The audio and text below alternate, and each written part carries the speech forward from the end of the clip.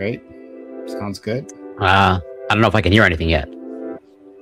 You can't hear me? Oh, now I can hear you. Okay. All right.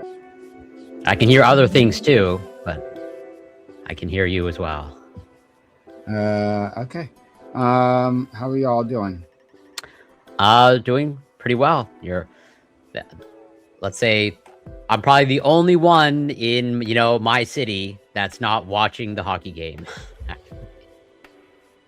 Okay. So, what hockey game is this? Is this a playoff or something? Yeah, playoff Game 7, Montreal Canadiens versus the Buffalo Sabres. Like literally, our whatever hockey stadium is packed just to watch the away game. Oh, okay. So they're not playing there, but they came to the stadium to watch. I mean, I don't know. I guess it's not too crazy. I guess. I mean, it depends on what they have to pay to get in. I think it's like $15 Canadian, so like $1 American. Basically. Okay. Yeah. I don't know if I'd pay. Maybe it might that would be the same as like going to a bar, getting a drink or something and watching it there. I don't know. Maybe it's not too bad of a deal, but like you want to be around other hockey fans while they play the thing. I guess. But it's pretty much like just as packed as if it were like a home game, and there's crowd even outside of the Bell Center as well. I guess if you're just trying to like be around like people who are just as excited as you are, then it's fine. Yeah. And if we lose, there's probably going to be a riot. I mean, they did that. Well, if it makes you feel any better, Corey, they did that also in Mexico City, for Goku and the Tournament of Power arc in Dragon Ball Super. And then, if it makes you feel any better, San Antonio, who's one of the best teams all time in the NBA, for some reason we still don't know how to win gracefully, because every time the Spurs have won, there has been a riot here in San Antonio, or at least they've called it a riot, but it's outrageous behavior. Like, it is embarrassing. San Antonio, get your shit together. Like, I know that we're excited to have a team again, but like, come on, bros. Like, like, I'm a Montrealer, but it is embarrassing when like our hockey team loses and like the city is destroyed. It's not. It's I think it might almost be worse when you're pulling the Philadelphia Eagles and just like riding. At least the damage has been like mainly like gang members and people getting drunk and just shooting each other, as opposed to like we're going to destroy the city. Like, I mean, that sounds bad to say, but like, it's better than like here in San Antonio. We've had some like riot. They're like because all the gangs go out, right, because they want to drink, because they want to celebrate, and then you'll have like two gangs interact at like fucking Twin Peaks, or they'll be outside. I was at a club a couple weeks ago and this happened, and we were downtown, and there was a shooting outside because the guy got mad at somebody else, and like it was a gangbanger versus like a different gangbanger, and they just like started shooting, and of course everybody like nobody got hit, but like it's just like why y'all acting up so hard, like over a win. I mean, and that's bad, but it's like not the same as like when Philadelphia, where they go and just tear down the city every time they win anything big. Yeah. Yeah. Fair enough. I don't know. As a non-sports fans, I don't really get it. But like the Dragon Ball Z, sorry, not Dragon Ball, Dragon Ball Super example, I do remember that. I remember that like in Latin America, like it's so huge, right? And yeah, they had like these big public events. They had like little arenas, so they were just like selling out. People coming watching each episode, and then of course it was the Ultra Instinct episode, and literally that broke Crunchyroll. What happened? I was like there like midnight, like Crunchyroll like broke down with just how much demand there was for that one. But I don't know. So that's the example that I understand. Would I go out to like be with others to watch an episode of something? I don't know. I don't know. Well, so I don't know the communal I understand. Let's say people congregating for that, but I'm not sure how the communal experience of watching the episode translates to the communal experience of watching like a sporting event. And I'm definitely not the biggest. Yeah, I mean, to be fair with the Dragon Ball one, it's at least like comparable, I think, because it's like no one knows the outcome. Right, they kept it on the download, and it is like a tournament, so it's like, oh, they fight it, like what's gonna happen, who's gonna kick. So like it kind of has a lot of the similar aspect, But I've seen them do that for other big shows, like Game of Thrones. You'll go to they have the movie theaters for like big episodes, like that they like kind of like tell early, and I'm like, I don't know about that. But I don't think there's any like equivalent of like when our team scores, like the stadium erupts. Maybe like some big event happens during the episode or someone dies, but that's like the Red Wedding at the stadium, guys. Can you imagine that? They're like, yeah, the Lannisters got him. Yeah. It's surprising. I mean, I don't know. That would be one, like the Red Wedding would be different though, because like for Dragon Ball Super, like you said, no people didn't know like the outcome because like there wasn't like a manga previously. But for the Red Wedding, right? Like the Game of those books was already out, so I'm just curious, like if you're in a stadium full of people, someone's gonna be whispering, "Oh my God, see what's about to happen now!" Right? Like it's no, like because I don't know. I assume, but I assume it's most of the people haven't read, even like the show watchers have not read the books. Just like that was like no, that's what I'm saying. But I'm saying that like someone had and like would be like they'd be around. Yeah, that happened during Harry Potter, right? When the spoilers for. Well, I'm not going to spoil Harry Potter, I guess, but like that was a thing. Who dies during Harry Potter, and people were yelling, coming out of the theater, spoiling it for everyone about to go into the theater. Yeah, I mean, Darth Vader's Luke Skywalker's dad. Like one of those situations. But yeah. So whether anyone else's Snape is black. Sorry, I didn't catch that. I gotta be honest. I saw anyone else that Snape is black. I saw a comedian talking about it, and he said something interesting. He goes, "I actually don't care if Snape is black, but I do think it's problematic." And and they're like, if you watch the first 3 movies and like read the book, right?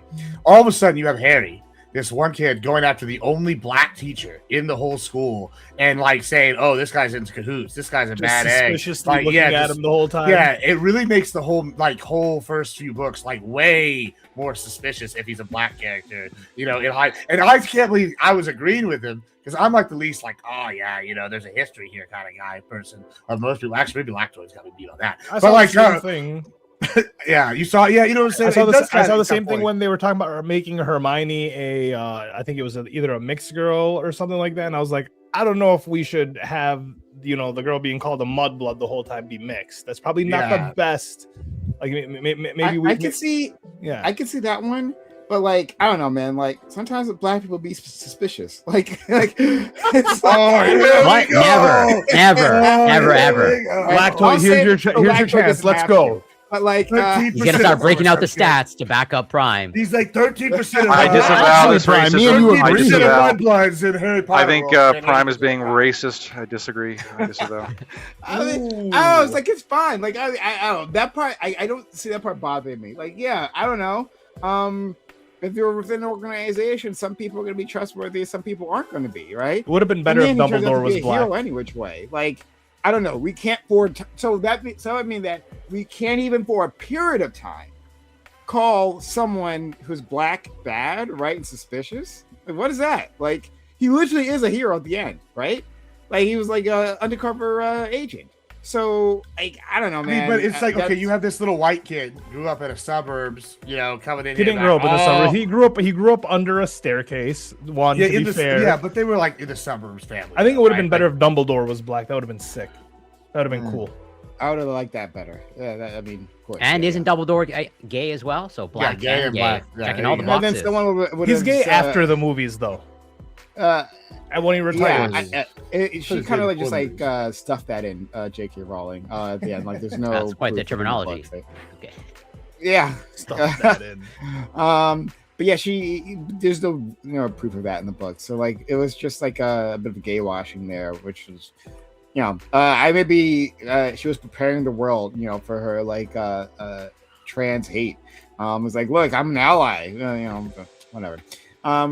But yeah, like, I don't know. It's like weird, like, to say that. I don't know how this is problematic. Yeah, a white kid accusing a black guy of being suspicious. Yeah, sometimes black people are fucking suspicious. I mean, It's part of being a person. Sometimes we're suspicious. Yeah, but you know it's gonna be weird. It's gonna be weird for the first. They were talking about it's a TV show, right? Or are they doing the movies again? And actually, you know what? Now that I think It's a about TV it, show. right? So Yeah. it's a TV show, yeah. So it would be a little bit weird in the beginning when this like random kid pops up. There's this guy and he's just like eerily suspicious. It's gonna look weird initially. And the you know black it's gonna guy's be harassing him the entire time. Like I don't. Yeah.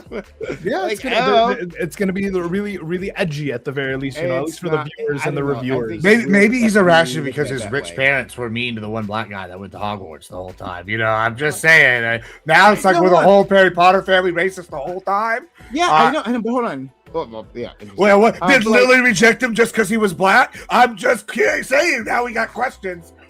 But You can't no, take no, the only no. black boy in Hogwarts, Lily. Going no, but here's the thing. Like now that I think about it, right? I actually, retract my previous statement about the mudblood thing for like some mixed girl. Actually, yeah, that'd be useful. It was racism. They were just doing racism. There was a bunch of white kids, right, and the Slytherins, right, doing racism. Now, before that was racism directed at other white people, right? But of the wrong parentage. Well, but now it's the Slytherins just are progressive. racism. So if they Yeah, did but that, Prem, I with, think like, that Yeah, but hold on. Now the Slytherins are But it- progressive because they had one of the first black kids ever at Hogwarts. but Prem, I think that adding like a color element to it, right, with the skin color, really detracts from the message, right? Because like Hermione's white, right, in the books, so she's a white girl, Mhm. but even though she's white, right, they get toward her, right? The skin color doesn't matter; it's her blood, right? So I think that's deeper than calling the brown girl a mudblood, and because it's more than more than skin deep, you know. It's your blood. Your blood is Yeah. tainted. I mean, I don't know. Or you said like a mixed girl, right? Yeah. What if she was like light skin, right? Half black, half white. And still, it's your skin color, but like in the end, it's your blood, right? That's the same message too, right? Like it was like for me when that one movie Pretty People, I watched it, the one where like everyone after 18 they graduate and they get this like they all get this surgery. The villain in that movie was a trans woman. And so like I thought that was weird placement and timing to be like the movie where everyone gets surgery happens to be like now the villain is also trans. Like they weren't trans in the book and they aren't obviously playing a trans character, but I thought that was like weird. I thought that would have created a lot of hysteria if it was the good. actor is trans and then, The actor is they were playing a trans, cis and so person? yeah. So and they were playing Okay. the villain in the movie, but the movie's all about like when you graduate, like when you hit I adulthood, remember. whatever. I think if the movie was better, right, like and more popular, that would have been more controversial at the time. Yeah. So Doobie, yeah, like if it's like a light skinned woman, right? Who is like, or girl, whatever, who is dealing with this, wouldn't that literally be the same? It's like the same message, right? Even though, yes, you are of our skin color, right? Your blood is wrong, correct? Yeah. I don't think these are that big of a deal. And people like freaking out about these change. Yep, go ahead. Well, what bothers me about the Snape thing isn't that he's black. It's just that there's no reason for him to be black, if that makes sense. So in the books, he's always described as pale, really like that's this pale, greasy guy, right? That's like a big part of the character, like just that look.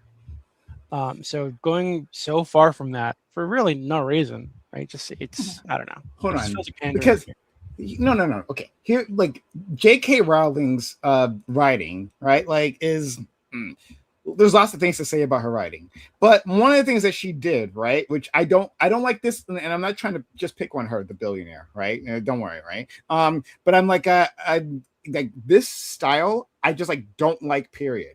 Where like the outside features like are supposed to reflect the inside, right?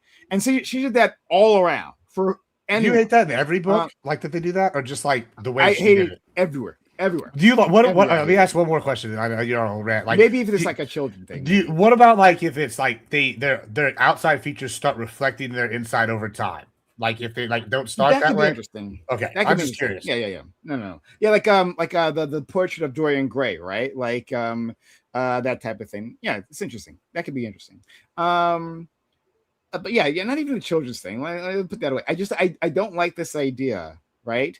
And it simplifies the story. It flattens it very much so, right? Like, and then like you start drawing on stereotypes, right? And like, let's not talk about the fucking goblins, right? Let's not talk about the goblins, the bankers. Oh my god! Really fucking weird. No, come on. So I think if No. you look at the goblins and you take away this is fuck Jews, I think that's like It was absolutely that's like an internal thing. No. There's a joke. There's a joke where it's like Jews see the grossest creature in any fantasy setting, like, oh god, that's me. That's definitely me. No. I feel like first a little bit of that. When I first saw it, like on well, actually no, when I first read it, because actually I forget. One way, whenever I first encountered it, either through the movie or through the books, I forget which one I actually experienced first. I don't remember. But like the when I first experienced it, I'm like, this sounds like Jews, 100%. Right, that was my first thought. And then, right, like if you look at her other like racial descriptions, it's actually pretty fucked up, right? Like she treats the Harry Potter's crush, the Asian girl, Chan or something like that. Like what she does with her is pretty effing bad. And they cleaned up in the movies. So no, not with this chick. No, fuck that. Like J.K. Rowling was always suspect. Always suspect. Always from day one?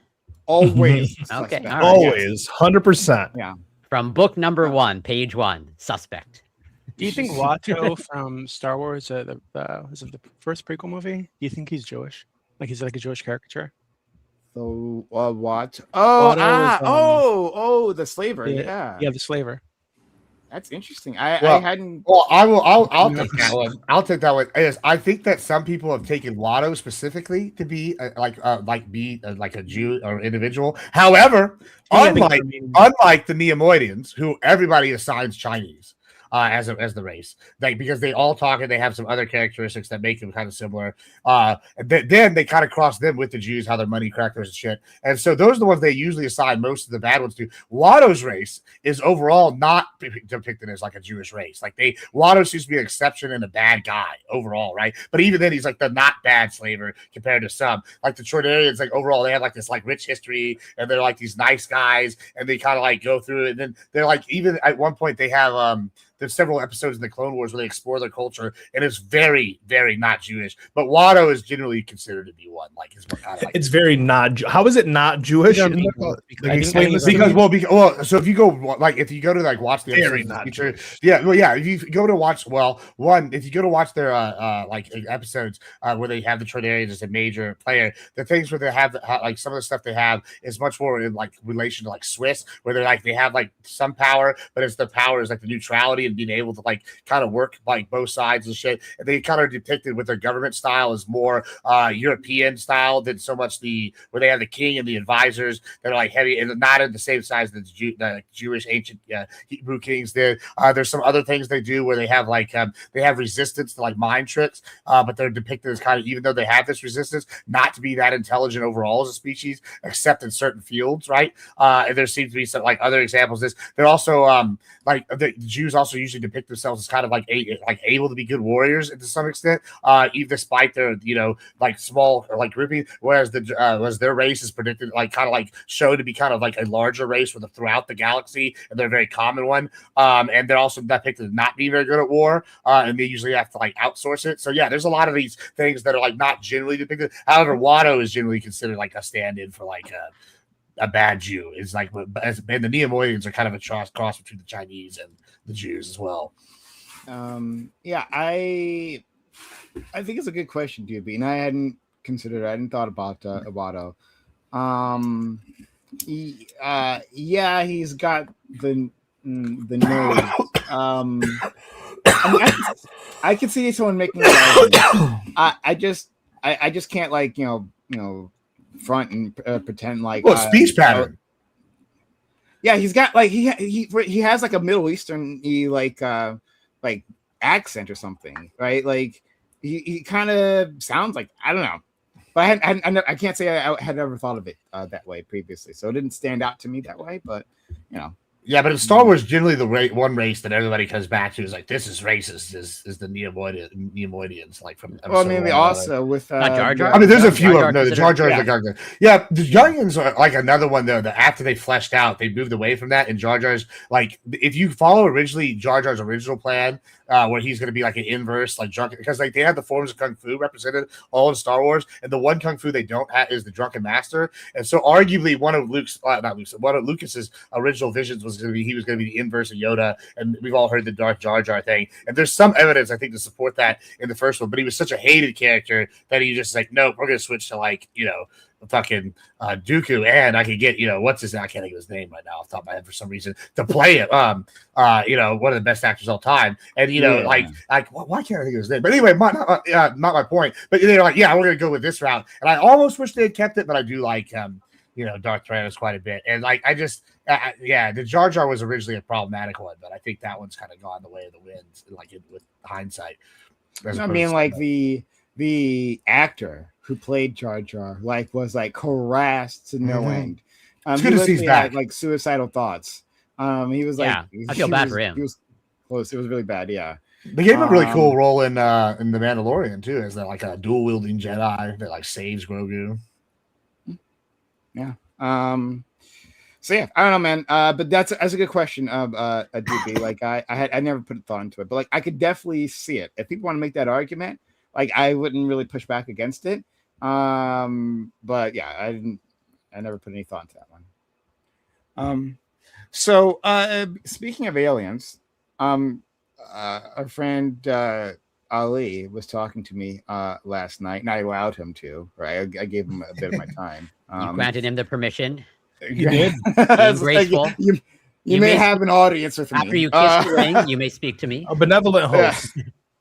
Yeah. But anyway, he had he brought something up that I had like considered like a few times, like this exact question I considered, and I feel like Gibbs is someone who might have considered this question. I don't know who else may be here, but at least Gibbs maybe, right? Like what would it look like if aliens came to Earth, right? And like they asked like bring me to your leader, and that leader was Donald Trump. Now, friends, right? I'm trying to do this. Let's try to start. They would think these people elect pumpkins as leaders. And let's try to start in a nonpartisan manner, okay? Right? Like I'm sure we'll get there. But let's just like think about this. Guys, like, do you think that would be he would be an excellent representative, right? Or well placed. Let's try that way, right? He's a well placed individual to begin negotiations with an alien race, right? Who may or may not be hostile. We don't know, right? We don't even know that at that point. We're just like trying to figure it out, right? So let's go down the line, right? Let's just like ask about this again. I'm gonna start with this like nonpartisan, right? Like not just like fuck Republicans type stuff. Let's give it an actual try. So let's try Lactoid. What are your thoughts? I wasn't following. I really apologize. I was paying attention to something else. The hockey game, right? As a true Canadian. No. The Drake album. You were listening to the third one. I'm interacting with chat, so I like it's related. But can you please tell the difference? Last couple sentences for me again, Prime. Thank you. No problem. The albums. No problem. So I was asking, like, what if aliens came down to Earth, and like they said, like, hey, take me to your leader, and the person we gave it to was Trump, right? Yeah. And Trump had to, open negotiations with alien species, especially one that we don't know if they're peaceful, not peaceful, what the situation is. Do you think he'd be well placed, well suited for this task? Again, I'm trying to do this in I would send. I'd prefer Marco Rubio go and meet the aliens. I think that'd be better. Okay. I don't think any Americans. With his tiny water bottle, right? He's also bilingual, which means that he has like a higher chance of understanding, perhaps, of like the aliens and their tongue, because he understands multiple languages. So I think Rubio would be a much better option to meet the aliens. I mean, we call people who speak Spanish and hear aliens all the time, so maybe there might be some sort of connection that we haven't considered. Yeah. Okay, but hold on. But then can you tell me why? Right? Why would you not prefer Trump?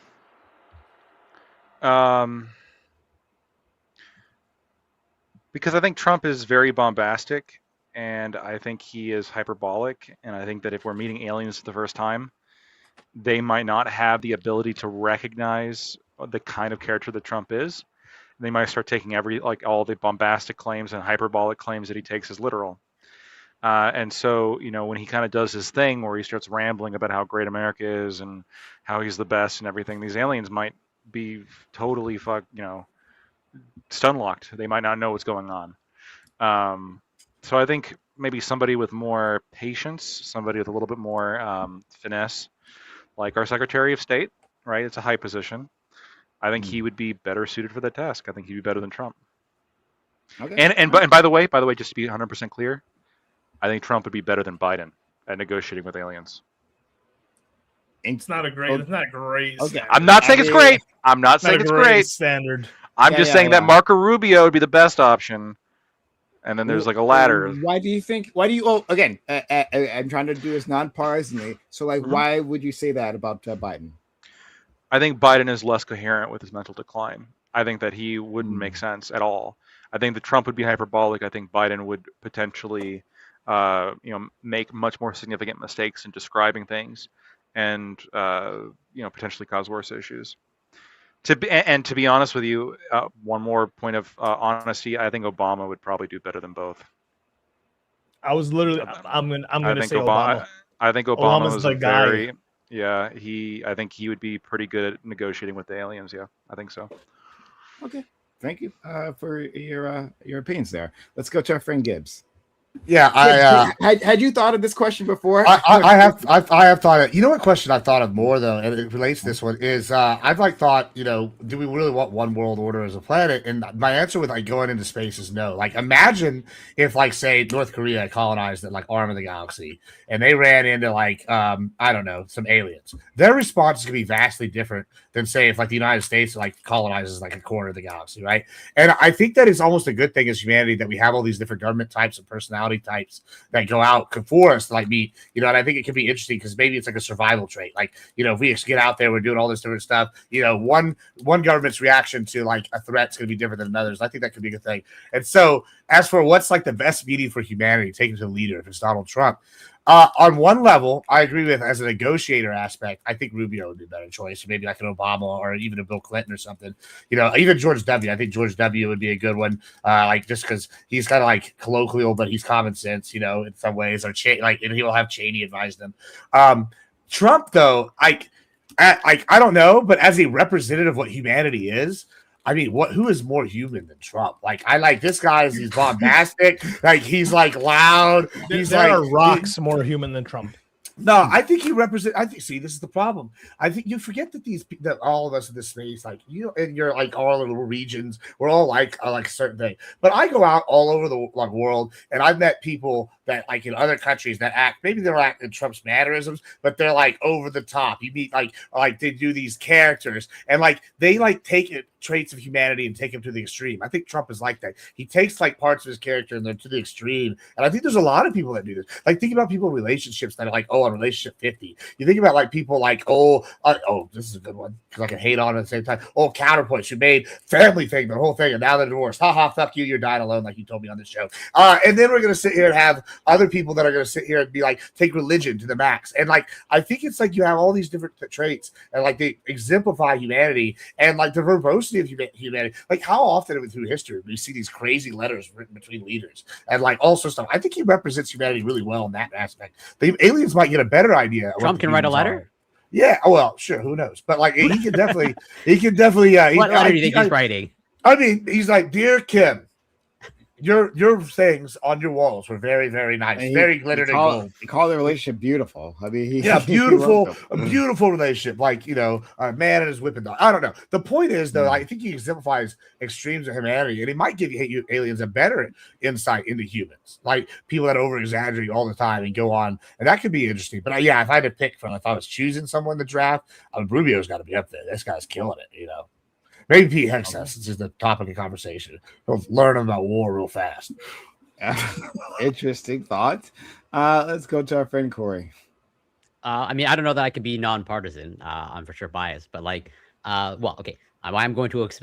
I think Gibbs's perception of like how Trump represents humanity, like over the top. I think that's more of a function of like we assort into people that reflect us, as in like I can say from my perspective, based off of the people around me, most people are largely like introverted, as in like Gibbs is an extrovert. I think it's fair to say more extroverted than me for sure. And it's like, yes, no surprise that what the people that Gibbs observes and that he's surrounded with are going to be extroverted and conduct themselves in a certain way. That is probably more Trump-like than not. And so all that to say is like, yeah, I think Gibbs's analysis of like, oh, the people that he sees are more like Trump. That's just because he probably surrounds himself with people that are Trump-like, as in I do not.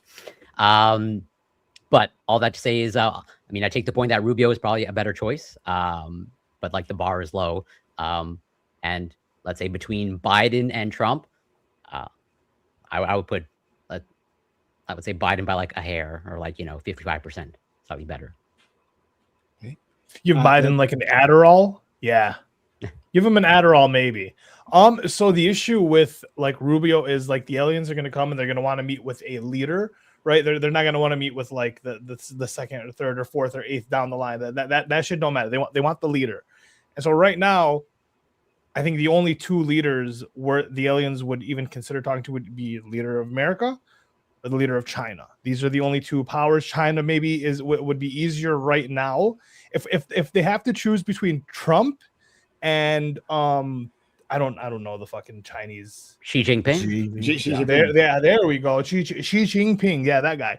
If they got to choose between, I think they're gonna choose China. It seems like China isn't doing wars everywhere right now. China, like I don't know, that guy seems to be like calm when he's doing negotiations and when he's meeting with people. He likes to get the upper hand. The Chinese traditional like I think the aliens they're gonna come down. They want like order. Right, like if Obama was president, Trump is bowing to China when it comes to Taiwan.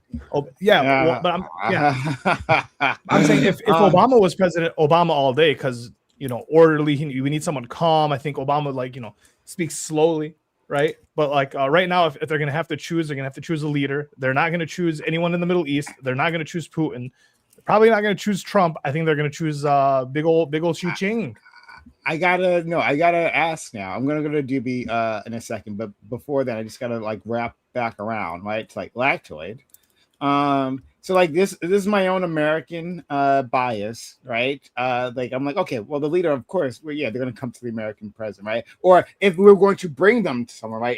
If they landed in this particular area, the person that like because we represent Earth, of course. Yeah, of course, exactly. Yeah. Right? I mean, what other country could there be? What do you think would be a better pick, right? Trump or Xi Jinping? I got to go with Trump. Don't think in terms of for America. Like I'm like be like. Don't. Oh my God. Okay. Don't think in terms of for America. No. As because I don't want the Chinese making a deal with them first. I don't want the Chinese. I know. But who do you they think want the those aliens, EVs, Lactoid? From the perspective of the aliens and who the aliens would have an easier time dealing with. Don't be like a patriot right now. Be the alien. Probably. I mean, it's tough because I think Xi Jinping is probably more well spoken. I think he's definitely because he's a communist and not even the communists the people here like. He's the kind of like evil communist, which they're all evil, but you guys would disagree that they're all evil. You would think that this particular kind of communist though is at least evil. And so he's, it would be a disaster if they got, started talking and negotiating with aliens first, getting alien technology. Do you think aliens aren't communist? Hold on. Are aliens not Are aliens not communist? Do you think? There's no way. How would they be able to invent space flight? When I say communist, I don't mean in terms of like Russia, but I mean in terms of like how you if you were to view their government operation, do you think they operate under like how America operates? I have no idea. Society. Or by the time they're this well, that's a good question, Ollie. Well, that's a good question, Ollie. We're trying to imagine. We're trying to imagine for a second. That's why I brought up which country would beat them first. Like I brought that up earlier, right? Like we're imagining a species that has no evolutionary alignment. Like a silicone base. Yeah, silicone. Yeah, we have. They could have some kind of sense that we've never heard of before.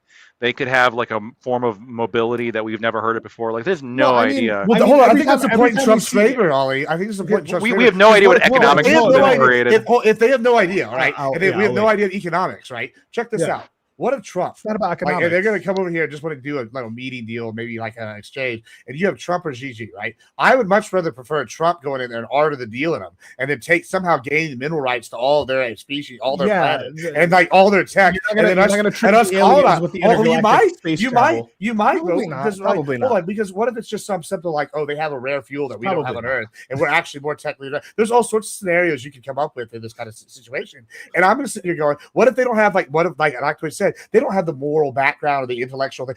Maybe they are a hive mind. They've never had anybody enter bad faith negotiations with them. Trump's going to come over here, give him the whoopings, while Xi Jinping's going to be like, oh, I don't know. We got to plot how to take him. He might be honest. What if they're all hardcore? What if they're all? Xi Jinping's never honest. That's why he's scary, because he's like, diplomatic in his lies. Trump's over here like, listen, we're going to whoop your ass. You're going to do what we want. No, and they're going to be like, I don't know. We've never had war before. But look at the alternative. Maybe they have, they're hardcore Randians.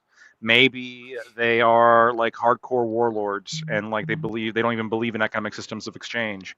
They just believe in space piracy. Who knows? Yeah. Like who knows what kind of economic system they develop? I don't mean they have like they have Earth style governments. I'm saying like when we see aliens in like TV shows or whatever it is, it seems to be like this entire planet is homogenous all of a sudden when we're looking at it in terms of like they've evolved to the point of space travel, so on and so forth. They all have like the same goal, blah blah blah blah blah. So they send out these people. That's kind of what I mean, as in like they all operate under one rule. Like, how can you figure that out under a global rule? Like if you look at like there's no way to expect that to be the case. They're evil. They go around. I've never seen a show about a planet with multiple races on it. Look, I've seen Star Trek. I understand that they are space communists, but there's other space. Yeah, I understand. But what I'm saying is that is one potential. Like there could be a communist alien species that comes down, but there's like a million. There's a million of others. It's probably closer to China's than it is to America. You don't know. What is it? Probably. It's an assumption. In Stargate, they ran into different like systems of government from different aliens. One of them, they ran into literal space Nazis versus like they're having race wars on their planet. Yeah, other space Nazis. Yeah, and then they have like the parasitic ghoul. Then they have like these religious zealots they fight, and they're all sorts of. Even in Independence Day series, right? If you look at the aliens that they encounter when they go on the ship, there are multiple kinds of alien races just within that own ship. Like they have the Ferengi. Like I mean, this is don't know too much about. This is like a military society. Like I like that's the cool thing about sci-fi is they use aliens to represent different forms of government all the time because we don't understand. Like what if they're beyond government? What if they're like like energy beings and shit? Yeah. Like, so I mean, like it's fine if you don't know this, Ali, but like. They do have planets with like different races because that's like part of the storytelling, right? Like there's so like what Gibbs just said, right? Like what sci-fi is used for is to explore human conflict, right? Yeah. And to do it in another setting that's like away from the individual, right? Like the reader said they can maybe understand and interact with these social issues in a way they wouldn't do it, right? If it looked too familiar. So, right, and Star Trek was famous for this, right? Okay. Like Star Trek, like really did this. And so Star Trek had a Hitler planet, right? They had the Ferengi, which were like libertarian capitalist types. Yeah, maybe Jews too. Speaking of Jews, right? But there's also in the original series, there's an extremely famous episode, right, where the Enterprise encounters a planet, right, and there's like literally only two people left, right? It was a devastating civil war. They bring them on, right? They are half white, half black, right? Both of them, right? They're the last two people have white and black, and they hit each other, right? They're like, fuck that guy. No, fuck you, right? They're like, okay, like we understand that you guys are mad at each other, but like, why? It's like, well, can't you see the difference, right? It's like, no, I don't. You guys look the same, right? And they're like, oh, well, he's white on this side, the left side, right? Yeah. And black on the right side, and he was the other way around, right? Yeah. And that was the difference, right? So obviously they were just an excuse for like to talk about race relations, and like how the inevitability of destruction if like you go down a path of violence. But that's like, the magic of sci-fi, right? Like people could engage with that in a way they couldn't if it was just a white person versus a black person. And this was like in the 60s, remember, like the 1960s when that happened. So but let's open up to our friend Doobie. Sorry, I went on a little bit of a tangent there, but Doobie, I'd love to hear your thoughts. So what was the question specifically again it was about the aliens coming to Earth and who they should negotiate with or whatever? I think. Yeah. Yeah. So I would hope they went to the Chinese, because the United States currently is a blight on the world, and the entire government should be toppled. So I'd hope they went to the Chinese. Okay. All right. Okay. next you go in that direction. As long as Doobie agrees with me, usually it means I'm right. So that's all that matters. So I mean, I guess like the only. Okay, that's a take, and it's a fair take about like. No. That America is. Did you guys all see that? Did that happen to your screens too? Yeah. Okay. All right. So it wasn't just me. All right. Wait, what happened? The aliens are intercepting. Aliens intercepted. Aliens are listening right now. Yeah. But like, I guess what I was gonna say, like, okay, so what about within like the context of American government? If like they came down to Earth, who do you think which one of our leaders would be best suited to talk to them? Out of like all current alive, or like historically? I'm not George Washington. I don't know. No. I mean, like, yeah. So yeah, you have the whole rundown, okay, right, of like past presidents who are alive, right? The ones that are alive. Which one are you drafting to go talk to the aliens? I mean, yeah, probably Xi Obama. Jinping, 100%. As in, Doobie wants Xi Jinping as president of the United States. That's what I heard. Okay. Yeah, 100%. I would support that. Okay. All right. Well, It is probably improvement, yes. as a person living in America, I'm not going to comment on that one. But thank you. Like Doobie's made himself clear. Does it have to be a president? It doesn't have to be a president. Yeah, I think Marco Rubio would be the best person. You're fucking crazy. It wouldn't have to be a president for the sake of the discussion, but realistically, they would never talk to like Marco Rubio. That wouldn't be a thing. If I could choose from anybody in like a political position of leadership, it would be Bernie Sanders, of course. Like Marco Rubio, you're fucking crazy. Like, why would you say that? He'd get them to fucking nuke the Cuba or something. Bernie wouldn't get anything done. Like, he never gets anything done. He'd be like, oh, no. So we can trust Bernie to not make anything crazy happen, okay? Worst case scenario with Bernie is things stay as they are. It's fine. No, we don't get the technology that we need to beat the Chinese, okay? Oh. It's very important, which is why Marco Rubio will do it. You're a Kevin O'Leary guy, huh, Lactoid? I just think we should have Cuba. Yeah, are we pro 40,000 acre? Is that the only reason why you're so in favor Utah? of Rubio? Just for Cuba? No, I think he's a genuinely intelligent and pretty well-spoken guy. I think he is our Obama. Based off of what?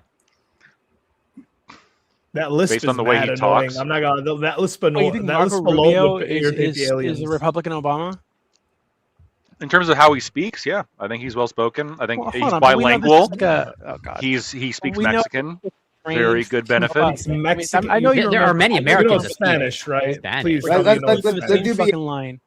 Like Go ahead, Blackwood, I know you remember the debate where he was repeating the same line over and over and over. Yeah, like, okay, fucking that was a long robot. time ago. That was Okay, ancient I history. understand they've upgraded his programming now. They But did. he's still just a fucking robot, right? Like he's Yeah, he's- oh, you can find hold on. You can find debates from Obama like pretty shortly before his run, in which he was like pretty green and he was like pretty choppy and he wasn't doing the best. But he right? can clearly once- improvise.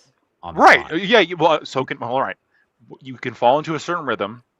Marco Rubio had a pretty disastrous performance and he wasn't ready. Right now, there's been like nothing repeating that. He's been pretty on point. He's been He's pretty been totally articulate. and disgusting. And he should be He's I'm not gonna followed say it. whatever the But government wants him he's to gross. follow, which is important when we negotiate with the aliens. No. Yeah, because what you need want some someone with fucking backbone cowboy and that some doesn't like principles and some fucking morals, not some fucking puppet. to who says whatever negotiate with daddy the says. aliens. You want some Disgusting. cowboy to go in there and just start talking about I universal want health? someone No. with principles. Yes, I want someone with some No. sense of morality, of human nature. my Right? I God. don't want a fucking empty. Dude, suit you're not even talking to that's gonna humans. You know do- this, right? Like, there's yeah, aliens. I want What do they someone give a who's gonna shit? Reflect the best of human nature for these aliens to see. I want them to meet our fucking like our best person, right?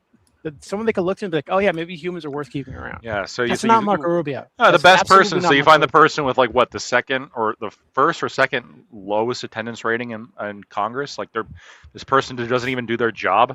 They don't even show up.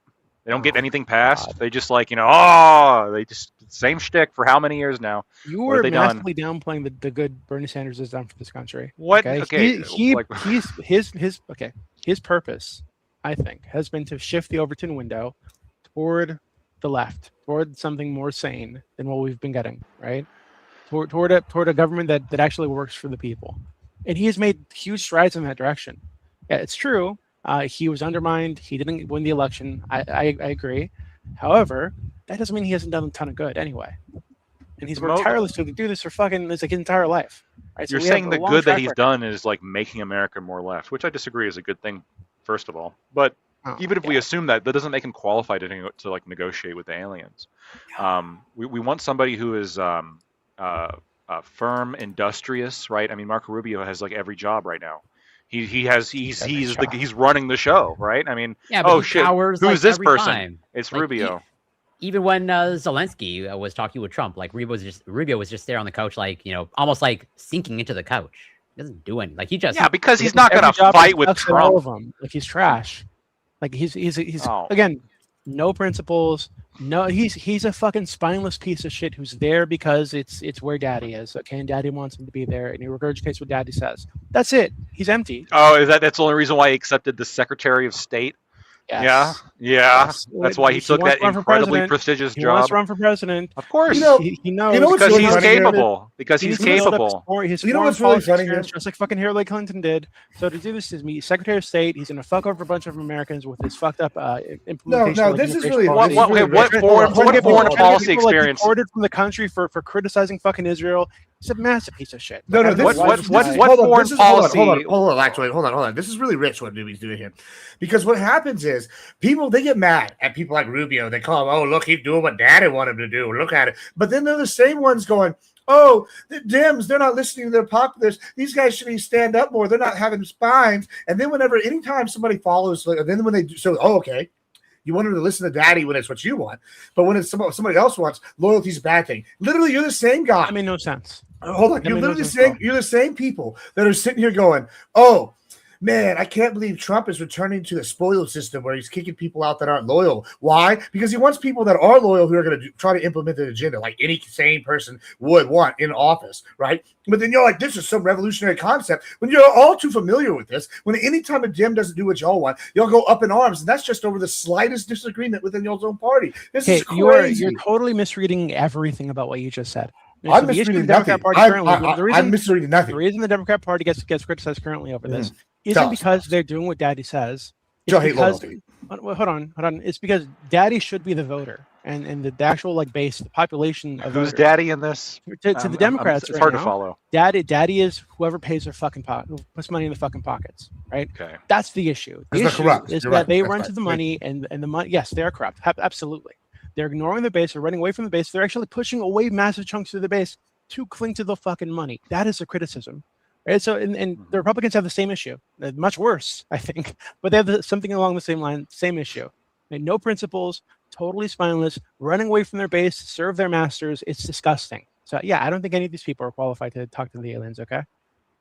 I'd rather have fucking Gibbs there speaking to the aliens, because at least I know I'd do a real crazy, right? I would do a real big bang job. I promise. Do something fucking crazy, get himself blown up or something, or I don't think we or should get us all Gibbs. a harem of E. Kitten girls. Okay, I don't know. Gibbs at least I don't know honest. what the fuck Listen, they do. I will do. stop. Weird. And it'd be What is this obsession where we got to find the most honest person to go and talk to the aliens? Because listen, What he's in favor of drone warfare because on the immigrants. aliens aliens. We don't want this guy. I'm sorry. I love Gibbs. We don't want this guy talking to the aliens. We are lying, to know if we are manipulating. That's why when Gibbs says something like, "Oh, we could just Trump can just art of the deal of the aliens." The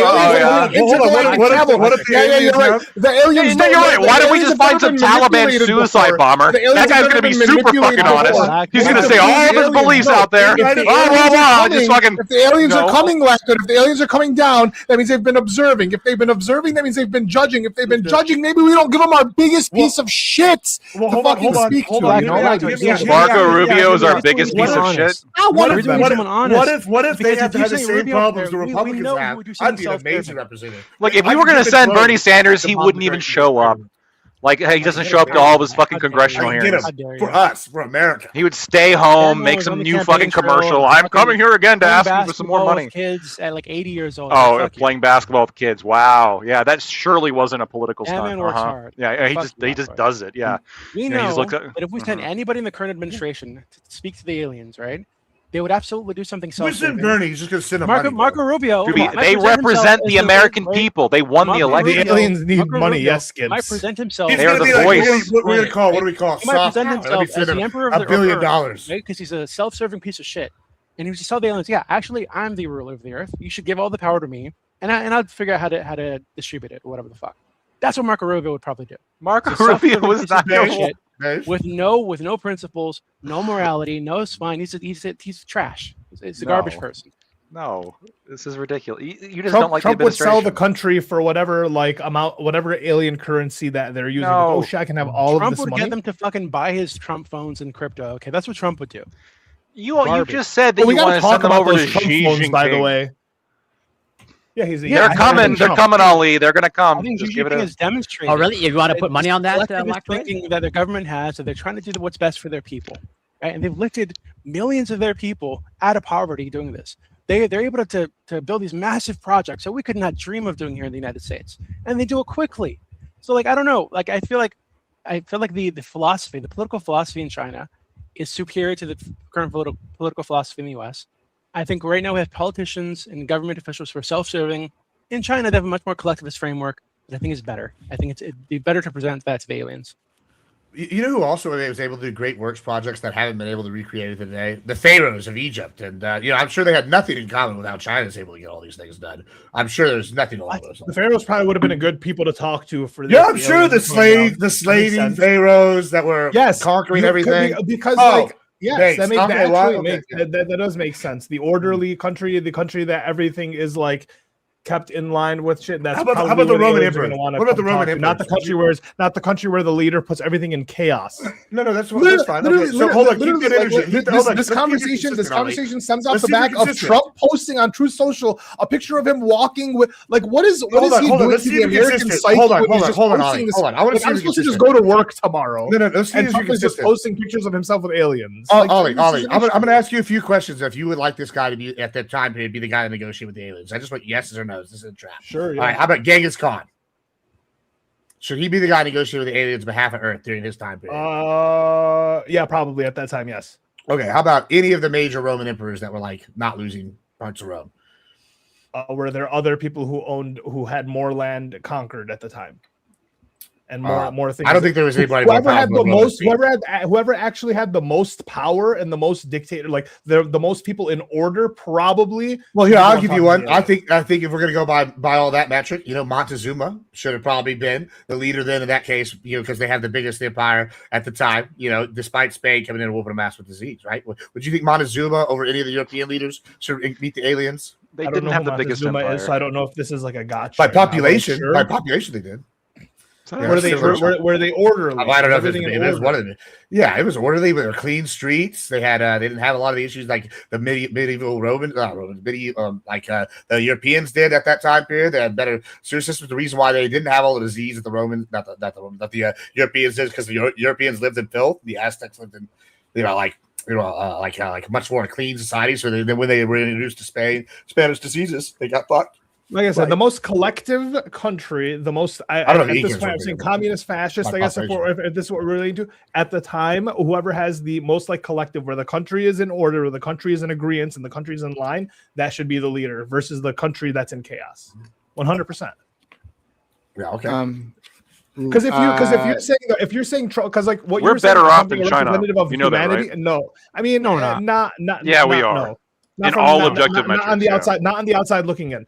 But when Gibbs, you were saying like Trump is like a good representation of humanity. I don't think that. I think he's a good representation of like America, or like like he's a caricature of what America is, right? I think that's fair, and that's not based for us right now because you live here and you're benefiting. Sure, I'm talking about like when the aliens are coming down, right? The caricature of America is probably not the person who they should be talking to. You want someone with a little bit more order. Is all I'm saying. I want Colonel Jack O'Neill to go out there with very quickly, even though he's not on screen right now, Jessica Johnson, $5 Canadian. Lactoid, have you lost weight? What a handsome young man. I'm not. Wait. He's not young. He's middle aged. Yeah, I also have not lost weight, but I'm just eating carrots. So. Thank you, Jessica Johnson, $5. It looks like I'm eating healthy. So. Yeah, no, but yeah, you look, stand up. But thank you.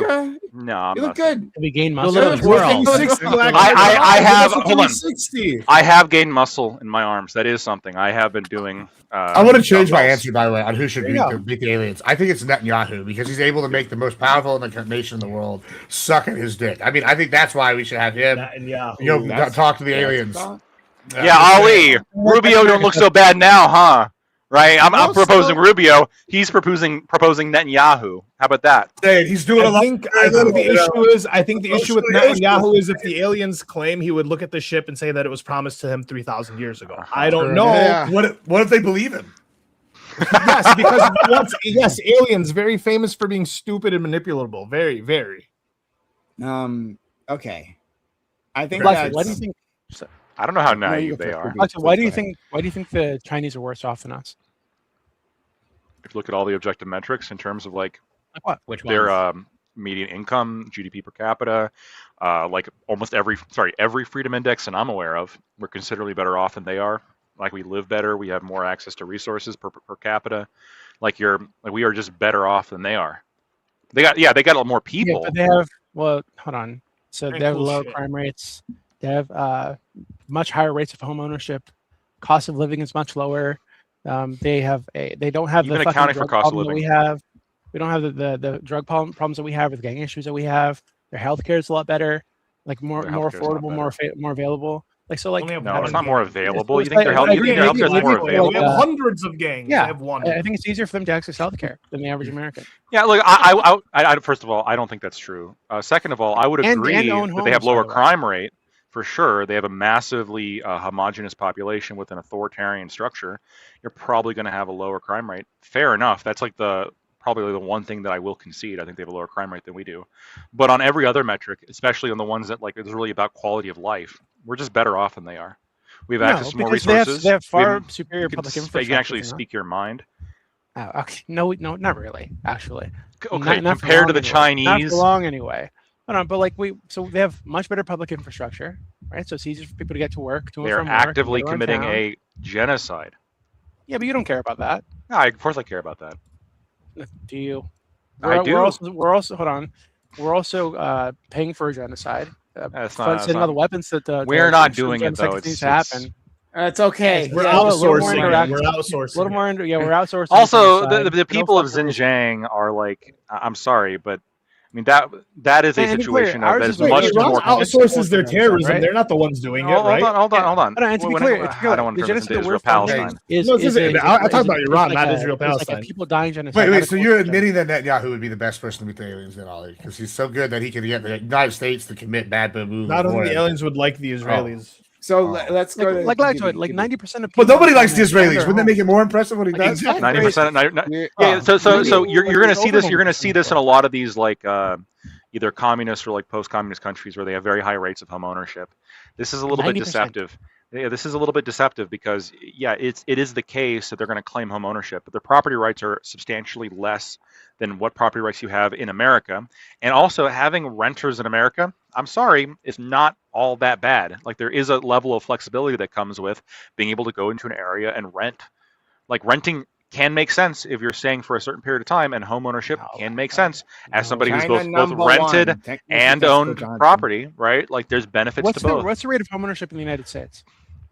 Off the top of my head, I want to say it's in the 60%, maybe 70. I don't know. What is it?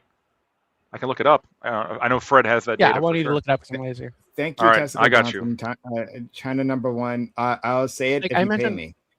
I imagine that it's higher. 65.3. 65.3%. I imagine it's higher for like boomers because that was before they fucked up the economy to suit themselves and fucked up the younger generations. But for people under 30, I think it's very, very low. Right? I think under 30 is very low. So here, no, this will blow your mind. Compared to 90%. By the way. I've looked at this. With a billion people in the country. For younger people, home ownership rates have not actually, moved from 1990. Yes, there has been movement since 1990, but it's at the same. I believe among, if I remember correctly from the Fred data, between the ages of 25 and 49, it's like 44%, I think, of Americans own their home. You showed us this. And then when you get above that, the rates start increasing pretty dramatically. So you're right, older people do have like an 80% home ownership rate. But once again, like if you own a home that you have much fewer property rights over, I don't see how this is a benefit compared to America, where actually owning your home means more. You have more rights over what you can do with that property, and I don't think renting is a big problem. Like, I don't think renting is a big deal. Like, it can be beneficial to have rentals in areas. It's okay to have people rent. I agree. It's good to have rentals. Like, I have rentals, right? I'm renting to people. Look at you. The Chinese would declare you an enemy of the state.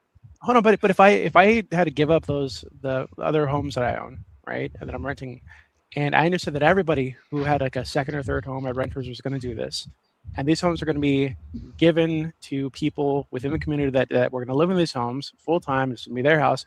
I actually might be okay with that because in the long term, this can be better for my community, better for the country, with lower crime rates, fewer people sleeping on the fucking street. I think this should actually be better for us, right? So I might money other ways. Yeah. Again, crime rate. Remember, China is, yes, you can get, if you have an entirely ethnically homogenous population that you use force to enforce the ethnic homogeneity, by the way, and you have an authoritarian structure, you can get crime rates down pretty low. I don't think it's worth the trade-off. I think that America, although we have relatively high, while we have relatively high crime rates in America, it is not the case that I would trade all the freedoms that we have here for a Chinese way of living. Well, you wouldn't. This is the one metric. Chinese who would like. Sure. Yes. I'm sure there's people who are like, look, in China. Yeah, for sure. I'm sure there's people who would prefer to be poorer and less free so they can be in their little hamster cage of safety. Well, there are wealthy people in China. Yes, there are some, but not nearly as many as we have. And on a per capita basis, on median rates, they're not anywhere close. Well, they're not anywhere close. In fact, I'll look this up. My friend was telling me, I don't know if anyone's heard about this. Apparently, there's like a whistleblower from out of China who is saying that they've been lying about their population rates, and that they actually don't have the numbers that they have. Is this you can't trust anything. Well, so another thing that's come up a lot recently, and I saw Guess who mentioned this in chat. I think I talked about this the other day. Is like they built a lot of ghost cities, and I think this is actually pretty documented. Where they built these huge cities expecting a boom, and the reason why there's like some credence to this ghost or this whistleblower that you said is they haven't filled these. If they were actually having this big boom, population, why haven't they filled these if they're actually meeting these numbers? And then that's part. But then there's some evidence to like go against that, like their oil usage. Right, it keeps increasing at the rate that you would expect. If they're building shit, they're building shit for people that don't exist. The oil rates are going to be used at that rate. Right, so I guess that's true, but then we'll see if it crashes. And if that crashes, they're like maybe they're building all this to like keep their economy afloat, and they're completely paper timer on multiple levels. I don't know. We'll see. It's coming. I heard it was a crazy number. Like it's projected to be a third of what their actual population is. I don't know if it's true or not, but I think my understanding is that so they've lifted like hundreds of millions of people out of poverty, right? Like more than the population of the U.S. They've lifted out of poverty, and so they were building these cities to accommodate those people. And future generations of these people when they got out of poverty, right? When they started moving to the cities and seeking work in the cities. So this is this seems to me like a long-term investment for a population they believe is going to migrate from the rural parts of China to the cities as they get out of poverty. So I think this is one of the issues with America is we don't think long term enough. China thinks very long term. Right? They think very long term about the infrastructure needs, about what the population needs. And us, we have politicians who are fighting over the next 4 years constantly. And then every 4 years, a new guy gets in and tries to undo everything the last guy did. Like it's just so we need a central party with a central leader. Well, we can get things done much more. Don't forget the central planning. We could balance this between what Doopy just said and what you just said, right? Like the point is to understand that we have an oncoming hopefully, right? Hopefully to the Comics Party. Hopefully we're going to have an up and coming middle class, right? I mean, they've already had one, like another wave of that. Right? So we're assuming we'll have people who can make use of this. And so okay, well, let's plan ahead. Okay. However, because, through their central planning, they got ahead of themselves. Right. And they started building things out that aren't isn't an immediate demand within the market. Right. And so then you have a bunch of cities that are rotting. Right. They built way too many apartment buildings. We saw that they have to demolish some of these damn things. So it could be both. Right.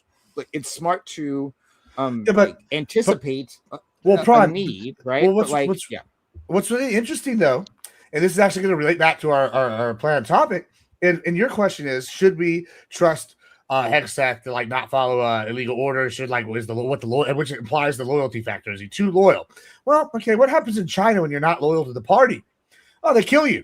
Right. And so China's able to look long term. Yeah, it is. Yeah, it is true. Yeah, we know this is a thing that happens. They either send them to a camp or they kill them all the time. It's a regular thing. If you're a billionaire and you're in the cahoots and you're in good. How do we know this is a thing? Yeah, come on, just look up some info on it. This is a common Jack, what's his name? I mean, we can talk about different sources. I mean, there's lots of people that this has happened to in China where we know they disappear people. We know they're not the nicest government in the world. My point is though, you know how you get this uniform party is you have loyalty. Right. And so if you want somebody to build something, I've seen this issue with the same way with the spoil system and Trump. I've seen the same thing come up with the Hextech now. Is okay, if you want some people in there, I guess there is a point. I guess this is where the question is, if someone gives an illegal order, genocide those people or something in America, then hey, okay, we want him to stand up and say no, obviously. But at the same time, you don't want him sitting there stopping every order that goes through because he's disloyal. Or you don't want the post office person that's sitting there oh, I'm not going to send out any letters from anybody that's in a county that's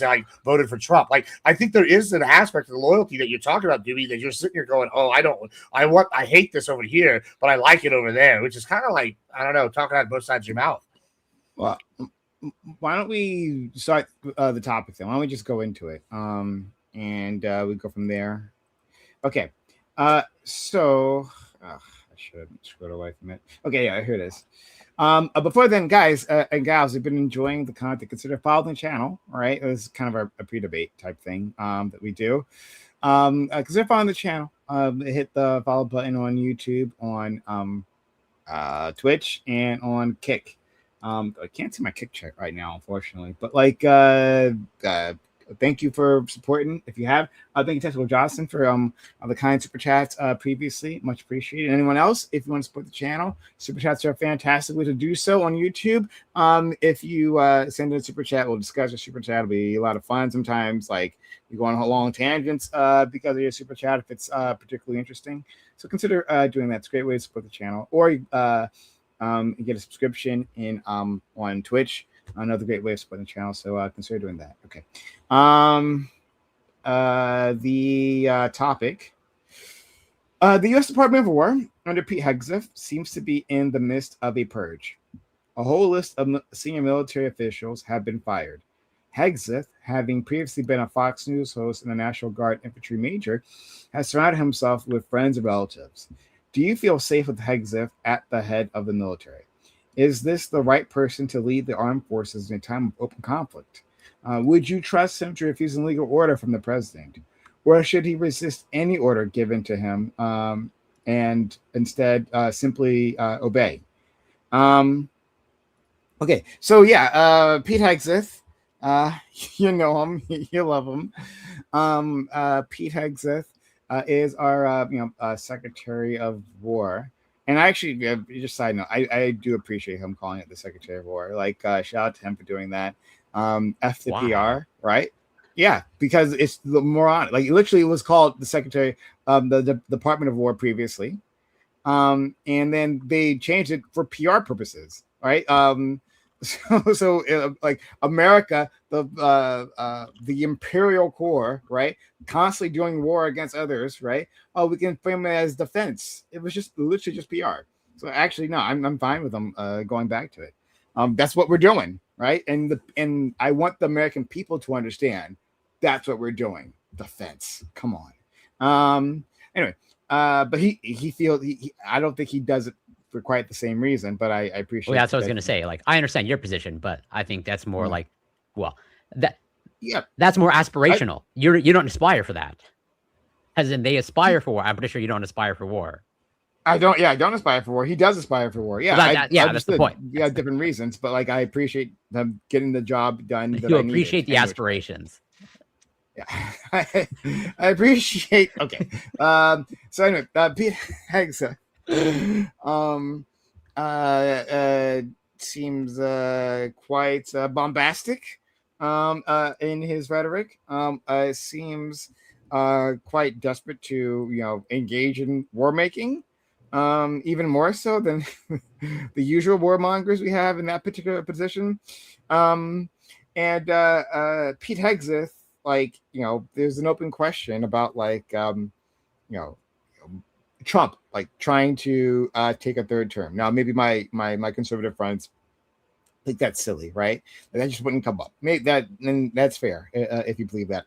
It hasn't happened yet, so we can't say for certain or anything. But if such a situation were to occur, do we think Pete Hegseth is the type of person who has the moral character to stand for the republic and not for his boss? Right? Is he that type of individual? I don't know. I think many of the other people, even lots of people that I don't like, who've been in that position, would have refused that order. But I think there's an open question here. But maybe there isn't, right? Some of my conservative friends will say otherwise. So anyway, I just want to explore all that. Like, what kind of person is this individual? Do you feel safe with them? And again, we're on the thing I didn't touch on. We're on an open conflict with Iran, right? Do you think he's prosecuting this well? Does he seem like a competent individual for this particular job? Like, is he qualified? He was the infantry major in the National Guard. Does that qualify you for this? So we'll talk about all of that. I'll start with our friend Lactoid. I'm Lactoid. You can find me at Lactoid TV everywhere. My biggest criticism, unironically, of Pete Hegseth, the thing that sticks in my craw the most, is that he doesn't wash his hands after he uses the bathroom. And he's been open about that. Even after number 2. So like he'll go number 2 and wipe and everything, and then he just walks out and he'll shake hands with people. He'll eat finger food. It is, and he's talked about it openly, and he talks about how it's manly or whatever. Very disgusting. I think that manly to eat your own feces. There is in no which way do I support that behavior from Pete Hegseth. And I think that in of itself is almost disqualifying, actually, because I think that indicates potentially some other psychoses. So very messed up, very messed up. Other than that, if we leave that aside for a second, which it's hard to do, do I think that he's all that bad? I don't. I would have preferred somebody else. Honestly, I still think that there's probably better people that he could pick. I think that Trump's executive order undoing Biden's executive order. So, a little bit of background here. Executive Order 13985 from Biden, titled "Advancing Racial Equality and Support for Underserved Communities Throughout the Federal Government." It was an executive order signed by Joe Biden in 2021, directing the federal government to, quote, revise agency policies to account for racial inequities in their implementation. There is a equity action plan. That term equity, obviously, they're starting to move away from that. Quite literally, it is a DEI. This is back before they kind of realized that people don't like that term, so they're trying to come up with some new term to trick people into supporting it. But back then, it wasn't the case. It was an overt DEI plan, as per the PDF that I'm looking at right now. This was the action plan that was presented in order to encourage the DoD to prioritize hiring racial minorities when it came to positions within the federal government, including the DoD. I think that it's great that that was rescinded, and I also understand that as part of that, you're going to have the federal government looking at people who perhaps the deciding factor for them was their racial status, and then replacing them with somebody else who, on their, might have other considerations there that are more important to the administration other than race and gender. And so that's why you see a lot of the, the article, a lot of the terminations are. It's critical of Pete Hegseth because a lot of the terminations are, minorities and women, but a lot of that is because they were given preferential hiring overtly by the Biden administration back starting in 2021 and pretty much throughout his entire administration. So I don't think that necessarily indicates that Pete Hegseth is racist or that Trump is racist in this. I think what it indicates is they're undoing what they see as a bias against white male applicants. And then the last question here, in terms of, do I feel safe with him? Is he going to refuse an illegal order from the president? When you have the department, when you have the head of the Department of Defense, or in this, I guess, Department of War, it's still officially Department of Defense. I'm not a big fan of them rejecting an order from the commander in chief. I mean, the whole point is to have civilian leadership. This is the idea. And the president is the one that makes these calls. That's what he's elected to do. I don't like the idea of his minions telling him, no, actually, as the elected president, we're going to refuse the order. I'm not a big fan of that, generally speaking. If it's like really illegal, I think then sure. And I think he would. I think most people somewhere in the chain, and I think Pete Hegseth as well, would refuse like an overtly illegal order. But if there's any kind of gray area, those are not, in my opinion, those are not calls that subordinates should be making. I think that's a call that the president should be making. So given that in mind, I'm not particularly worried about Pete Hegseth. Okay, much appreciated. Let's go to our friend Gibbs. Yeah, I mean, so earlier, I feel like I've seen some of the same attacks on him by the left they had on what's his name of the FBI? They call him a drunk. They call him Kash Patel.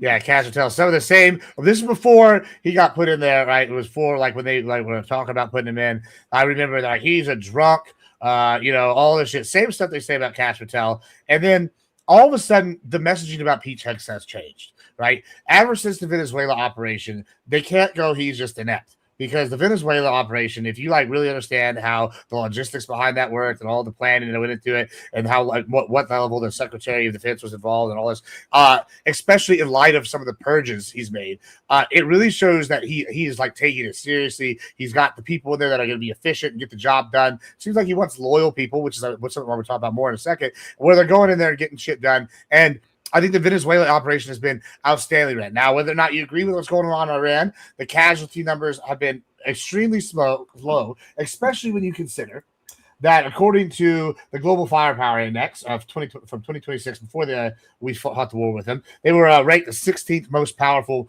military globally, as well as the third strongest in the region, with only Israel and Saudi Arabia being slightly ahead of them debatably. Then they also, this wasn't even factoring in their hybrid warfare networks with all the proxies. I think that whenever we've only had between 411, 413 casualties and something like 13 dead compared to the thousands and thousands and thousands of casualties that we've inflicted upon their military and mainly military targets. Sure, there's been a couple snafus where maybe some civilians got hit, but we've mainly keep it to the point where, listen, America's one of the few countries that actively goes out of its way to try not to target civilians in a general, all the time sense. I know that y'all are going to laugh, but if we really wanted to, we could just send the B-52s and fucking daytime bomb them like we did during World War I and World War II, right? World War II specifically.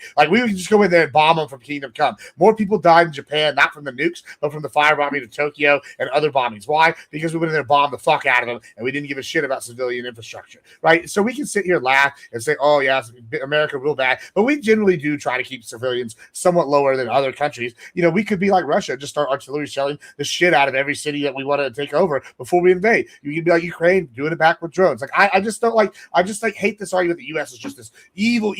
Listen, we're at least a compassionate evil empire compared to that, these other empires that are, just evil empires. All right, and so when I'm sitting here looking at this, I mean, civilian casualties have been as low as you can hope for in a war of this magnitude. Iran's been getting ass whipped. Venezuela's been getting ass whipped. Cuba better act right. I think from a logistic and like skill standpoint, he's been proven to be okay. I also didn't have a problem. He was a major, which is not like he's just some low rank no name. He like worked his way up command. He's got 2 Bronze Stars. He actually had active duty experience. One of the times he said he was a near death experience, from what I remember reading. I think a grenade hit their truck and then it didn't go off, but it was inside. And just by luck of the draw, he didn't die. Like, this is someone who's faced death and like lived. And I think that's something you want in a soldier. And I think a lot of times, when you have soldier first focused people, and this is maybe not a great example because of their history, but they focused on the soldiers. Patton's a good example. He was kind of verbose. He was outlandish. Although he was from like the rich background, he was very much a soldier. He like led from the front. He like was in the trenches with them. There's examples, and I think that's a good thing. And I think with him, we at least have that perspective. And sometimes it's good to have a change up and get some of that bloat and clearing and gutting, which is what they've been wanting. And so, yeah, as far as the illegal order thing, I think that, I think he's a soldier at heart and he's a patriot. If it's something like go genocide these people here in America, he's gonna be like, no. But like, if it's pretty much anything else, I think he's who you want. Like Lactoid said, he wants civilian leadership. You don't tell the military what to do, and I hope that they follow. Right. Let's go to our friend Corey. Thank you, Gibbs, for filling in for Scott. Go ahead. Could have gone longer. I can cede the floor back to you, Gibbs, if you want. Well, do I feel safe with Hegseth as Secretary? The answer is no. Even as a Canadian, where answering the prompt of would you trust him to refuse an illegal order from the president? Let's say what I have in mind is like if the order was given to invade Canada, I would hope that he would refuse it. I don't expect him to, and so therefore I do not feel safe, and I don't want Canada to be invaded. I don't think there's any basis for Canada to be invaded.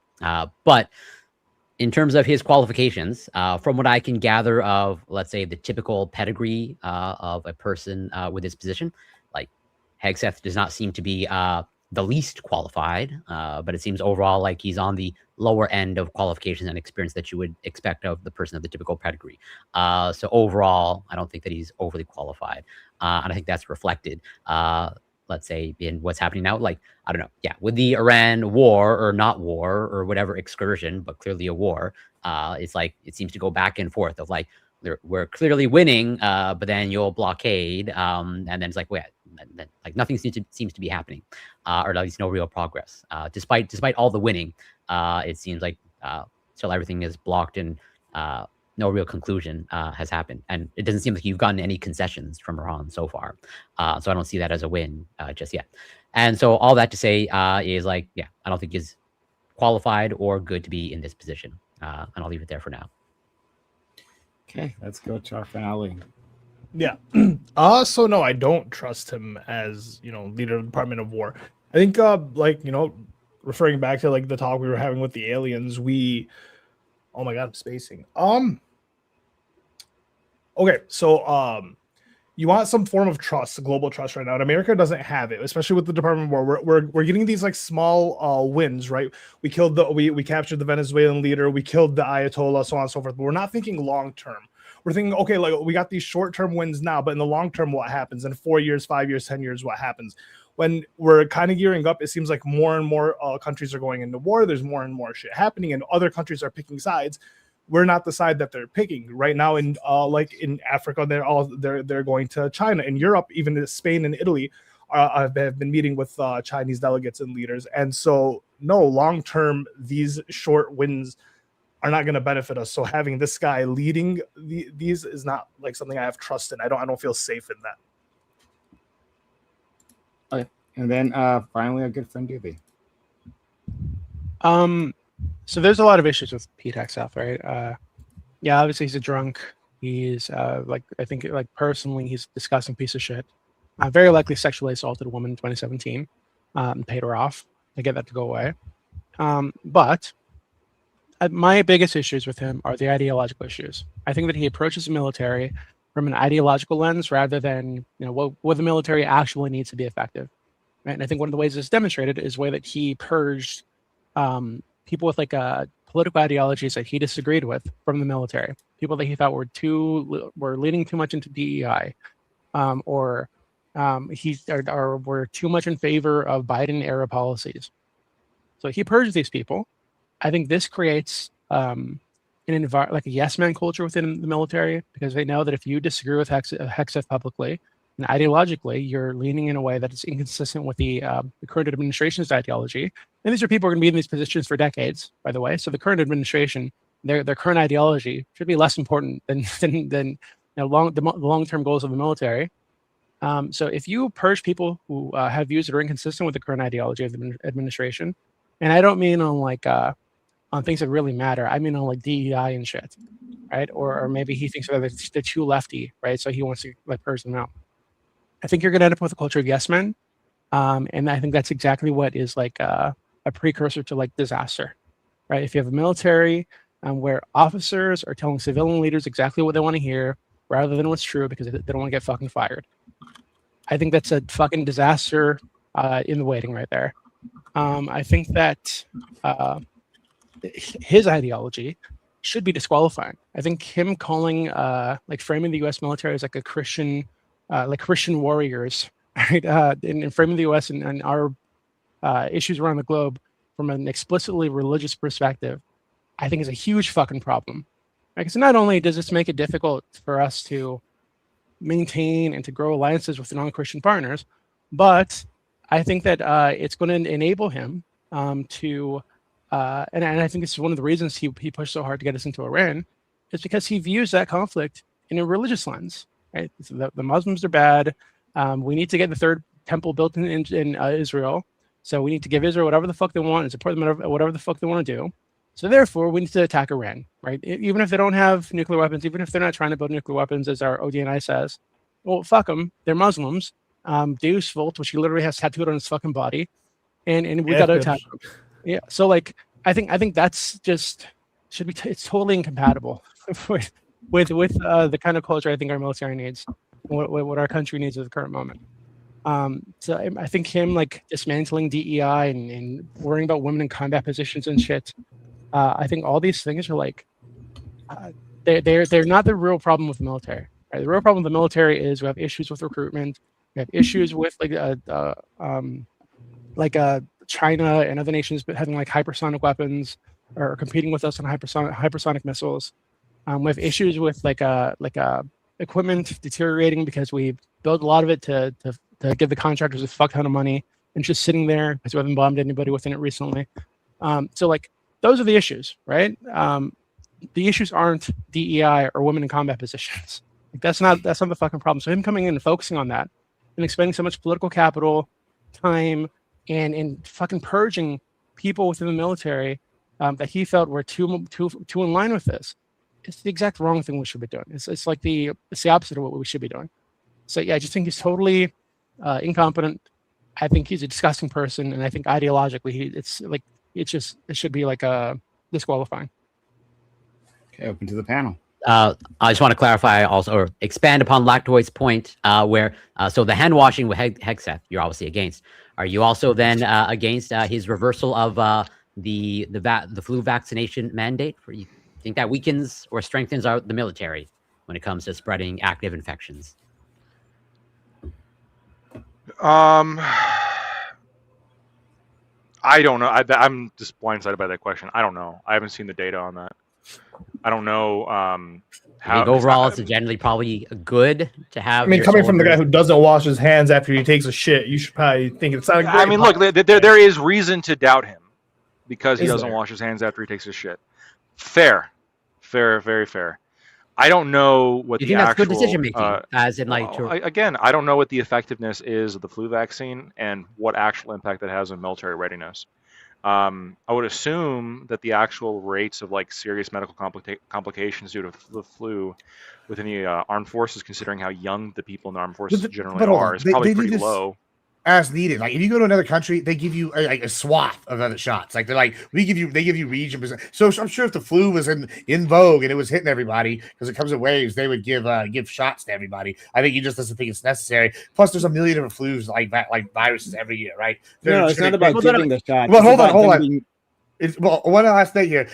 So even if they get the vaccine, right, you're still guarding against the 5 most common, right? That's a hope, and maybe there's arguments that it makes it worse because you're planning against those viral ones that might burn out. But here's the other thing: Doobie said something, and it was, their biggest issue is hiring people, and their biggest recruitment. I was about to bring that up. Yeah, and they had the largest surge in years, and to the point they've been able to increase the military size by 44,000 while gutting people and increasing athletic standards. And I think he did something wise, like lowering restrictions on drug infractions. Because if you got caught busted for smoking a little weed or doing a little coke in the bathroom when you're fucking in high school or middle school or college, I don't think that should pre-screen you for the military. In fact, I think we should hire more of those people. I don't know how their recruitment's up. Their new commercials are fucking trash, bro. It's way up. It's way up. I'll say one thing. I won't take this away from people are really broke, I guess. Numbers, right? I will say that, I think it's just a reflection of the economy.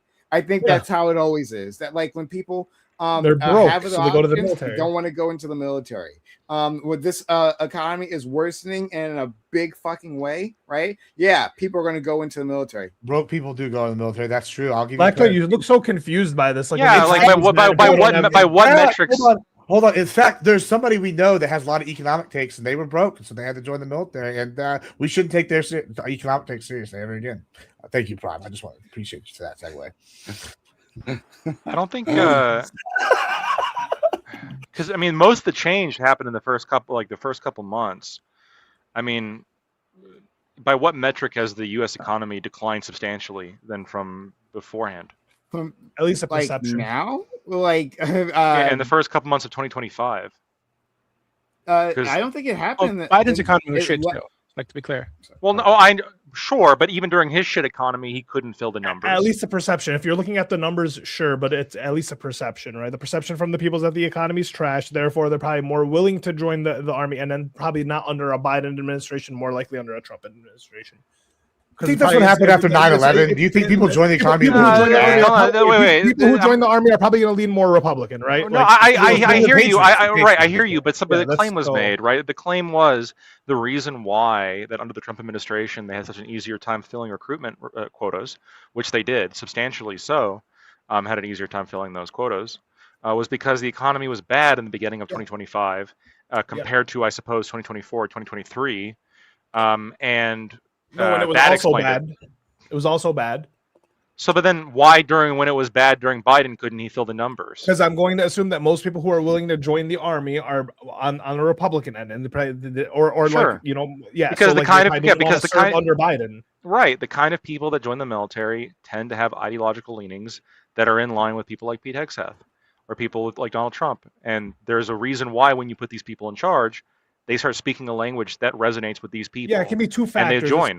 It's probably not just the fact that Pete Hegseth is Department of War leader, right? It's probably not just that. It's not just the aura of Pete Hegseth. It's probably both these things. I would agree that they align more with Pete Hegseth or Trump or MAGA, right? But also the economy is pretty tanked, at least for the perception of people, and that's going to be that's usually the big reason why people are going to rush and join the army. Otherwise, people aren't this patriotic or willing to go just be in the army. The economy is not tanked now. If you want to talk about perception of tanked, you could argue that there's a perception that it was tanked. Following Independence Day or following the war in Iran. There's some specific points you can look at, but the recruitment numbers were surging before this, right? But we said if Biden's economy was also bad, but these people just don't want to serve under Biden. And to your point, they're more likely to serve under Hegseth. Yeah, right? That's what I think is the. I mean, you think it's that standing alone? I don't think it's that standing alone. I mean, that's what it is. I think the economy has a big play into why a lot of people join the army versus why you have numbers surge. I think it can, but when you see the surge happen before any kind of major impact in the economy, I think that indicates that something else is the main driving factor here. And what do you have? You have a president who tends to be much more popular amongst the military. You have somebody appointed as the Secretary of the Department of Defense who is not only a soldier himself, but also much more popular amongst people in the military. I think it would make sense that there's going to be people who are like, yeah, I'm more comfortable serving under this administration because I believe that they resonate more with my values. Because, I mean, let's just be honest, the kind of person that's going into the military tends to be a young Christian man. There's also a promise of no war. You also don't want like a paper general, like somebody that's like served behind the desk. Like, and I'm not saying these people don't have. There was a promise of no war. He was listed as the dove. No, hold on, Ali. But here's the thing: I think you're missing because you're just like discounting. Like, listen, going in 2001, the United States had been at a 10-year high. Then we had the .com recession and the 9/11 happened back to back, right? And so then we went into a 3-year recession, I believe. But like up to that point, people still didn't really know like what was going down with the economy. People were still generally feeling pretty good. So this kind of blows away your whole the economy bad. That's the only reason why people join the military. People join the military for patriotic reasons. And when we're talking about what Lactoid's talking about, this is a guy, like I said, 2 Bronze Stars, has combat experience, right? He's been in 2 different theaters, like actually there, whether or not he was in combat in both of them. He's there. He made a high rank from like the low, like from starting the high, still made a high rank. He's a soldier. So although he might not have all the strategy, like training from a guy from West Point grad might, he's also not a paper general who's never been overseas. That's only been over here. That's going to resonate with a lot of people that are going to be like, oh, he wants us to be more survivable. He understands. Well, no, not if Tadubi's point, he's just ideologically that he believes this is like a Christian mission to do, right? Because if we're talking about like Nazi tattoos for all these other guys that are coming in, this guy has plenty of tattoos that I think are a little bit weird, bad. Which one's bad? Deuce Volt, is that a bad one? Because no, I think specifically. I think the Gaffer tattoo. If we're gonna sit here and talk about the like ideology lean, right? If you're gonna go get literally infidel tattooed on your inner arm in Arabic, I think there's a soldier thing. I think it's a soldier thing. Yeah, like say okay. So the Nazi tattoos are fine then. No, the Nazi tattoos are not fine. The Nazi tattoos are fine. No, I'll give you an example. The ones that are anti-Muslim. Hold on. Right? Or the ones that are if you're an Arabic country and your enemies are calling you infidel, I think that's much more understandable. Yeah, I mean, also, but then if you come back and you're leading the military under a Christian guise and think and there's a difference. I think Christianity. I think this is a problem, right? No, this is a big difference though, right? Say if you get a Nazi tattoo, you probably believe in the Nazi ideology, right? If I am overseas, there is an aspect of this is psychological warfare, right? If I wouldn't do this, but I would absolutely tell people I did this. If I'm going to fight people, I would be telling people if I was in the Middle East that I was dipping my bullets in pig's blood, so they would think that they were going to go to hell if they got shot. Why? And I wouldn't actually do it because one, that's a lot of work, and B, that's pretty fucked up. To actually, there's people who would actually do it. But yeah, sure. Right? And that's point of the threat is that you're going to being in charge. Yeah, these are the point of the threat is the psychological warfare. That's different than going and be like, okay, I believe in the extinction of all the Jews or the extinction of these races, and I haven't served, I haven't fought against these people. I'm not going to get a tattoo on here. And also, when did he get it? Did he like just go and get it when he was at home one day, or did he get it while he was in service fighting? Well, I think having it, then having his ideology be professed, these two things, like it doesn't matter when he got it, right? It doesn't matter if you're warring Christian, against the Arabs or the Muslims. What if I just said I wanted a Christian? I think the bigger problem is the ideology that comes from that, right? And then you tie it in with the fact that he has the tattoo, and then you tie it in with the fact that he doesn't wash his hands. People. Let's just say those people wanted to vote for somebody. There becomes a list of things. Well, hold on. Let's just say I wanted to have a Christian empire and be expansionist. I already want an expansionist U.S. I don't really particularly care. And you were the leader of the Department of War? Yeah, that'd be a problem. Okay, this is Department of War. And the people voted me in, why would that be a problem? That means they want an imperialist as well. Like what is your issue? If we're having a conversation about like if a Christian nationalist gets voted in, then we have a different problem in the country, right? Just because like we have a Christian nationalist, it seems leading the Department of War, that's kind of the first step, and then we get the Christian nationalist president, right? I mean, then there's really no problem if we voted it in because like that's what the people wanted, sure. But then we have a whole different issue. I think most people would agree. Yeah, I mean, but what I was saying is like, listen. In one of my chats pointing this out right now. Like there are Muslims that son of Adolf. I'm pointing out that you can have any tattoo that you're fighting any enemy and use that as like a psychological like ability to attack them, right? And not necessarily inner arm unless he's walking around. Well, yeah, what do you think? Yeah, but it's 1,000 degrees outside. You're doing a lot of lifting. You're doing a lot. I'm not doing a lot of lifting. Christians voted for Trump, and a lot of people that voted for Trump wanted a more powerful America. These go hand in hand. And and a lot of these people. Yeah, I know Christians. Andrew Wilson was leading the Christian Nationalist Brigade, right? Well, Which is he's fair. a Russian so shill, so whatever. I mean, the point is okay, that, but what if he wins? What's the issue? If his ideology wins, and that's what we're talking about here. Well, that's what I'm saying. Yeah. If they vote for it, then why? Like, it's time for the libs to understand they lost, and it's time for y'all to suck it up and understand that. And sometimes when we lost, didn't lose if you have a guy who's on a literal crusade. Right? If Pete Hegseth does believe this is for the Christian right, and that they have to build the third temple, whatever, all this yada yada, there is an issue with this, right? Would that be okay for him to start a crusade? If he won the election, and we had President fucking, I don't know, like of the Knights Templar Jr. comes back from the dead, and he runs. I wouldn't want that. I want to start you don't want it, but the majority of the public voted. I'm not moralizing. Should that guy I don't need to moralize it. I don't need to moralize it. Well, I'm asking. Okay, well, pick whoever. Then my point is, if you get voted in, and there's a segment of the people who voted for you, and they want you to commit something or do something, and you don't do it, you are openly saying all the time that these politicians. When they got voted in, it was on the when they got voted in, they were promised no new wars and no forever wars and no, all this. This was the promise. Y'all are taking this out of context. Every time y'all say this, Gibbs, you know he just fucked you with the forever wars. No, he didn't, because he says no forever wars. We haven't had a forever. We had a 12-day war with Iran, and we have the 12-day war didn't end. We're still there. We whooped Venezuela's ass. No. We had the 12-day war. We had the 12-day war. We had the 12-day war where Trump came back and said we annihilated, we eviscerated their nuclear program. They don't have we took our beef, we bombed their mountains, and then 6 months later, it's like, hey, don't listen. They're rebuilding. They're rebuilding. Listen, so when we had the 12-day war, was that a success or a failure? Because either it was a success. So it was a success, and then why do we have to go back then if it was a success? Because they still needed another whooping for a different reason. Okay, so like this is according to your standard, but you know that you're fucked in that, right? Because it wasn't a success, or it was. Y'all so the fact that we're still fucking there, it wasn't a success. This is the same kind of thing when y'all clung to the very fine people thing. Y'all are so desperate for a win that y'all are taking shit out of context and just like applying not any situational shit. Brother, I'm in America. This is a loss for all of us. This isn't a win for me because I have a win in the debate. Huge win. This is a fantastic win. It's long-term planning out the wazoo. That's why we now control the Strait. Yeah, it's a long-term war. We control the Strait of Malacca now. We control the energy corridors. You're welcome. This has been a master class in how to take over the world through the petrodollar. I've been extremely impressed. Where did that come from? We absolutely control it. Because Trump said we closed it. So we're pulling a Battle of Elysia and doing a fantastic job of blockading the blockade. It's a whooping, like all around, by every blocking the blockade. Yeah. They can't leave. They can't get nothing in. We stopped.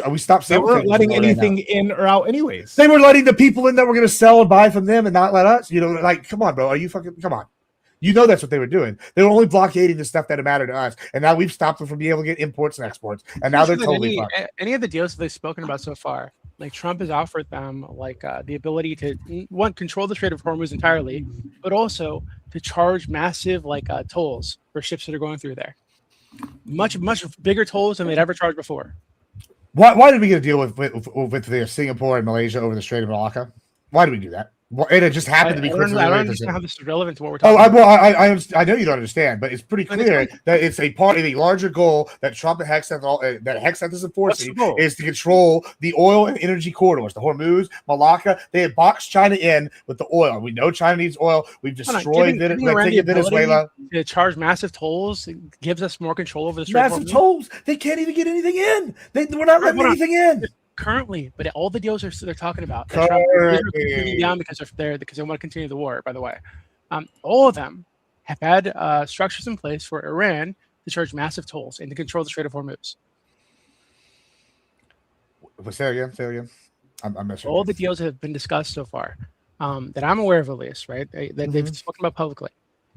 They all have structures in place for Iran to charge massive tolls and to control the Strait of Hormuz in ways that they didn't before. That may be true, but guess what? It sounds like bait, because guess what? Weren't they y'all just bitching that all the Iranian negotiators kept getting blown up after they left, and then we couldn't make a deal with the president? We can call it bait. Hold on. We know take short-term wins and don't think about the long-term consequences. I am thinking about the long-term. Hold on. You don't think about the long-term consequences. I actually don't. I honestly disagree with that vehemently. I've been saying for a long time that we've been taking a soft hand that's made us look bad on the world stage. I've been saying we've been making bad deals. everything I've seen done is exactly what I want done in a 20 to 50 year plan foreign policy, guys. We have been doing the textbook on how we control the Arctic passageways. We now talk about taking Greenland. These are all things we should be doing to make fortress for the next America. 2 or 3 years. And what happens after? No. Well, that hopefully the Dems keep playing dumbass bullshit and we win the midterms because it looks like that's in play now. And guess what? I hope that we win the next 16 years with Rubio and J.D. Vance, because this has been a masterclass on how to disrupt the globalist order and put America as the supreme superpower number one again, despite y'all's reservations.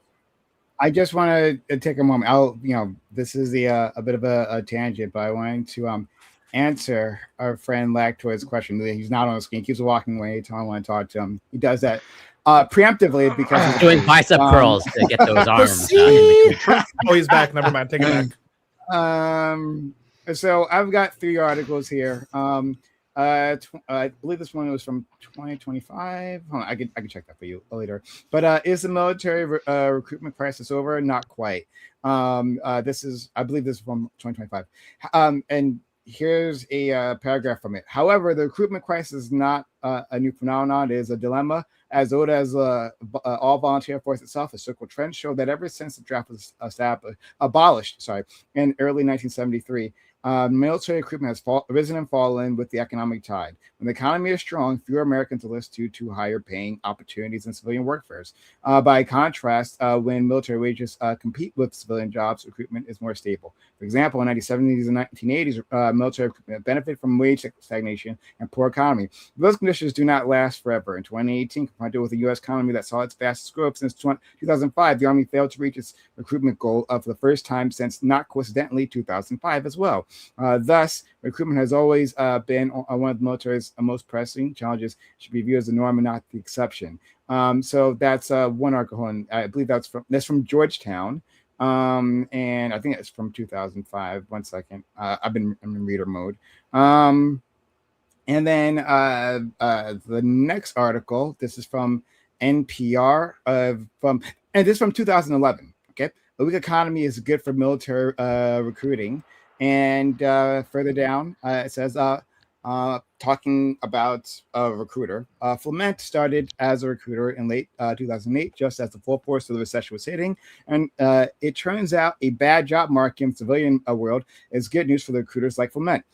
Quote, I think people are more open to the idea of serving their country, he says. Flement's not the only one noticing the trend. Whenever there's a recession, recruiting gets a boost. Quote, a recession really does make recruiting less challenging than it otherwise would be, says Dr. Curtis Gilroy, who oversees active duty military recruiting nationwide. We're in our 3rd year in which all active duty services have achieved their numerical recruiting goals and either met or exceeded their recruitment quality benchmarks as well. So 3 years into the economic crisis. And then one more article. This is from AOL. This is from June 2005. Says the shift seems to turn. And the article is more people are joining the military. A shaky U.S. job market could be boosting the numbers.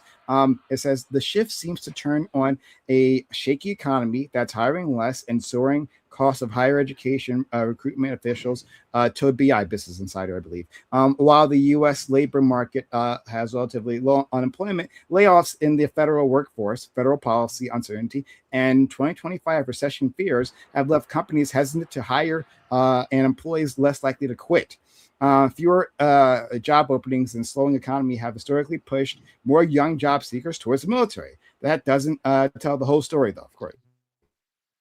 Wait, Prime. So people in chat keep saying. Can I respond to that? It's just so add to that really quickly, so you can maybe include this in your response. Because people in chat keep saying, I think you said this earlier to Lactoid, like highest recruitment in 15 years. Well, 15 years ago, we were still in the Great Recession. We were just slowly starting to come out of it 15 years ago. It's totally in line with what Prime's saying. It's not totally in line with what Prime's saying. I would agree that when you have the Great Recession, it probably is the case that at some point in the Great Recession, you're going to have recruitment numbers that are potentially higher. I never denied that this is like an impact. But the question is this the impact here? In 2010, 2010, we were still in the Great Recession.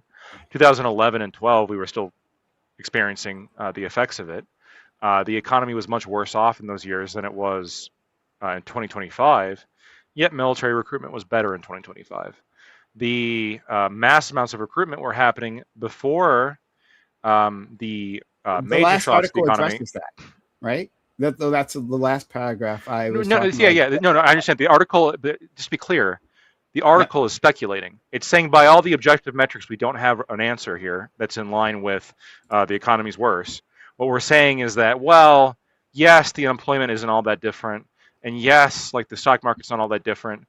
And yes, all these objective metrics really aren't all that different. But, I mean, you had some federal layoffs. You had anxiety about a potential future recession, and like maybe this is contributing to the massive surge in recruitment. Um, yeah, I mean, I'll read the article. I am highly skeptical of any claim which is not relying on like objective metrics, but instead of relying on sort of a subjective interpretation of, So, well, Well, this what's is the bash because there? what else? Are Hold you on, saying no, the reason why when Trump comes into power, all of a sudden people. people want to join up the military. It's really because So- they're having a whole bunch of new anxiety that apparently wasn't the case Well, wasn't this indicating when the before economy was worse. Well, hold on. He's doing a good. I guess let me ask you a question, Pat Prod, because y'all are the ones spouting this, right? What is the implication? Is it that he's not doing a good enough job taking advantages, or is it the only reason they're doing well is because of the recession, or is it that there should be more being accomplished by Hexas since we're in a recession as far as numbers? Because I'm kind of seeing like if it's he's doing as intended, well then that goes to show that he's doing a decent job at least in that regard. If it should be bigger, I don't know. I started at the very beginning. I said I wasn't going to, no matter what, I wasn't going to take this away from Hegseth. That's the first thing I said, right? So like he can take credit for it. Like it happened under his watch, right? And numbers have improved. Good, very good for you. You should take credit. I said on top of that though, like in times of economic crisis, right? When people don't have confidence within the job market, they turn to the military.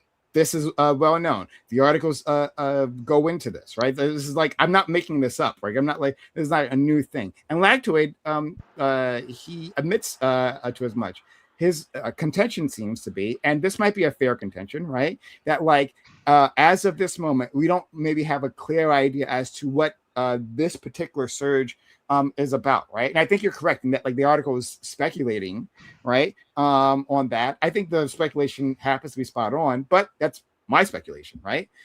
So that's your contention is that, like, for this specific surge, right, there seems to be something else happening. Okay, well then I won't fight you. Yeah, I mean, that's what I think it's pointing to. I think that while I would agree, like if, for example, in 2025 there was a major crash in the economy, then I think it's much harder for Trump to take credit. Just like I think it'd be hard for Obama to take credit. But I also feel a little bit like I can't prove this, but I feel a little bit like if the economy, like let's say Trump somehow was incredibly good at the economy, like he came in, he actually knew the exact right policies to put in, which he doesn't, but let's assume that he did. And then like the economy like massively exploded and it was fantastic. And then we saw recruitment drop. I think you would hold that against him.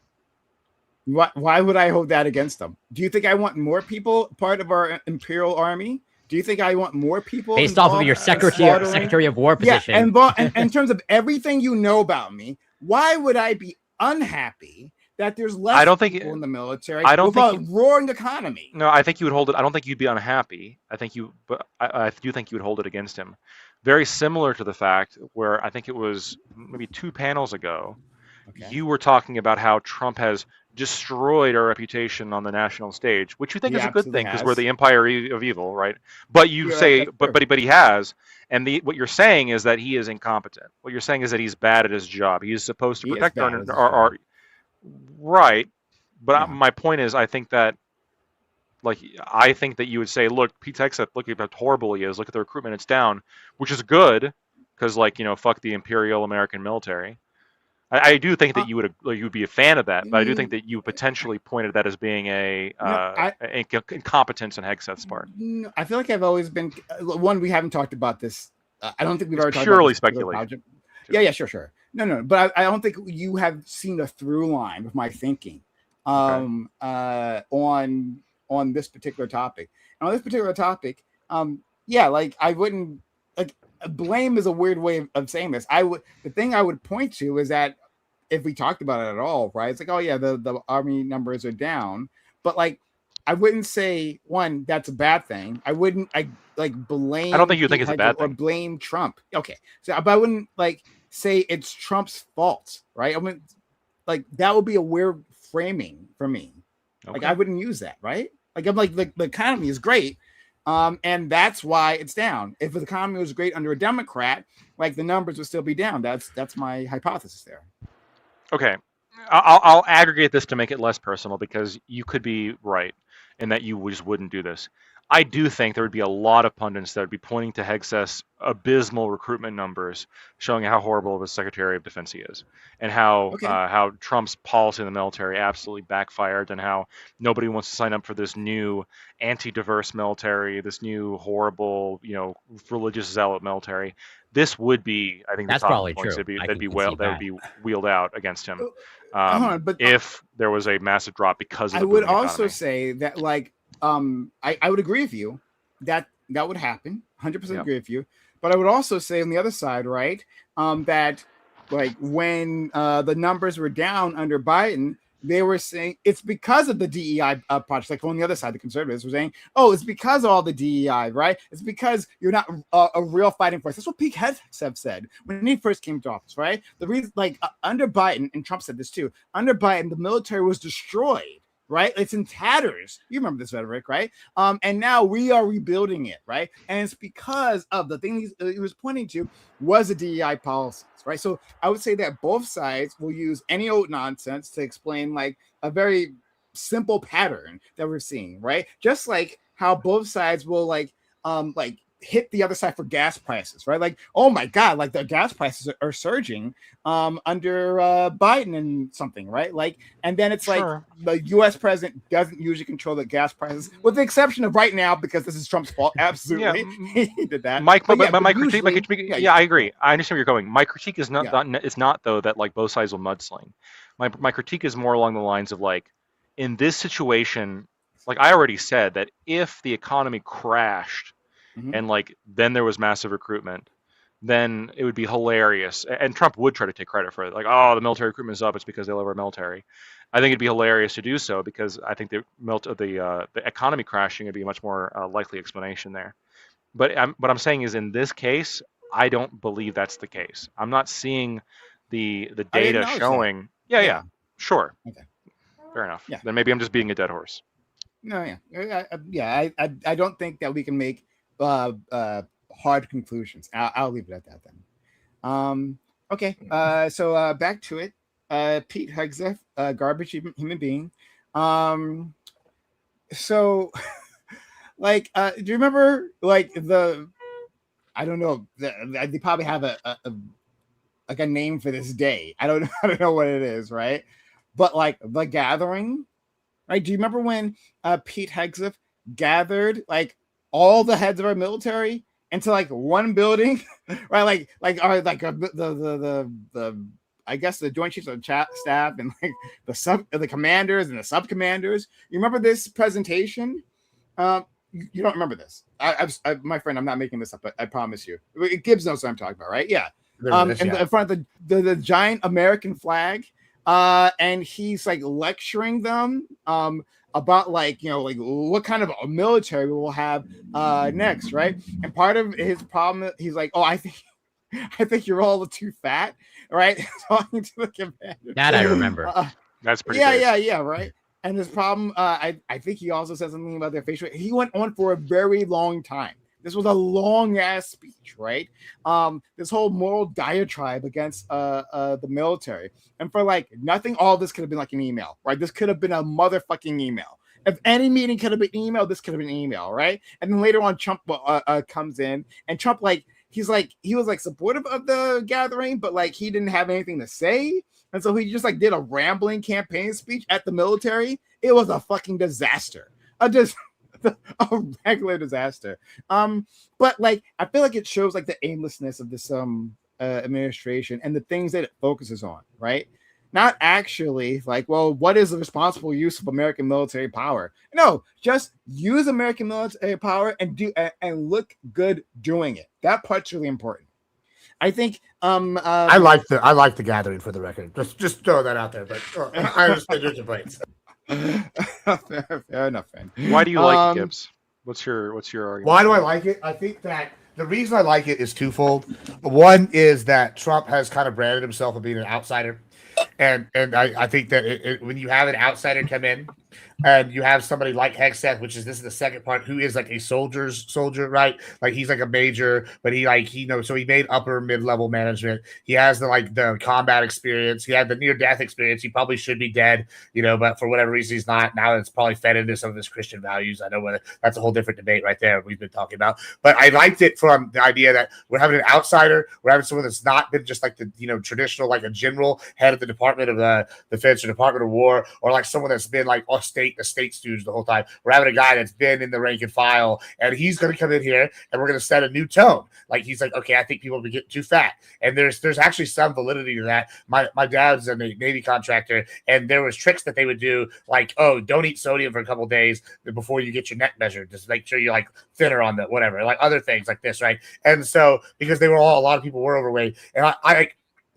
like breaking with the trans thing, not even just trans. I think there's some other things that they've cut down on in the military. And I think he started this at that speech was like the fat was, okay, we're going to do less of the cosmetic surgeries for behavioral health. We're going to like exclude people based on some behavioral health, and like, which I think is actually a good thing. I don't want people who have behavioral issues, maybe getting a gun. I think like in the military, that's more like, you talk about people more likely to go off on one, any kind of issue. Like he's gone through some of these other things. And so I think it was like a setting of the tone or changing the guard, and he was sending a message. I don't care if you've been here 10 years. I don't care if you've been 100 years.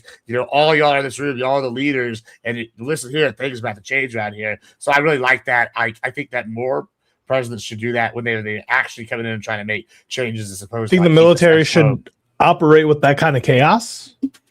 I mean, I think every once that in if a while, the president comes in, like right now, like if let's just say Democrats come in, the next guy the next guy that's leader of Department of War should just like undo everything Hegseth did, and that's how the military should operate. Maybe. I mean, I understand your point, right? But however, I think that part of what I'm saying, my issue is that just like every organization, the military has been. I think they all. I don't think it's too unreasonable for us to think that if you exist for a long time with a basically almost nearly unlimited budget, that you're going to get bloat, and you're going to, whether that's economic, whether that's you have people that aren't in the positions they should be, whether you have like armchair generals, whether you have like people that don't know what it's like all sorts of different things. And I think sometimes you do need to come in and like have some sort of chaos. I think chaos is a good thing for humans. I think you need to go in there and generate. Now, if you're always operating in chaos, no, but like, what would happen if, say, someone came in and did reverse everything Pete Hegseth did? Well, they would probably be returning to the national, like the standard that was under like Biden and Obama and like Bush. They would be probably returning to some of those things, which even then, that's back to the status quo.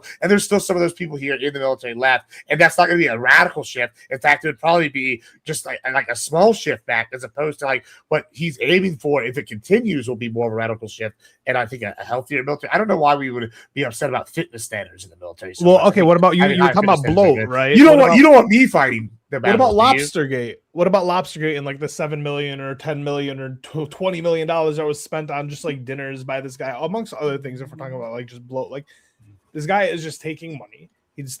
You're upset that we're giving lobster to our troops who are about to go. I think those are the troops. Yeah, the actual troops are getting the food. They always get lobster for going overseas. That's like a big thing that like they give a meal. It could be their last meal. So we are sending them overseas. Yeah, the ships, bro, in the Navy. That's who's fighting mainly overseas, right? No. So we're going. So are we going to put troops in the ground in Iran? Because why else are they going overseas? Well, I mean, we did declare because we're giving them lobster. Operation. We're giving them lobster because I know. Yeah, you give the military lobster and steak when they're going to go to war. If you're a Marine, when they're going to be deployed somewhere, sure, okay. But if you're a Marine and you're deployed in an amphibious attack craft, right? That's not what it was. That's not what this was. If you're a Marine and you could be deployed at any moment, and you're on like what are they called? They're not aircraft carriers, but they're the ships that the Marine version is like. This isn't we're going to deploy you any moment. You out there. They absolutely do that. We're in an active military operation with them. We could send troops on the ground tomorrow. I don't fucking know, but like when you open that's up, usually not when you give. That's not usually when you give the troops steak and lobster. Oh, it's usually given steak and lobster before they get deployed. Yeah. before you activate open military, like where anybody could be deployed. Yeah, you give them steak and lobster. That's a pretty common thing. I don't know why you're fighting me on this one. This was like a really bad one to fight on. I think like this is like a traditional thing the military does. Like I mean, if you're arguing that we might send troops tomorrow, maybe we do, maybe we don't. It was a jab in the fight. I wouldn't call it a fight. A little jab, little tough. Sure, I don't know. I don't have a problem with buying lobster for the troops, especially if they're about to die. I do. They should be vegan. But are they about to die? They might. They're fighting over Iran, aren't they? I thought Iran was this. I don't know. I don't know. Are we because like I keep hearing, we won Iran. We're done. We gave them the weapons. Like, dude. So are we? I'll tell you definitively. It's not over till we get exactly what we want. Even if it stops now, this fighting, we'll be back over there again if they fucking capitulate. Wait, what is exactly? I know how Gibbs feels. Lactoid. If we send troops over, basically whatever America decides at any given moment. No, I don't think it's good if we deploy troops. You don't think we're going to end up deploying troops? I don't think we're going to end up deploying troops. I don't think it'd be a good thing. I don't think it'd be a good thing if we end up deploying troops. But I think that I'm not going to complain if active duty soldiers, who are, whether they're currently staffing our Navy boats or if they're like staging for the threat of an invasion, I'm not going to complain if they get lobster. No. I'm not complaining about the lobster at this point. I'm just saying like this is all preeminent things, right? This is foreshadowing, right? And right now, it's possible. No, it isn't possible because right now, like Gibbs hasn't answered it because Gibbs is pro going into war. So, like I'm not really talking to Gibbs because like I don't want to go to war. However, the likelihood is that like we did the 12-day war where we said we annihilated all their facilities, blah blah blah, and then that wasn't enough because now we have to go back and attack them and kill the religious leader and so on and so forth. But we don't have all the nuclear. By the way, we don't have all the nuclear material. All the victims. Yeah, we don't have the nuclear material. There isn't outstanding like revolution in the streets for like regime change, which is something that Israel wants predominantly, right? And then so like and Israel isn't going to send people to get the nuclear material. We're going to have to we're going to do it because we need to. Because Trump has been saying forever. Everyone repeats Trump's lines. How Trump says Iran can't have any nukes. Blah blah blah. So Trump wants to go in, and so it looks like we're going to have to. It looks like we're preparing people to go in. It looks like we're kind of doing this like chaos back and forth. We're sending ships over there. So like. Pete Hegseth, you want this guy, him and Trump leading your military right now? I don't think they're going to do it. Could be wrong. I didn't think they were going to do what they did with Iran already. I didn't think we were going to do a 12-day war, but then we did. I know. Yeah. War with That's what I just said. That's what I just said. I didn't think we were going to take over the Venezuelan president, but we did. Yeah, I'm not. Look, I'm saying I don't think they're going to do it. I think it's possible. I think that answers the question I was asked directly. If we're gonna do it, I mean, it seems like our military's been pretty fucking competent so far. So you're okay with it? It just seems like I'm not okay with it. I mean, you give a lot of leeway for it, though, right? Because like, I don't think they're going to, but we've done all the things that you would never think we were going to before. I don't think they're going to do this one. But then when he does it, we haven't done everything. Like here, I mean, we can. I agree that I didn't think they were going to do like the full-on airstrikes in Iran, which they did do. But just because like they went further in that regard doesn't mean that we can just assume that they're going to go all the way. Right. When they kill the Ayatollah and when we have literally captured the Venezuelan dictator, president, whatever you want to call him. Yeah. So far, it seems as though that we're pretty aggressive. That the current messaging from the administration is emphasizing how short this has been in comparison to prior conflicts. And a great reluctance to actually, for now, and a great reluctance to put boots on the ground. It is possible. I just don't. It's not over yet. Wait, it's not over yet. And then okay, fine. If we don't put boots on the ground, but then we don't get the nuclear material, is this a win? Because don't we have to go back?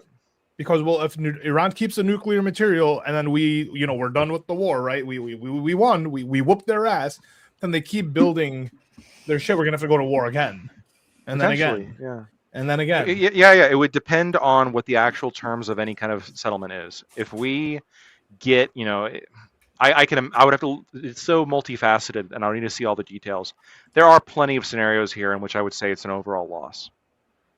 Sure. almost every scenario where we don't get the nuclear material, and at this point, if we don't have regime change, because right now, if you leave this regime, I don't think we're getting regime change. We're not going to get regime change. I know, but if you leave so. this regime, right, it's not like you killed the Ayatollah. This isn't a small thing to them, right? To them, it's a big fucking deal. Mm-hmm. And so when these people think 5, 10, 20 years down the line, these guys don't think 2 years out. They don't think in terms of like weeks and months. So like the ceasefire, these ass whoopings that they're getting right now doesn't really matter if we're just thinking that we win this right now, because once again, if we don't get the nuclear material, they're probably more prone to have a nuclear missile now more than ever. Saying that my stocks are going to go up again in 20 years? I don't think they don't want one. I think now they lie. I think that now they lie and they hide their nuclear facility more, right? They apparently, the Middle Easterns they're good at building underground.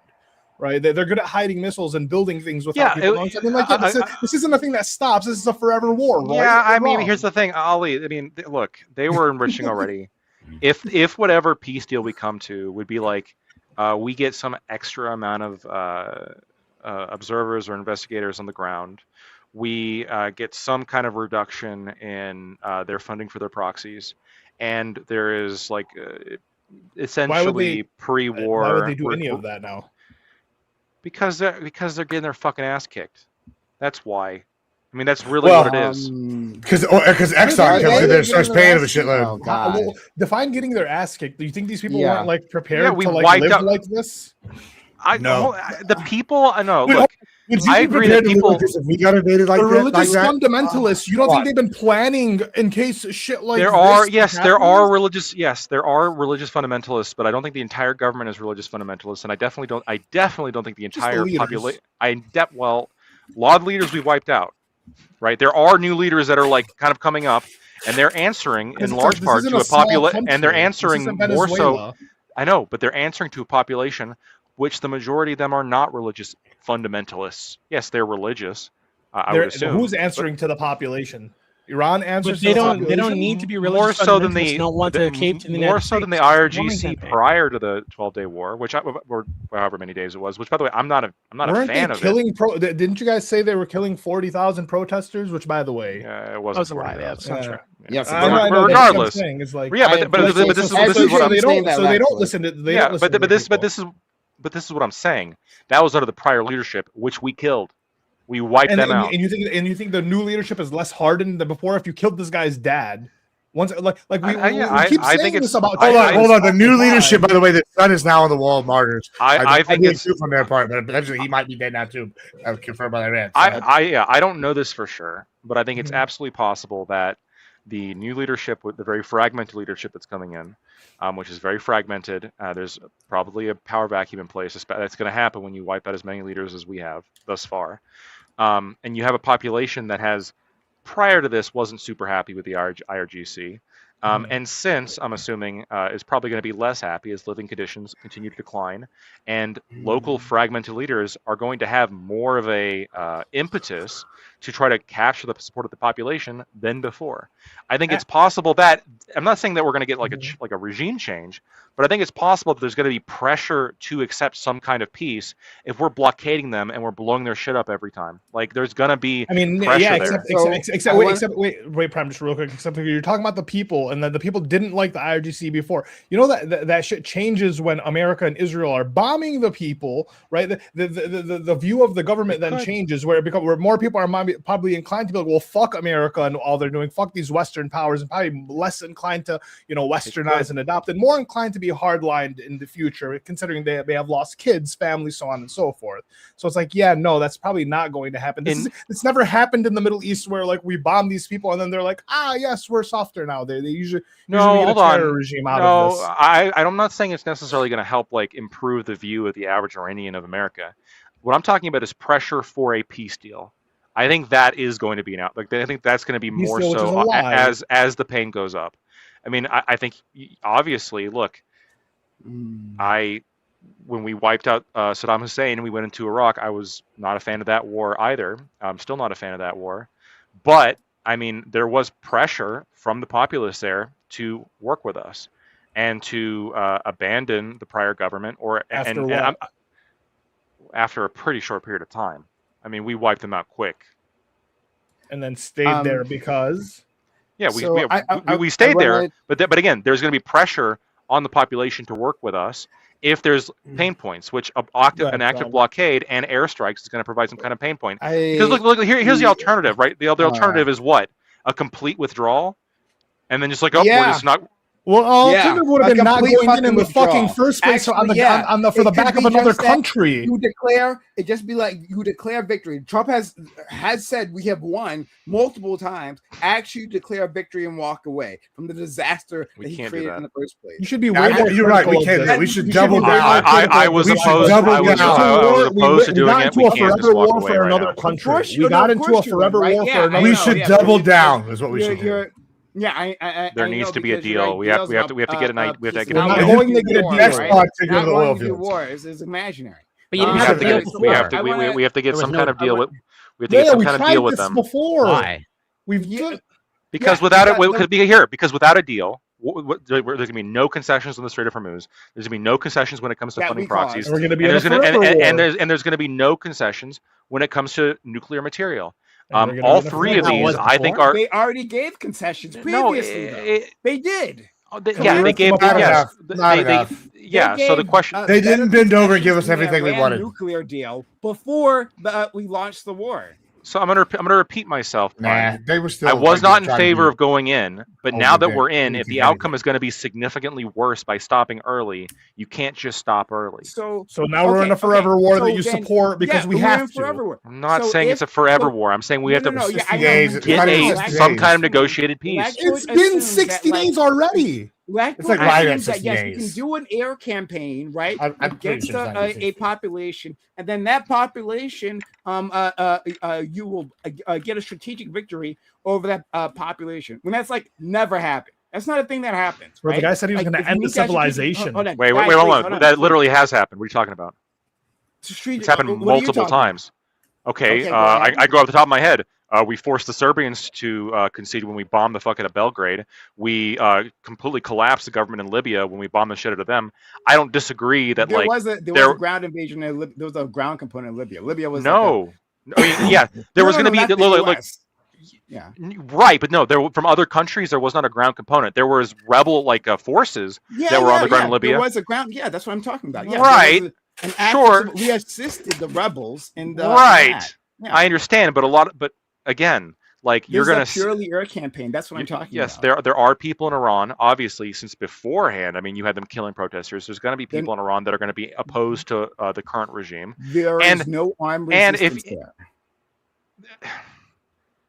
The Kurds stole the weapons that we gave them, right? You might be misunderstanding what I'm saying. I'm talking about a complete because with Serbian, no rebels currently taking ground. The Serbian example, right? But I'm guessing there was ground fighting happening at the time. I'm guessing that was the case, but again, I don't know enough. Not in Belgrade, though.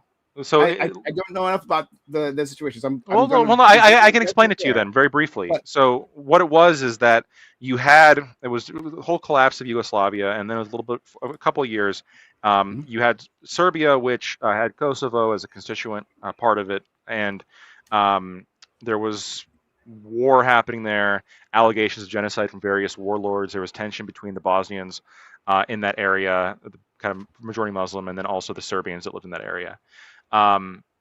The U.S. and NATO officially launched an air campaign in order to get Serbia to concede.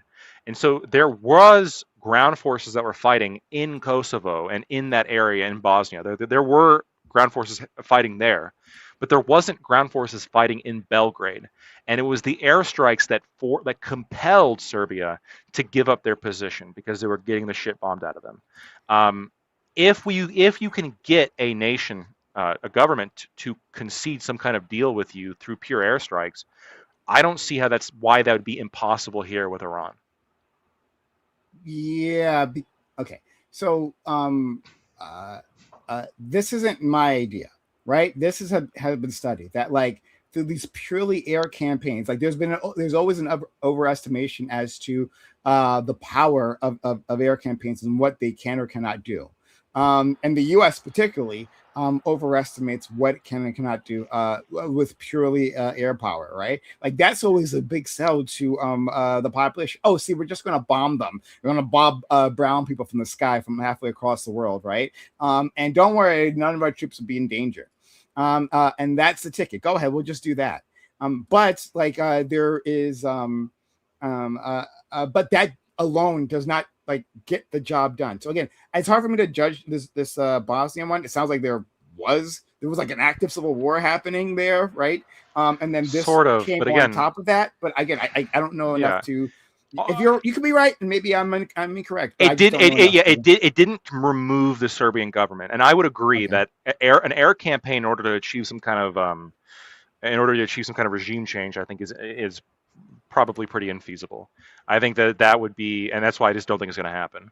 Retrieve nuclear material. I think that if we sent in troops, we could pretty easily get a regime change. But I don't think that through an air campaign we can. Easily, like I think comparably easily, yeah. Compared to, I mean, because we just overwhelmed them in firepower. I mean, if you look at the Iraq campaign, it was crazy how quickly we got rid of them. I think that you could do that. I don't think we're going to get that. I think it is possible to get some kind of negotiated deal.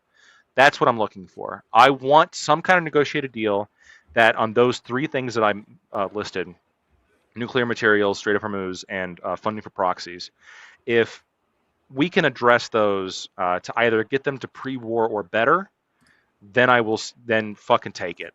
Right, then fucking take it and get us out of this fucking war. Pre-war was them having, but just walking away. Yeah. Okay, so pre-war is a loss. Pause. Sorry, I gotta get this super chat in, which came in a little bit. But Tesco Johnson, $5 Canadian. If Trump puts troops on the ground, do Gibbs and Latford promise not to vote for Trump in 2028?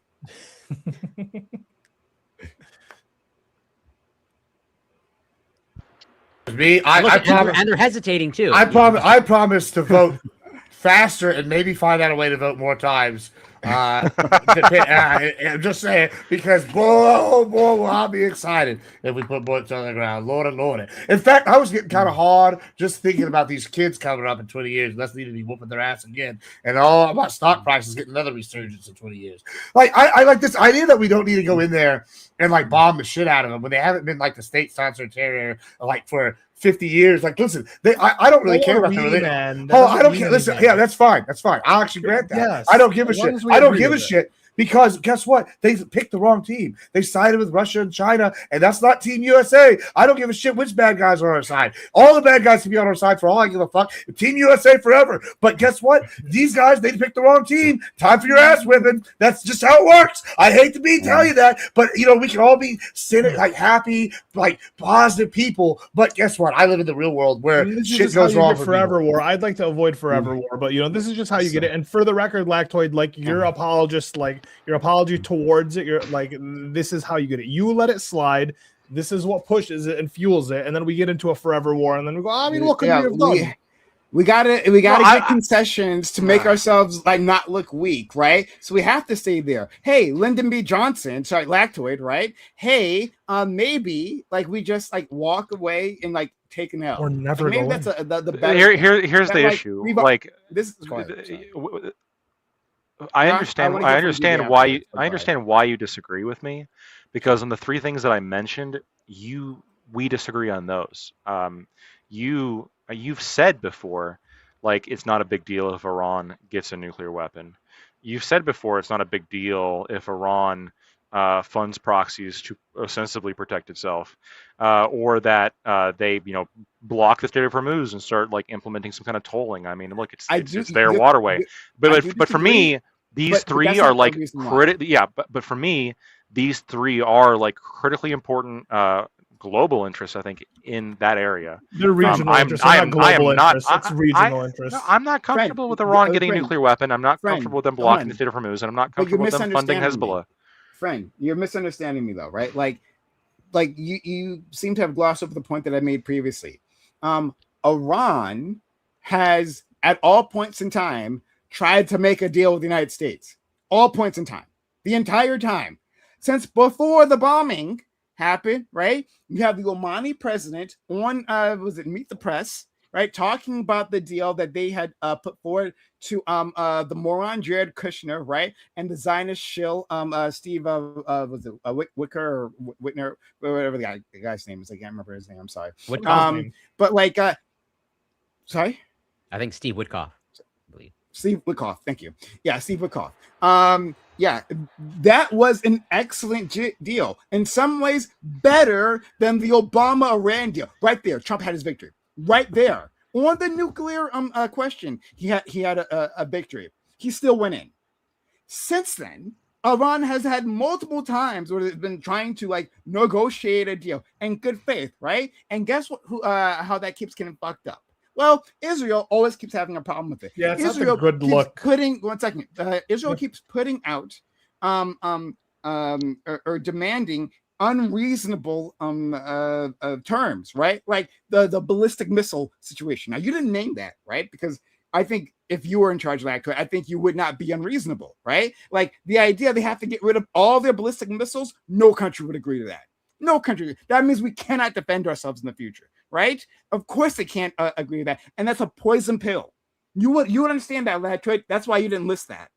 So maybe don't lose the war then. You know, like I'm sorry, like we haven't lost the war. Hold on. We did that to Japan. Hold on. We did that to Japan. We did that to Japan, and it took until just like a couple years ago. This ain't Japan. Oh, okay. Yeah, because we bombed. Well, hold on. We bombed Japan a lot worse too. Like we did that to the Germany. This is a concession that like countries make from other countries all the time after wars. We've done this to Germany twice. We did this like other military. Like what do you mean that we countries don't agree?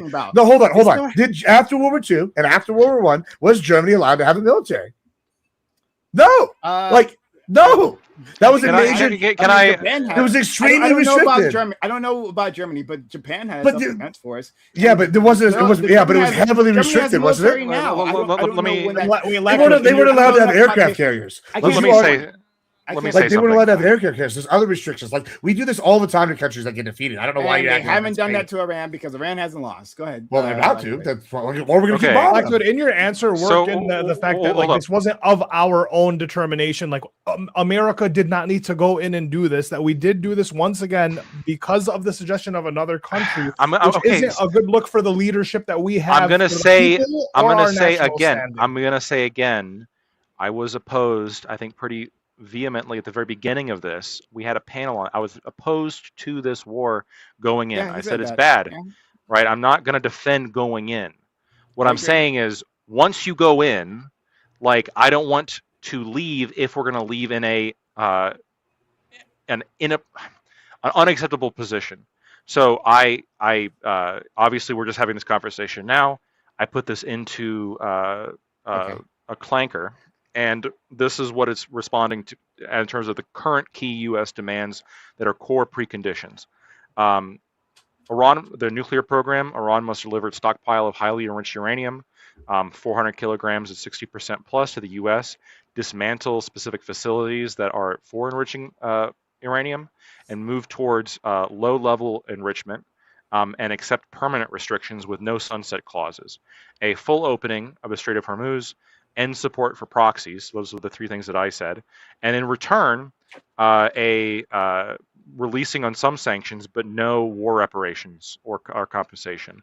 Iran's current demands are an immediate end to all hostilities, recognition of Iranian sovereignty over the Strait of Hormuz, Lebanon, including tolls, including on Lebanon, yes, and then also recognition of Iranian sovereignty and control over the Strait of Hormuz, full lifting of sanctions, release of all frozen assets, and war reparations, and not even addressing the nuclear issue, separate or delayed nuclear talks later, without even talking about that. So would they give up on their nuclear? I would agree with you that it doesn't even seem like the ending the missile program, like in terms of like just like conventional missiles, is even within the U.S. core demands. I would agree. I wouldn't make that necessary for peace. It's the Israeli core demands, and that matters here. Okay, I would make it. If we're talking about what kind of deal I want to see, I'd be fine with Iran because you have to make some compromises. I'd be fine with Iran keeping missiles, conventional missiles, and I'd be fine with removing sanctions. Okay, I think it'd be great if we removed all the sanctions of Iran, but I want those three things. I want to see movement on those. I want to see the Strait of Hormuz go back to what But it you're was. not going to get them. I want to see ending support for the proxies, and I want to make sure the Iranian regime doesn't get a nuclear weapon. So, friend, Okay, but I think part of the yeah. problem, one, is that, like, Lactoid, you are not stupid, right? I appreciate that. But I mean it sincerely, right? I'm not like throwing this up. I'm saying that, one, like, from your temperament, I don't think you would have gone in, right? Yeah. And two, right, like, before then you would have done negotiations, which we were doing, right? Israel, assassinating the negotiators. Let's not forget that happened, right? I think negotiating would have been much better. They assassinated on 2 separate occasions. They assassinated negotiators. And then they got a great deal initially. And then secondly, right? All right, so somehow, some way, Lactoid gets into the war. Okay, I don't know. Somehow it gets dragged in. Right? Somehow Palpatine returned. And then Lactoid says, right, like when the Iranians approached them, right, for negotiation afterwards, Lactoid once again comes to the table with an open mind. I don't know. It's not the word I'm used for, but you understand what I'm saying, right? Like that you would be doing this in good faith, right? I think that if I was going to put money on it, I'd say if I put Lactoid in charge of working the way out of this, it would happen. We could get this thing open, actually. But that it's not you. You're not the one there. You're not making the decisions, right? Instead, the people who are making the decisions are the people who rejected the deal, right? Steve Witkoff and Jared Kushner. When they showed up to those negotiations, I believe that they were in Oman. Hopefully, I'm not getting that wrong. But when they showed up to me in Oman, they showed up alone. Right? Why is that crazy? The Iran team showed up with a bunch of experts, right, within the nuclear field, within their international field, right, like international relations. They showed up with a team to do serious diplomatic business, right? Jared Kushner and Steve Witkoff, they came alone. The Iran nuclear deal, right, took years of negotiation. I'm sure you understand this, right? Took years of prep work, and then the actual getting the deal done took years to happen, right? Many teams were involved in making that happen, right? That's what serious diplomacy looks like. The Steve Witkoff and Jared Kushner did not come there for that, and so then they show up. They Iran presents a deal, right? And the Omanis are like, oh. We're about to be, we're good here. I can see it, right? We just had a good deal. All indication is, well, there's 2 things, right? All indication seems to be that Jared Kushner and Steve Witkoff literally did not understand what was being proposed to them. Literally did not understand. At least when they were reporting back to the American press as to what happened there, it seems like they had no clue as to what was proposed to them in that room. And it's either that, or they were actively lying, right? They were just saying the most wild shit, right? Because they were just working for Israel off the beat, right? So this is what we're dealing with. We're not dealing with Lactoid, right? Lactoid, yes, I believe you're because you're thinking in your mind, right? Being a reasonable individual, and that's what I think you are, right? A reasonable individual. You're looking at the pieces here. You're like, well, if through negotiation and through the pressure, right, through a bombing campaign, right, you're saying applying that pressure assists us in our position, right? The blockade assists in our position. We can, without a doubt, get a deal here.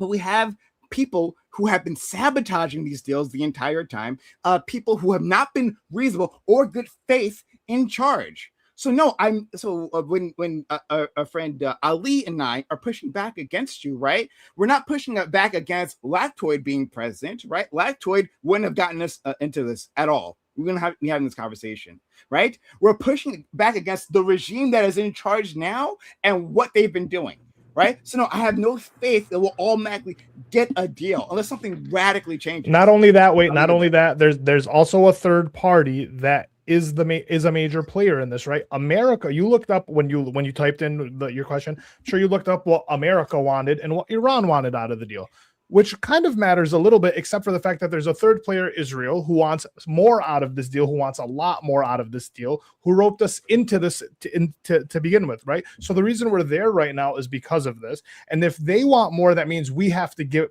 like, they're not going to stop. So that means we can't stop because we support them. So it's like, it doesn't even matter what like America reasonably wants out of this, right? Even though we're not going to get there's no reason for Iran to give up their nuclear program, considering the fact that the party that they're actually at war with, which is Israel, has secret nukes, according to the whole world. So they're not going to give up their nuclear program, their missiles, they're not going to like bow down to anything at this point. They probably will go down, in war, but it's not like they're going to bow down. And it's not like if America gets what it wants, that this stops. Because we didn't go there for American interest. We went there for Israeli interest. And we can't stop unless an Israeli interest is fulfilled. It's like... So, are you guys, is it your position then? Because Israel does have a stricter position, a harsher position than we do, it seems. It seems as though Israel does have more demands than we do when it comes to resolving this, which sort of makes sense given that, a lot of the conflict has been between Israel and Iran in terms of, Iran's taken the missiles. Do you think that a ground invasion is inevitable? I mean, like, what you think that we're going in? We're going in. We have to. We can't not go in, because right now the biggest thing is with the 12-day war, we said we were done. We annihilated them. Israel asked us to send the big bombs, right? We sent the big bombs. We annihilated their nuclear program. 6 months later, we're now at war with Iran, right? We haven't said it. We haven't declared full war, but like we've been there for, it's a special military operation. Yeah, for right now. But wait. But the issue is, right, we got in, and according to you, Lactoid, we can't get out unless we have at least like certain things. One of the things being we need all the nuclear material out of Iran, right? And it's not like you're going to trust them to actually just deliver it, right? They're not just going to deliver it. So we're going to have to go in to get it. And the second issue for me is the other player, which is Israel, doesn't just want the nuclear material. It wants no ballistics, and it wants regime change. And they're the reason that we're in this specific war at this specific time to begin with, right? So like I don't see a way right now where we can back out without the nuclear material, without the proxies, which they're going to keep funding. There's no reason for them to stop funding the proxies, especially if Israel's continuously going to war with them and just roped America into war with them. Okay, there's no reason for wait. Let me finish. Just let me finish. There's no reason for the Iranians to like necessarily concede unless we bomb the shit out of them and go to actual war with them and win. Right? Like unless we do this, which involves us going to the ground. And right now, we can't get out at all, so it looks like we're going to be in another Iraq. It's just this is a larger population of people and a way bigger issue because we have the Strait of Hormuz. Y'all are just fundamentally misunderstanding why we're at war in the first place. Like I agree that the nuclear stuff was maybe used to like prop up support that maybe wasn't there domestically, right? But y'all keep saying Trump doesn't have any idea that he's thinking short term. I absolutely vehemently disagree. I think you're totally wrong, and I'm going to lay out what I see in the vision that is happening. Okay, and I'm going to tell you why this war is happening, and it's purely economic. All right. One, we went after Venezuela. They're part of BRICS, are now at sync, right? We took it out. We took out the oil. Iran is the second biggest supporter of oil in the region. They send like something like 18% to China. Next, what happened then? We signed a protection deal, and we're guaranteeing our protection of the Strait of Malacca, which 80% of the oil in the world that goes to China goes through, right? So 80% of China's oil comes through Strait of Malacca. Okay, boom, cutting them off there. All right. Then we look at what he did with the TRIPS corridor. Do you know what the TRIPS corridor is?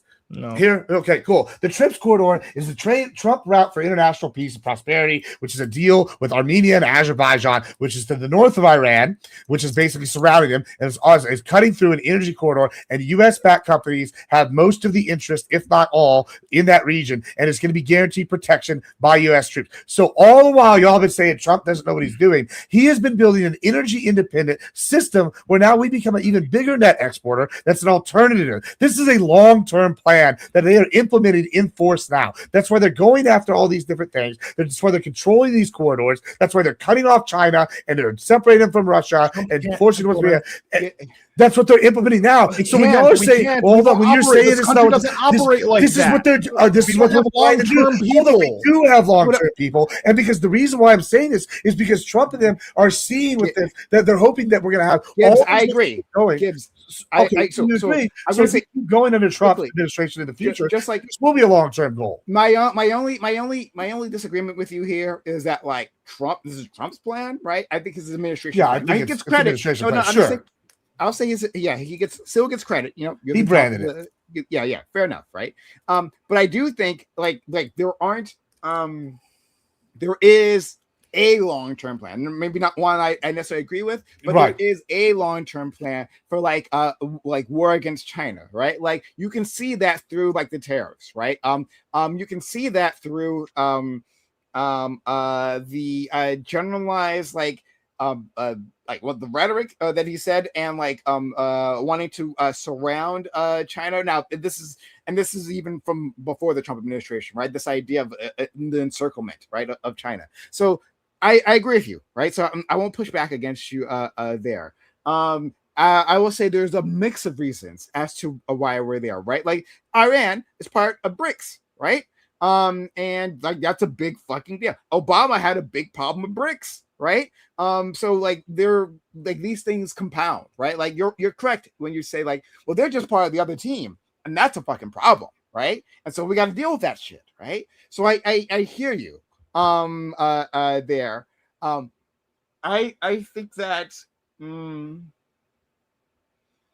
think that but you already admitted this too, right? You actually, from the very start of this, you said, yes, I agree that the nuclear bit was like, just a sideshow. Like help with them. Okay, yeah. Yeah, a supplementary reason. I agree with you on a lot of these things. I agree with you on a lot of these things. Yeah, you just disagree on if the outcome is good or bad, or if it's the foreign. Like I think we both agree. I think I just don't like when what like people like Ali and I heard Doobie and something are maybe I don't know if you Corey said this, where it's all like there's no long-term foreign plan. Like I see a long-term plan. Like, and I'm hoping Republicans stay in power so they can implement it. Yeah, but that's what I mean. I understand that they're like these people have plans for fucking years, right? I don't think it's literally the most ignorant people running the government. Obviously, these people plan and whatever. I'm saying that we don't have the kind of infrastructure to where we can like guarantee an execution of this plan, right? If every 4 years we're having an election and it can go one way or the other, right? Yeah, you can have a long-term plan, but can you actually execute that plan if you're constantly if you're at risk of losing the presidency, the House, the Senate, so on and so forth? I think the response to that, and I'm curious. I want to bring in Doobie. If Doobie, you still there, Doobie, right? Hopefully he is. But yeah, I think what you just said is an advertisement for the swamp, right? This is what the swamp does. So like in terms of like the military industrial complex, right? Like that like pool of bureaucrats, unelected bureaucrats, right? Who are just like doing things, either undermining a president or just like have these like long-term plans that are outside of any political considerations, right? But that's this, right? Like the imperial core, the American empire, right, keeps chugging under Democrats and Republicans, right? We keep pushing. Now the rhetoric might change, but like we still keep launching wars in both ends, right? We still have a machine that is willing to invade, until sanction, until to isolate, right? There's a long-term plan here that like goes beyond administration, specifically for war, not for anything else, right? You're talking about domestic policy, you got a better case there, right? They don't seem to give a fuck about that part. But as long as the war machine is going, actually, yeah. And so I want to like ask Doopy about that, right? Like this idea of, do you think that in terms of foreign policy, that you can see like continuity across the administrations, that like basically you know this is what like lefties like to argue all the time, that there really is no choice, like the far leftists, right? Like there actually really is no choice. Both sides are the same. And it's just like, you know, two enemies pitted against each other for our entertainment. But like in terms of, especially when we're talking about foreign policy, that like the imperial core kind of just like marches on. What are your thoughts? Oh yeah, I agree. So I think this is the idea that there's like a uniparty on specific issues, right? And outside of those issues, they allow some disagreement, some movement, but it's very empty, right? Because this is like it's sort of like bread and circus. So I agree that that's absolutely a thing. And I think that, have you ever heard of the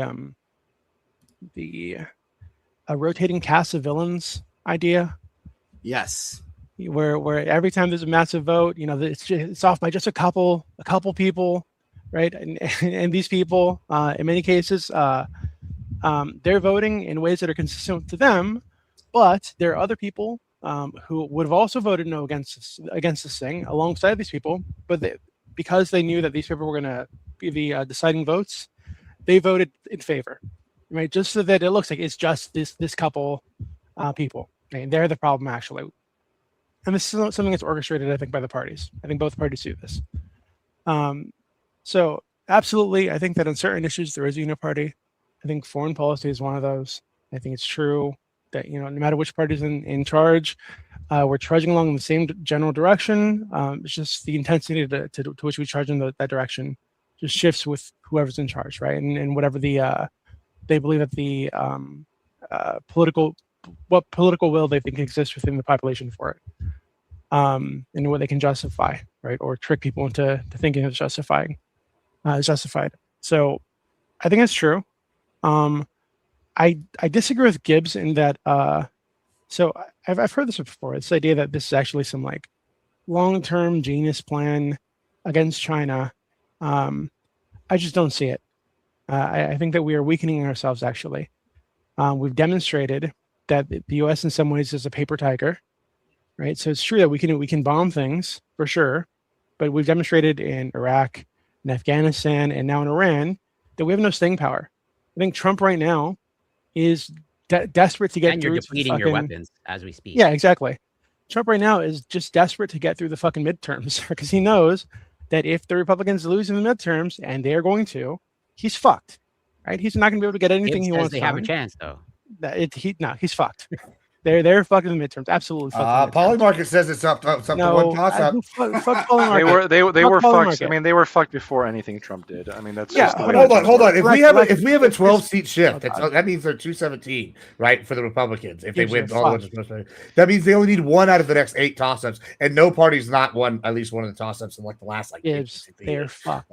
Okay, we'll see. All right, I think y'all are going. To be clear, it isn't because the Democrats are great. It's because Trump is so shitty. And the Republicans it's not because he's shitty. It's just no, the way it works. Dems have a 12% approval. It's the way like every midterm has wound up in the past like 100 years. Doobie's point is it's more of an anti-Trump than a pro-Democrat shift. Yeah, exactly. But also, this is not just the way it works, right? So if you're telling me, Elector, that you believe that if what Trump was doing was popular and loved by everybody, loved by the majority of the population, he wouldn't need to worry about the midterm. Like he would still need to worry about the midterms because he'd lose them anyway. Yeah, that's crazy to me. Yeah, he would. I don't think people just reflexively vote like against the party currently in power. If the party in power is doing things that are popular. A big part of it is that the people, like I mean, regardless of whether or not a president is doing well by whatever measures, you're going to be able to point to something like, oh, look what this president has done. It's really bad. And this is going to be like a bigger sell, I think, for the opposition. As opposed to the proponents of whatever administration's in power. And this is why, like for I think every election going back all the way to like the 1930s, with exception of like, I don't remember, it's like some small percentage, maybe it was it's 3 in the last 30 years. Is it? Maybe 8 since 1930 then. I don't recall exactly the number, but the vast majority of the time, whatever party won the presidential elections just loses in the midterms. It's just the way it works in America. There's something like FDR, there were some exceptions there, but this is generally the case.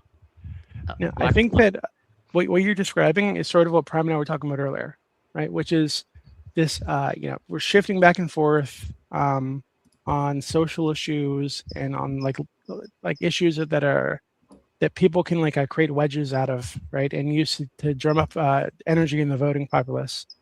But long term, right, on specific issues, right, we're going to charge in the same direction because the shit that happens in the midterms is part of the bread and circus thing, right?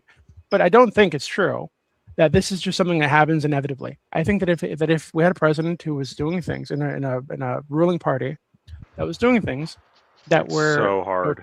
that were popular among the majority of the populace, that people felt good about the direction of the country, I don't think it's just true that they would just be replaced anyway. Maybe I think when this happens, and I agree it's hard. I think why does this almost never happen then? Wait, Like, not tariffing the world is not difficult. Actually, I'm pretty sure. No, I'm saying it's difficult to do such a good job that you're going to be able to beat like the historical projections and win a midterm following a presidential victory. I don't disagree. Like, he didn't do himself any favors with the tariff stuff. I don't disagree. Okay, But so, I think he'd be slated to lose even if he didn't do the tariffs or Iran. I'll just give it to you. Actually, it's sort of like not thank you. irrelevant, but I don't think it's important to what my point, which is that I think right now Trump is just struggling to get through the midterms. He knows he's going to fail in the midterms, whether or not that's because of Iran or whatever. Whatever, doesn't matter. But I don't think this strategy long term is going to play out in the way that he. I don't know. I don't think it's him, to be clear. I think it's people around him, people within the swamp that have been there for fucking decades, likely, and this is what they want. This is what they've been pushing for a long time, and Trump is just willing to let them fucking do it, right? So, but I don't think that we're going to continue on in that same intensity, and I think that it will get derailed, and that because he's let them go on so intensely, I think it's actually been counterproductive to the long-term goals. Because again, we've demonstrated the U.S. is a paper tiger in some ways, and we've demonstrated that the U.S. populace, again, still is not willing to deal with these long, drawn-out fucking wars. We demonstrated again that the parties don't actually give a fuck about the population, and both parties are on foreign policy, at least a uniparty, that will spend billions of dollars on these unnecessary foreign conflicts while bitching about paying those same billions, actually fewer billions of dollars for programs at home to help people to live here, right? So it's just weird. Not only like weakening us on the world stage and embarrassing us on the world stage, but we're driving in the fact into the minds of the American people that the government just does not give a fuck about them. What's The your parties proposal that- here? The people in for power Iran? do not give a fuck about them. Right? What's your proposal here for Iran? Well, can I just For add Iran on? specifically, I think we need to pull out. I think we need to stop. Just well, complete unilateral no deal. They get to keep the uranium, the straits. Well, Lactoid, if a year Yeah, from now, if a year from now or absolutely, 6 yes. months, it's the Yes. exact Let same Israel thing. deal with it. Like, as Yeah. in, there's no movement on any of your goals. You would say just continue on. We have to achieve those goals. So even a year from now, and let's say we spend whatever, at least $50 billion, $70 billion, you just say keep going another year, another 5 Yeah, years. In fact, I think there's a time limit in which like the pain pressure, the pain pressure for me will hit a certain point too. This is the case for all negotiations. There's obviously going to be a point where I'm like, yeah, like, and I felt this way about Afghanistan, right? Like there hits a point where you're just like, yeah, it's lost cause. But I don't think I don't think we're nearly there yet. Well, that's what I'm saying. Lactoid, Like I a think year. that To just the best give up. way to To just ensure give up Wait, without why a deal. can't Israel deal with this on its own? Let them I think the do. best Let way to them ensure- do all the Because things. if they have complete Send our sovereignty, lapdog in, right? because if they have complete also- sovereignty over the Strait of Hormuz, that's and Why, have nukes. send our lapdog in. Let them send their army, their IDF in. This is their war. They want the regime change. They want this shit. They're the reason we're in, right? We're sitting over here. We have lapdogs. We're supposed to be this world power. They're supposed to be our client state. Because the Send them the Hormuz, fuck in. because the Hormuz situation affects us, and the proxies Send them in affects us. first. Send them in And- first, and when and- they and- leave, how we do can the go. proxies affect us? The reason is because one of the powers that's in conflict with Iran is not just Israel, it's also Saudi Arabia and it's other That's countries. Israel's fault, because if Israel didn't initiate this war, we wouldn't. Iran wouldn't have bombed over Saudi. No, Yeah. the Saudi Arabian Iranian proxy conflict has been happening for probably decades. None now of at this point. involves us in a real way. But it does though, kind of, The right? oil, bro, the oil. When you have mass shipping across the world economy being choked in the Strait of Hormuz, when you have Trump said we don't even use the Strait of when you have Hormuz. our interest, yeah, but the world does, and that affects Okay. us. And that affects us because when they're Lactoid. not buying the oil there, But they the have to Strait buy of it from Hormuz somewhere else, wasn't and that affects. closed. The Strait of Hormuz was open before we went in. I am not in favor. I was not in And I'm not favor of saying going you are. in. Wait, Lacto. What I'm saying, what I'm saying is that what yes. Doobie's saying is, yeah, obviously we pull out, we take the concession because this isn't something we should have been into to begin with. You agree with this? So at a certain point, yeah, we have to take the L, or we have to be there forever. You were pick one, and you're picking being there forever, so you don't take the L. No, obviously not forever. Like I just told Corey. But that's what's going. What I just told Corey. I don't know. Like 6 months, a year. Like realistically, It depends on the trajectory of negotiations. Okay, we've killed their leaders, right? Yeah. Because a lot of their leaders have been replaced.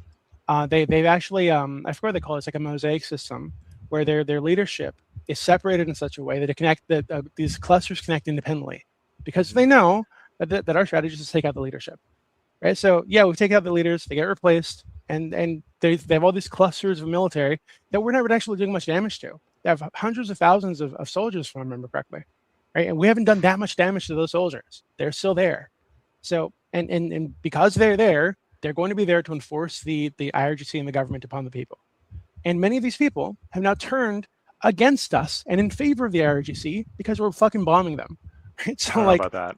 No, I think I've seen the polls that I've seen. It seems to be true. There's current polls from Iran right now that you trust? Yeah. Do you think there's a possibility they could be turning towards us, like while they're being bombed by America? I think there's a possibility. I think that's very low. I think that the probability of what's happening right now is that most Iranians are probably just upset that they're having to experience this. There might be just like reported negative opinions towards America increasing, but I think that the vast majority of the interest right now of the Iranian people is to come to some kind of deal. I think that's really what they want. Wait, but or at least the proportion of that is growing is what I would expect. But they have access to the news, right? And the accurate reporting that I've from our perspective and their perspective right now is going to be that their leaders are seeking a deal, and we are refusing, and that Israel is refusing repeatedly. I want to see what polling you're talking about. Their leadership isn't the issue. We are Israel. I want to see what polling you're referring to. The polling would affect my opinion when it comes to how long we should stay there. The willingness of our allies in the area, both with Israel and with Saudi Arabia and the Gulf states, depending on what they're willing to do, that could affect the timeline that I'm thinking about. We already know what they're willing to do.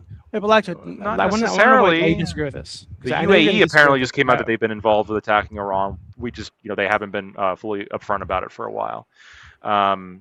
Like the Gulf states are apparently putting pressure on the U.S. to go further. Okay, because it benefits them, because the big dog fights for them, but it doesn't. Well, because they don't want the Strait of Hormuz.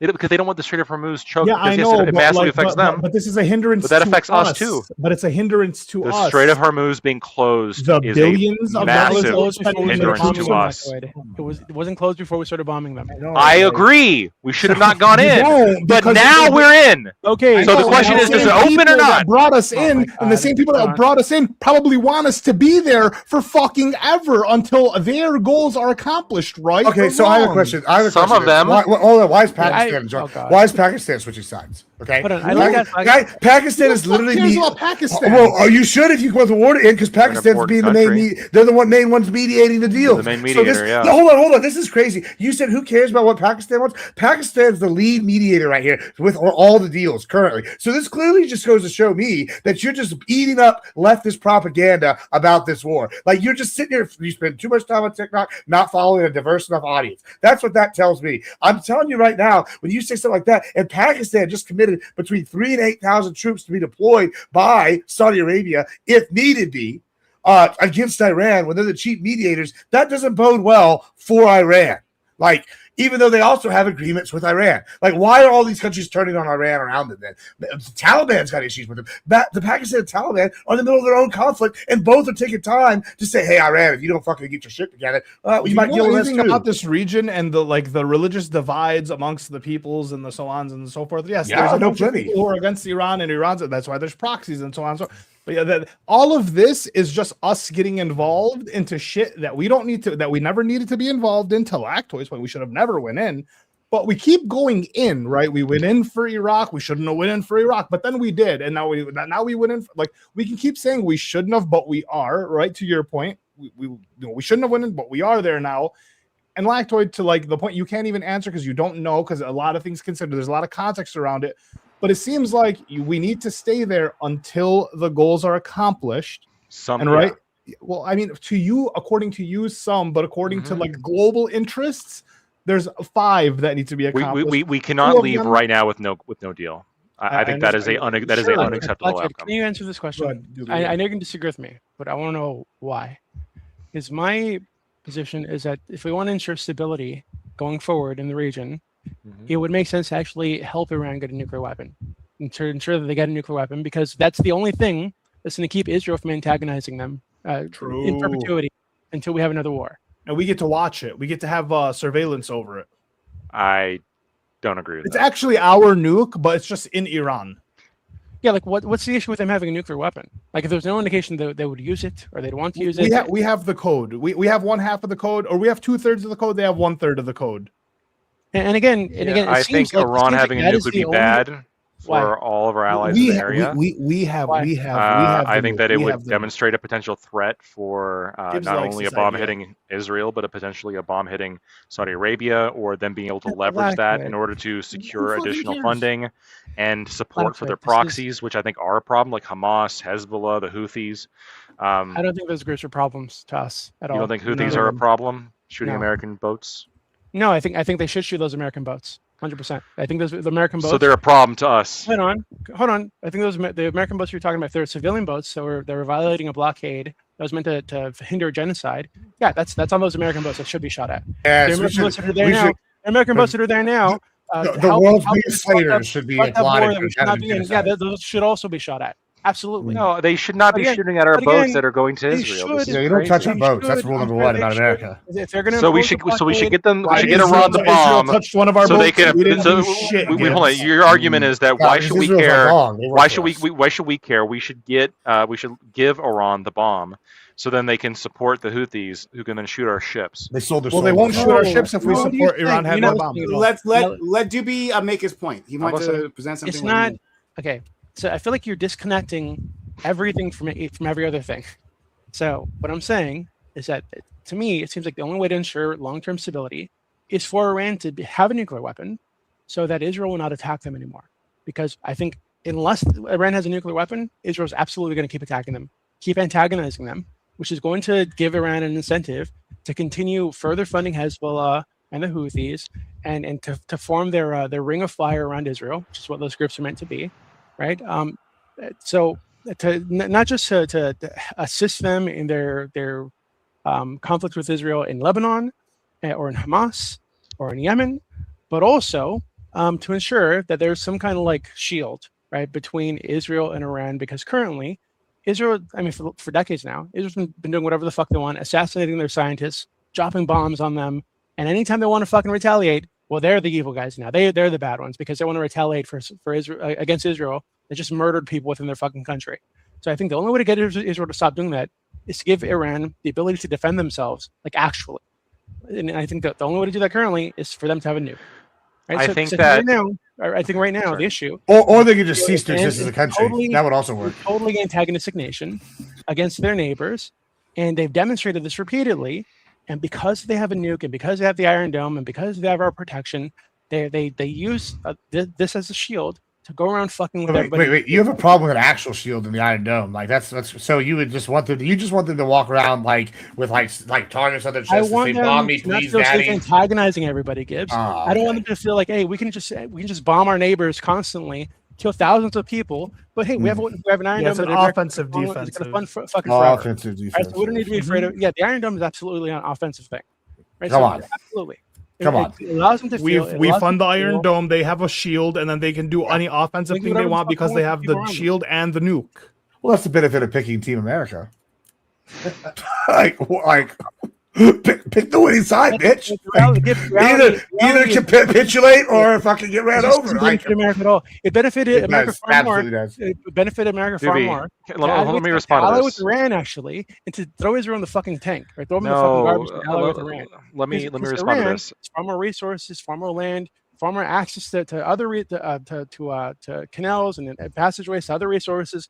Israel is just a piece of shit country full of piece of shit people that does piece of shit things to its neighbors. There's nothing good about the place. So we shouldn't actually, if we want to worry about like, hey, what's best for the United States, we should be allying with fucking Iran, not Israel. Okay. A lot to address there. I'm not going to be able to get to all of it. I think that my criticism of your position is that I think there's a little bit of naivete happening when we're assuming that Iran doesn't have its own designs as a regional power. Again, the only conflict is, there is more than one conflict in that region besides between Iran and Israel.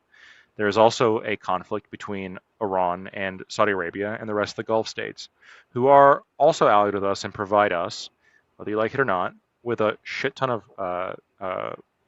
intelligence, resources, and are critical, especially with the Strait of Hormuz, are critical for supplying like some crazy percentage of the world's oil. And you're right, is a lot of the oil is not coming directly to us, but when it doesn't go to its customers in Asia, those people buy oil from the sources that we buy it from, causing oil prices to increase, which causes the prices of everything to increase, which overall slows down economic development. This is a problem. Iran and Saudi Arabia have been locked into several proxy conflicts that have little to do with Israel, including the Houthis' existence to begin with. Do we remember the Gulf coalition, including Saudi Arabia, that fought with the Houthis in Yemen for several years? That was a direct proxy war, not a direct, kind of wrong word, but it was a proxy conflict between Saudi Arabia and the Gulf states and Iran. That happened. It's not, if Iran is able to gain power, they're not just going to sit back and defend themselves. They're going to massively expand funding and power for their proxies. They're going to make moves against Saudi Arabia. They're going to make moves against Israel. Sure, I know you don't care about that. You think they're all, horrible or whatever. But they're going to be making, and they're also, like to Gibbs's point, they're also going to be making moves up into Azerbaijan, who Azerbaijan, South Azerbaijan, there's a massive ethnic population of Azerbaijanis in Iran. There's going to be moves made there. And that's not good, not just for America, but that's not good for a lot of other regional players and a lot of global, when it comes to global stability, when it comes to global economic development. So, no, I don't think it's the correct solution here is just to sit back and let Iran get the bomb, especially when you've already admitted they're religious fanatics. No, hold on. I think that they are not religious fanatics in the way that you're thinking. I think that they are religious. It's a semi-theocratic nation for sure. So is Israel. So is the United States right now, actually. Right? We have politicians openly making decisions on policy and military policy based on their religious beliefs. Right? So pretending that we're not influenced in some way by theocratic thinking is ridiculous. And again, so is Israel. So are many of these other nations in the Middle East, right? And in Europe even. Yeah, so, but Iran is wait 1 second. And yeah. Right now, the fact that Iran has not been seeking a nuclear weapon is largely due to their religious beliefs, because there's a fatwa issued against it that matters to them. I know, hold on, but we've already gone over this a million times, right? So you disagree with the ODNI for some reason. I agree with the ODNI. Well, then I don't know why you're asking why they were enriching their uranium. Well, hold on. The ODNI didn't have an answer as to why they were enriching beyond 60%. Yes, it did. What was the answer they gave? The answer. Wait, hold on. Not beyond 60%. Oh no! Your response is that they're using that to compel the U.S. to make a deal. That was the ODNI's response for years. That was explicitly in the reports that were put out, that they were using this as a bargaining chip to get us back to the and for any settlement, for something to be a bargaining chip, there needs to be an actual credible threat behind it.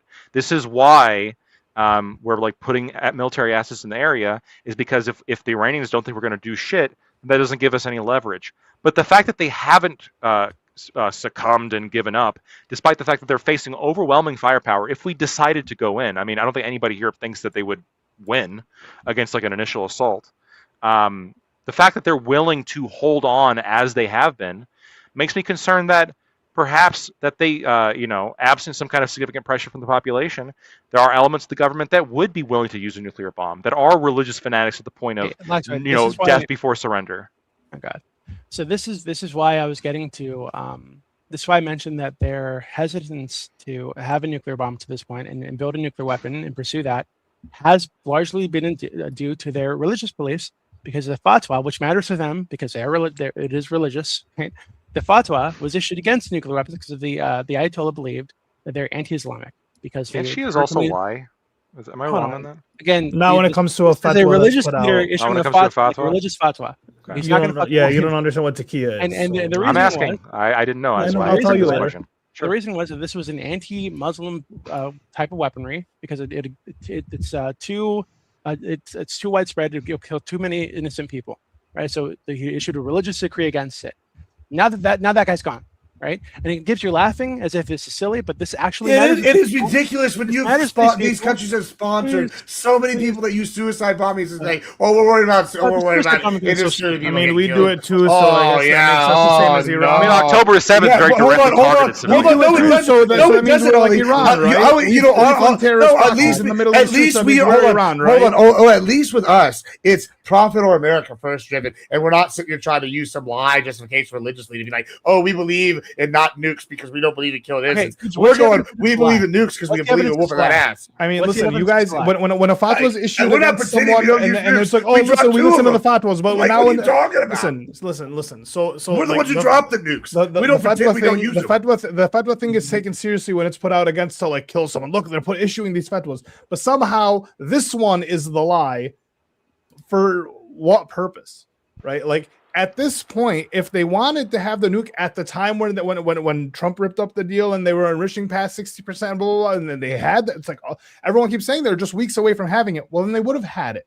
Right, they would have had it. They would have kept it. The war's not about just that. That's just a supplementary reason. But they didn't. Okay, But they didn't. They had the uranium. They had the uranium. They were telling you this is why we have it. Look, you can look at it. We don't have the bomb yet, but look, we have it. If we could truly trust that they would never get it, if that was a fully believable thing to believe, I don't think. I think the trust thing is bullshit. Hold on, right, but hold on. If we could trust that they would never get the nuke, kind of like I believe that Doobie's implying that they weren't going to get it. They issued a fatwa. We knew they weren't going to get it. Mm-hmm. Then, if we could truly believe that, then it would entirely nullify the point of why they were enriching the uranium in the first place. Because they were, if they were trying to enrich it to scare us into a deal, then obviously they knew that we couldn't trust them, that they wouldn't build a nuclear weapon. Because if they thought that we knew they wouldn't build one, then we wouldn't care if they were enriching it beyond 60%, because they issued a fatwa. They issued a fatwa. They can't do it. Don't worry. For the millionth time that there's a third player in this region that is just as important, if not more important than America, because they're actually the ones there, which is Israel, right? And if the contention is between them mainly, right? This is the main contention. The reason that the Gulf states have a contention with Iran is, obviously the Sunni Shia thing, but there's also the fact that they're allied with Israel, so on and so forth.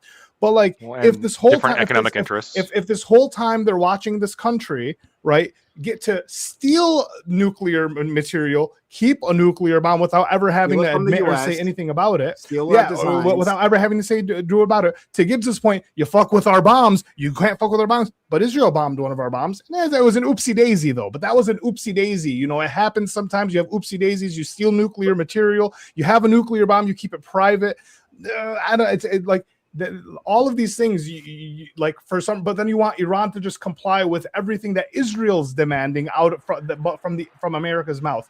There is this huge issue of like us getting roped into forever wars, right? Because to your point, we should have never went in, but we're there now and we can't just pull out.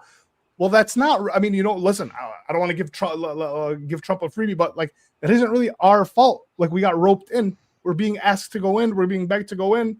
And then we go in. And so it's like there's an issue where it's like, yeah, now according to you, like, do you see this war ending anytime soon? Hold on, but before you get there,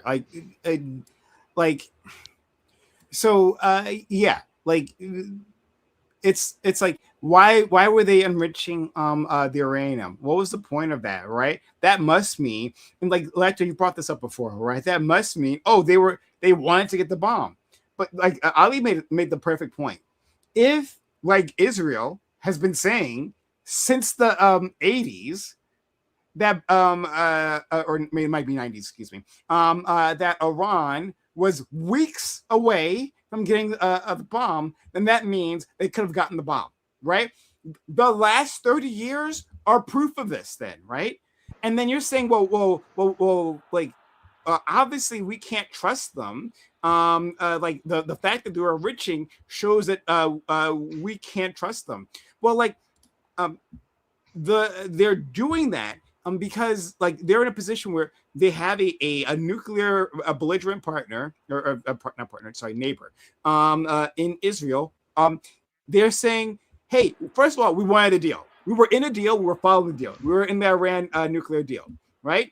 We and everyone knows, but according to all reports, Iran was following that deal, right? And then they Trump tore up the deal, and Iran continued to follow the deal, right? During the Trump administration, right? And then the Biden administration came in, and they're like, okay, we're continuing to follow the deal. Hey, like because you are Obama's vice president, we're sure we can do business with you, right? They didn't know the way I didn't know, right? That the Biden is a filthy fucking Zionist, and he was just working for Israel, and so he refused to make the deal. He was against the deal, and so then after all of that, after years of following a dead deal, right? Then they're like, okay, so let's just like enrich to a point, and just to say, hey man, like we want to strengthen our negotiation position because you guys keep saying the rhetoric is endless. You're going to attack us. You're going to attack us. You're going to attack us, right? And like, hey, we got to figure out deterrence. And then after they get the deterrent, you say, well, that's proof. Look at them. They're so warlike. They're just about to get the bomb. Why would they be enriching up to 60% if they weren't going to use it? Blackwood, do you see how, like, looking at the scope of the history, how that, like, sounds insane? Like, from their perspective. No, because, again, there's still the catch-22 that hasn't been resolved. On one hand, you're saying they've issued a fatwa. They aren't going to get a nuke. They were just enriching in order to scare Americans into getting back into the JCP, some other, maybe not that specific Iran deal, but a different Iranian deal. But then on the other hand, actually, in order for the enrichment to have a credible threat, they obviously must have known that we wouldn't believe them as to their fatwa. Yes, I can solve this for you. Okay. Because like the rest of the political establishment thinks like Lactoid. Well, most of them do, not like Trump regime, right? They think from your perspective, this is proof, right? Oh, yes, I can hear, fatwa, but what does that mean, right? These are a warlike people. They want to take advantage. They want to do it. They understand that from our perspective, they don't. You don't trust them, right? You don't trust them, and that like this would look like a credible threat to them. If they have, it doesn't matter what the fatwa is. They know the Washington political establishment has the exact same question that you just had, right? And so yes, I would expect if they're enriching uranium beyond 60%. Yeah, wait, but then they didn't. They did. Well, that is undeniable. They did enrich it beyond 60%. Oh, I'm sorry. Oh, like my point is that like they didn't go for the bomb. Excuse me. Sorry, I don't mean to misspeak. No, they just did the thing that's necessary for the bomb in order to scare us into thinking they're getting the bomb. But then they didn't make the bomb. What? But we should just trust their fatwa. No, but the issue is that for years, what you just did shows exactly why they did it in the first place, right? You're like, this fatwa means nothing. Obviously, it's just a ruse, right? No, obviously, I don't know. Here's the problem: we're talking about uncertainty in the face of nuclear hellfire. It is possible that when they're enriching the uranium, that they actually never meant it as any kind of credible threat. They just fully believe that America would take it as a credible threat, which, okay, dumb move by them. But this is entirely like the position, and that as soon as they reach like weapons grade enriched uranium, which at 60%, that's actually not too far away, they at that point would be like, actually, we're just not going to use it for anything. We're not going to use it to defend our nation, in our opinion. We're not going to use it to help our proxies. We're just going to sit on it. That is possible. Is that possibility comfortable enough for either me or I think most people, but especially the Washington establishment? No. Okay. And that's what they're banking on. I'll say one other thing that I'm going to do. One other thing, right? Then I'm done. Lactoid. Like the other side of this, right? And I don't know how deep you are into this, right? I know other people are. They're more neocons, right? But I don't know how this infects your thinking, right? I'm not a big neocon. yeah. Okay. I'm not. I oppose going into No, Iran. I know. You're not a neocon. Yeah, I'm saying. Okay. Yeah, I agree. All right. Okay. Yeah. Okay. So like the idea that this is a suicidal regime, that because they are such theocrats. One, they're such theocrats that like when they enter a fatwa, like they don't actually mean it, even though they're theocrats, which doesn't make sense in itself. It's a paradox there. But that like this regime, right, is just so self-destructive that they would recklessly launch a nuclear strike, right, with the certainty that the world will respond with nuclear strike, right? Like bombing, like wherever, right? One of the U.S. allies, right? That would result in the nuclear hellfire. But like there is a strain of thinking in both the conservative and democratic sides that these people are just crazy, barbaric. And again, I'm not trying to put this on you, Lactus. That's why I'm asking you, right? Is that what you think? Do you think that they don't have an internal politics that they're following, that they don't have a survival mechanism, right? No, they do, but and as long as the regime would remain stable, I think the event of a nuclear strike would be unlikely. But the problem happens when regimes become, through multiple situations, potentially unstable. And having an unstable nation in possession, especially with the theocratic trends, like here, Kim Jong-un in North Korea, for example, just recently, I don't remember if it was a constitutional amendment or if it was some kind of decree, but in the event of any assassination by Kim Jong-un, even if they can't prove who did it, requires a nuclear strike. That's concerning.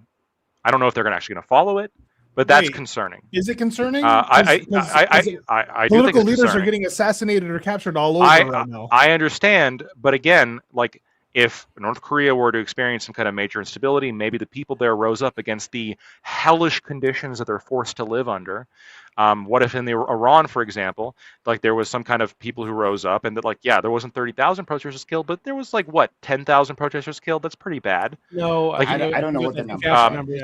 You had protesters is sus because they were a lot of these people were Mossad, people being funded by Mossad to go around. Potentially, but I think it's undeniable that the that's right. Iranian, just like in America, all Antifa is run by Russia and China. They're all Russians and Chinese. Hold on, real quick. Both the current Iranian regime and the one that was in prior before we wiped it out was not democratic. It was not responsive to its people. There's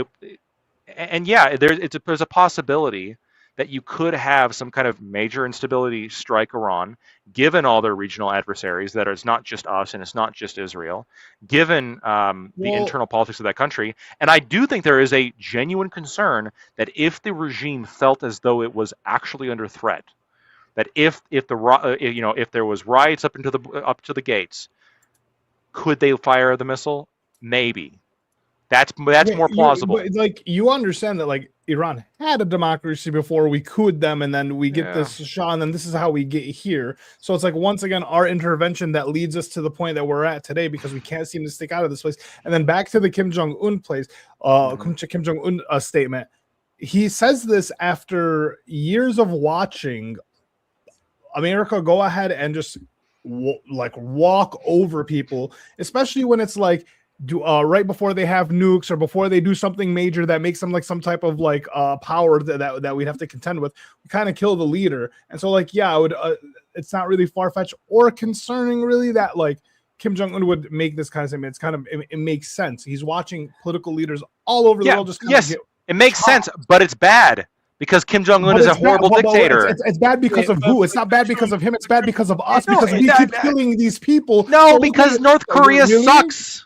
It's because the people there are living under hellish conditions. It doesn't matter if North Korea sucks. They have a nuke, and now they're stuck. Yes, you're right. Now we're stuck. They have a nuke, and now they're watching America kill political leaders. So he goes, you know what? If I get assassinated, you know what to do. Whose fault is that? You're right. The life raft for the North Korean people has been extinguished. You're correct. Let's go to Doobie. Do you have anything else to say? Yeah. So it's true. They were enriching uranium. They want to be a threshold state, I think is the term, right? And the ODNI, again, saying for years, The reason they were doing this is to use it as a bargaining chip because they wanted to get back into the JCPOA. And when those negotiations started, when they tried to open up those negotiations initially with Biden, the first thing they did is offer to turn over all that enriched uranium. That's the first thing they fucking did. First thing they did with Trump is offer to turn it all over because they didn't actually fucking want it. What they wanted was just us to get back into the JCPOA and stop the brutal sanctions. You're saying that we hold on. You're telling me that they offer to turn over all the enriched uranium and to not get to that level ever again if we got rid of sanctions completely. If we entered the JCPOA, yes. And that had sunset clauses, though, right? I'm sorry, what? That the JCPOA had sunset clauses, right, in which they would eventually be able to enrich uranium again over 60%. Hold on, but what they wanted, and there's interviews that they've given. I think the guy who was like the head of negotiations gave interviews to this effect, where he said explicitly that they would turn it all over, and what they actually wanted was some kind of clause to make it permanent, right? To a long-term clause, because their concern was that they'd get back into it, and then the next president would just pull out again, and they'd be back to square one. Okay, yes, but then why did the original Iran deal have a sunset clause? If they had never any intention of getting a nuclear weapon, why did it have a sunset clause on the amount of enriched uranium they can have? Why didn't they just agree we can never get enriched uranium, because it was their first deal. I'll tell you why. That was their first deal, right? Like this was like just getting, like I was saying before, just getting to the JCPOA was years of prep work, years of like trust building, right? They didn't start with, well, permanently give up our ability to do this, right? They're like, hey, are these people good partners? We're absolutely not. Don't trust the United States. But are they good partners? Why would you start with immediately giving it all up afterwards, right? Go ahead. Because they can't have a nuke. But okay. Oh my god. No, I mean from their perspective. But Lactoid. So there are components to getting nuke, right? So yeah, you need the uranium, but you also need the ability to make that uranium into a nuclear bomb, and then you need a delivery vehicle for that uranium, right? So the ODNI said that they stopped that program in 2003, and they never restarted it again. And the reason they had a pre-2003 was over concerns about Iraq. They were concerned about Iraq invading them again, right, and having another fucking war there with Iraq. So, but in 2003, the FATOL was issued by the Ayatollah, and they never started those programs again to have to develop a. That could be well and good, but once they have 90+% enriched uranium, how quickly would it, especially with their ballistic missile tech, how quickly really would it take them to convert that over to nuclear? It could be. I think the estimates that I saw from the IAEA was like a year to 2 years, depending on the type of delivery vehicle. A country that get it in a year is. They could have a nuclear capable. They could have a crude one in under a year, like a crude, like a dirty bomb sort of thing. Yeah. But for like an actual nuclear weapon that could be a threat to Israel, to the United States, etc., that'd be over a year. For the delivery vehicle itself. Right? But if we're talking about like roughly a year's time, I mean, this is the threshold for considering a nation to be nuclear capable. Yeah, this is why Japan is considered a nuclear capable nation, despite the fact they don't have any nuclear bombs now. If they wanted to get one, they could get one. Yeah, exactly. But this is why their strategy was to be a threshold state to get us back into the JCPOA, which is what they have been begging us to do because they don't want the fucking sanctions. They want civilian nuclear enrichment. They want a civilian nuclear program, which they've had. They don't want a nuclear weapon, or they haven't up to this point. The issue now is that before this, because there was so much antagonism from Israel, from the United States, because Israel was assassinating their scientists in their fucking country for a decade before this, right? There were elements within the Iranian government that was saying, hey, we do need a nuclear weapon, actually, because it's the only way to keep these fucking crazy people out. The only way to keep these people from attacking us. So now it seems like we've given them all the ammunition they need to say, hey, yeah, we were fucking correct. Actually, we do need a nuclear weapon, even if we never plan to use it. Because otherwise, the United States and Israel will keep attacking us. And no matter what we do, no matter what deal we give them, they're going to keep attacking us and keep throwing up roadblocks to peace in our country. So Can I ask you this? Do you think that now, given that we've already attacked them, do you think they would get a nuke if they could? I think they would be crazy not to. I think we've given them all. So now we have even more reason to not pull out. Lactoid, do you see how like we are creating fucked up situation. We shouldn't have gone in, but now if they're definitely going to get a bomb, we definitely can't leave now. Once we create those fucked up situations, That's our fault. situations. Yes, No. but if you smack the big guy at the bar, you can't just stop there. So it seems like actually the only way to have stability here is for them to have the nuclear weapon. No, it's not. Israel that attacking them constantly and antagonizing them constantly. Because everything else is proven to be just flimsy, right? Because we're gonna dismantle it. We're gonna pull out of deals unilaterally. We're gonna impose brutal sanctions on them to fuck their economy. Israel's gonna keep assassinating. This is ridiculous logic, bro. Like, come on. Like, listen. I gotta be honest. You know what also fundamentally stops that problem is if we just take it out. At what point are they not justified in having a nuclear weapon from your perspective?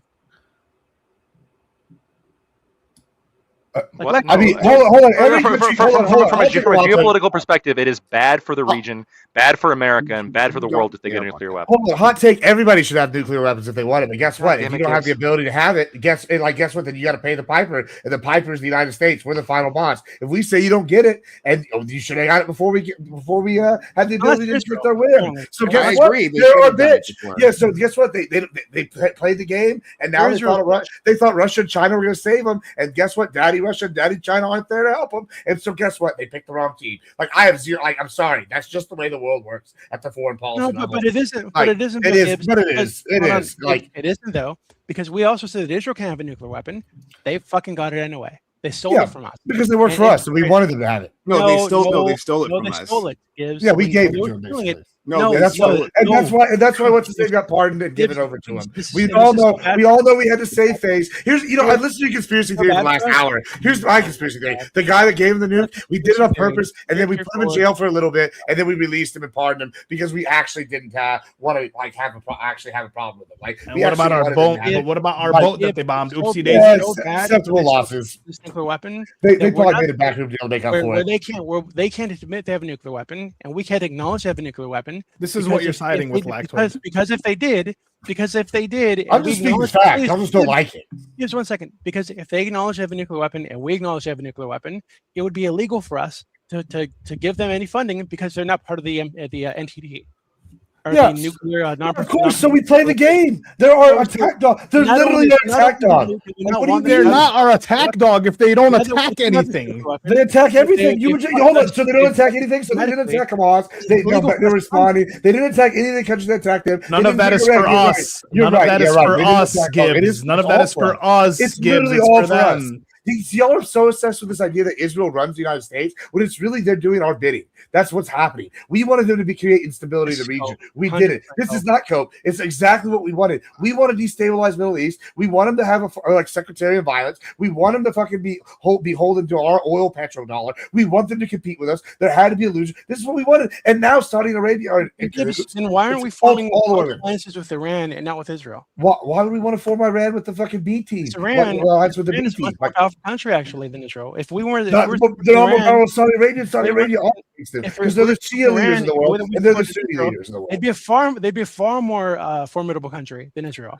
Wait. So is Saudi Arabia stronger than Iran? Yes or no? We know they are, because they are. And so, here's the facts: Saudi Arabia is Sunni. Yes, they are. Saudi Arabia has a shit domestic. Saudi Arabia has the strongest. Saudi Arabia is ranked number 2 in the military place.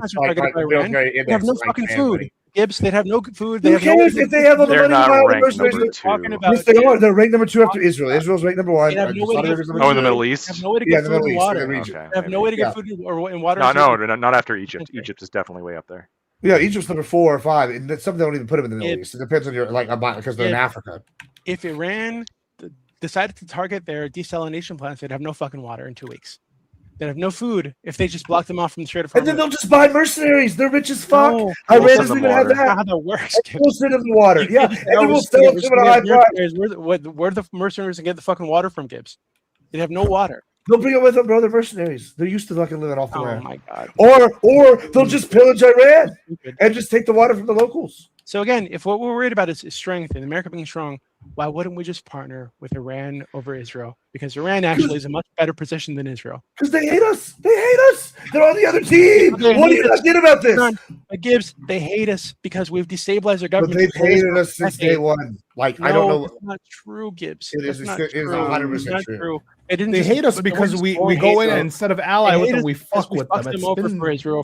Every empire has done this in the history of man. Y'all act like this is a new thing. We're not more civilized now in 2025. Every empire fails. Every empire fails. Every empire fails after thousands of years. Some of them. Like, what is a fail? Like, are you saying that every government that's ever existed is a failure because they didn't exist in perpetuity? They all fall. If your position is just being totally amoral, not giving a fuck about what the morality and just supporting whatever makes the United States the most strong, then you should support us funding Iran actually and give them a nuclear weapon. I think we should divide Iran into about 50 states. You're a tiny shithole nation that would not exist without us. That's what I want to do, actually, because you don't benefit us in the way that Iran does.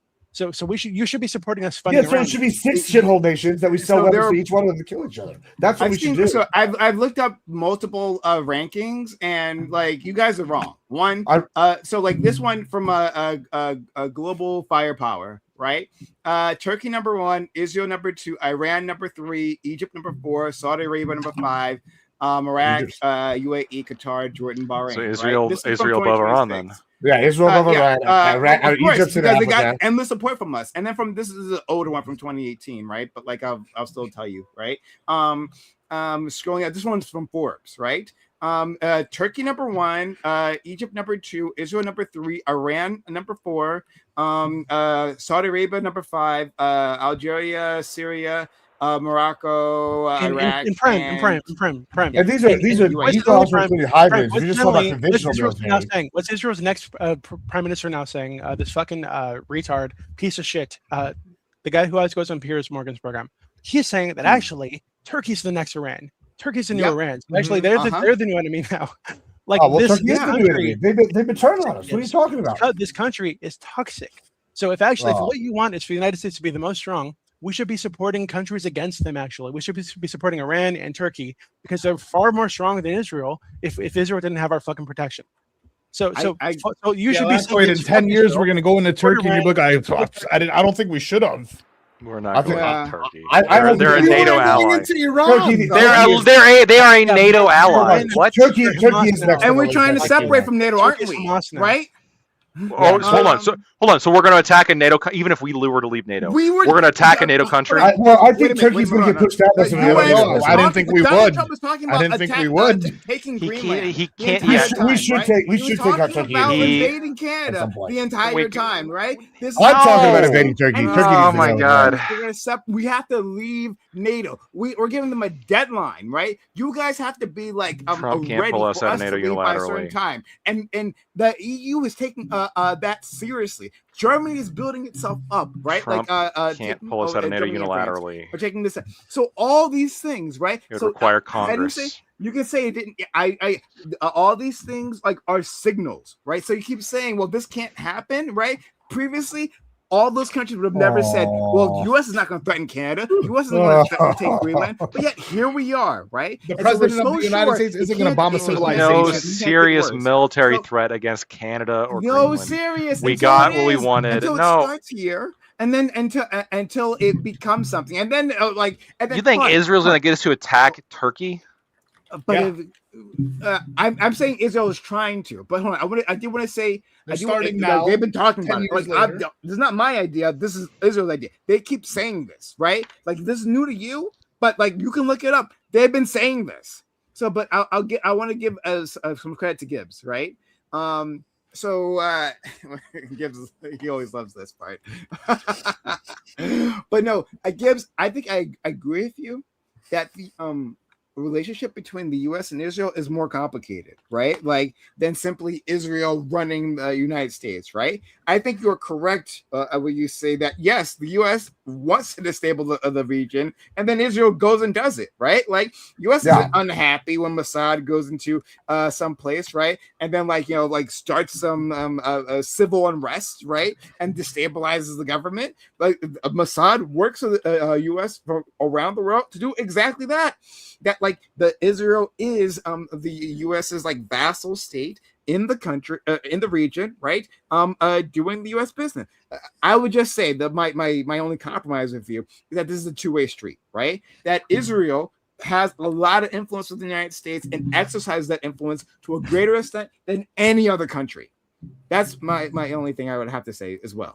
Yeah, I mean, and that's fair. I'm not going to dispute that they might have an outsized influence, but this idea that we're just like, I see this all the time, and it's just like this idea that we're just like beholden to them, and I'm like, no, because you can look at other stuff in other areas of business, like what Saudi Arabia is doing with TKO and the WWE, and like some of these, like WWE, despite like what y'all like, what a lot of people think is like it like kind of reflects what culture is oftentimes in many ways, right? And so like it's pretty clear that they want a culture to be like friendly towards like this alliance is forming in the region. That's why Saudi Arabia is even making more deals with like they were normalizing relations with Israel, and we're seeing all this stuff. And it's like, yeah, you're talking about Turkey. Honestly, yeah, I've been saying Turkey might need to be on the list here soon too. They pulled out. There's a reason why you talked to them F-35. I go, yeah, like listen, they making deals with Russia. Hold on. I say this, and like, okay, North Korea has benefited from Iran going down, right? Because guess what? Now they're more in bed with China and Russia than before. There's more like trade between those countries. Sure, somebody's going to benefit from Iran losing its power hold. That's always bound to happen. And Turkey has been seeming to take over some of that burden, and they've been seeming to pull away from NATO to some extent. But at the same time, Gibbs, you have to pull away from NATO. Iran has not gone down. What? Iran has not gone down. Oh, Iran has gone down. I have seen. Hold on. You've seen accurate reports. I have been, and I think we can all agree. I have been pretty accurate on a lot of these military predictions, foreign policy moves by Trump. I have seen some accurate reports saying that they are weeks away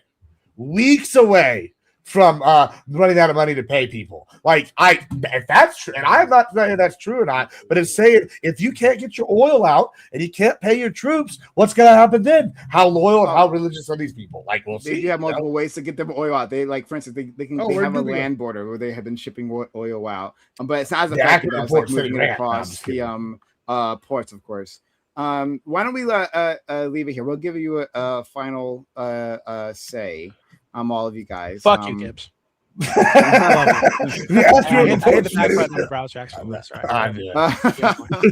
Let's give a outro because we've blown way over time, and Corey needs his nap time. I see it in his eyes. He's getting sleepy. So let's.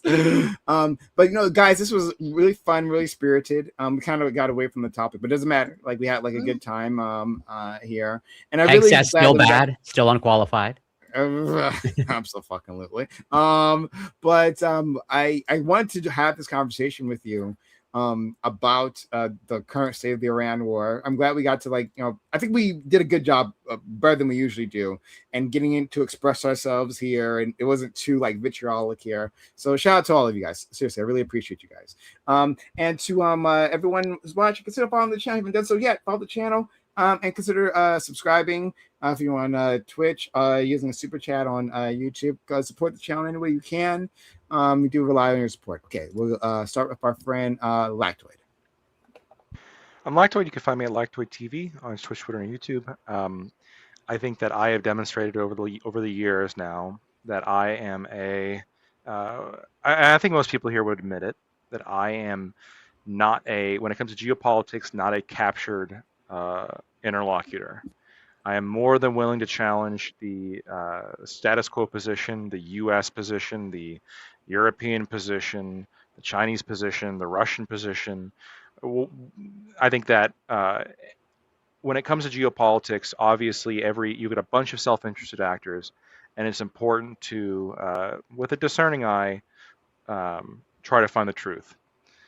I agree that we should have not gone into Iran.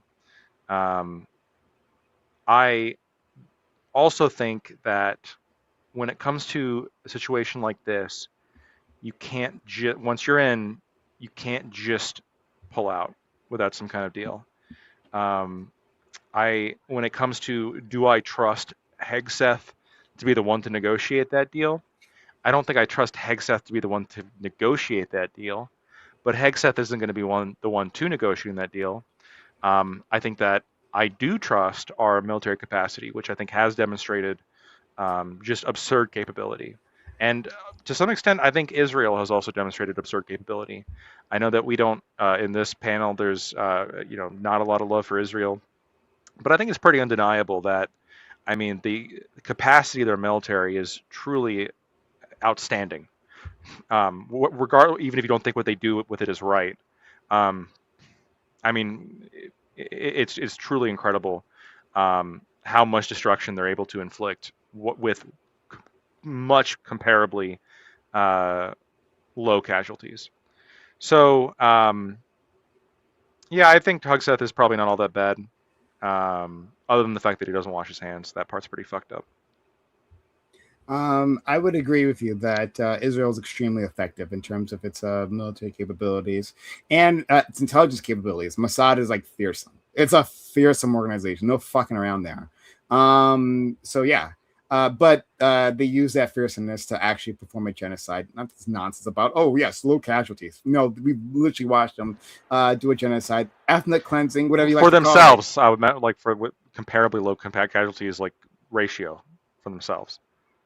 Sorry, what do you mean by that for themselves? Sorry. I mean that it seems like in all these fucking wars, Israel like goes in, kicks major fucking ass, and like a very few of them die.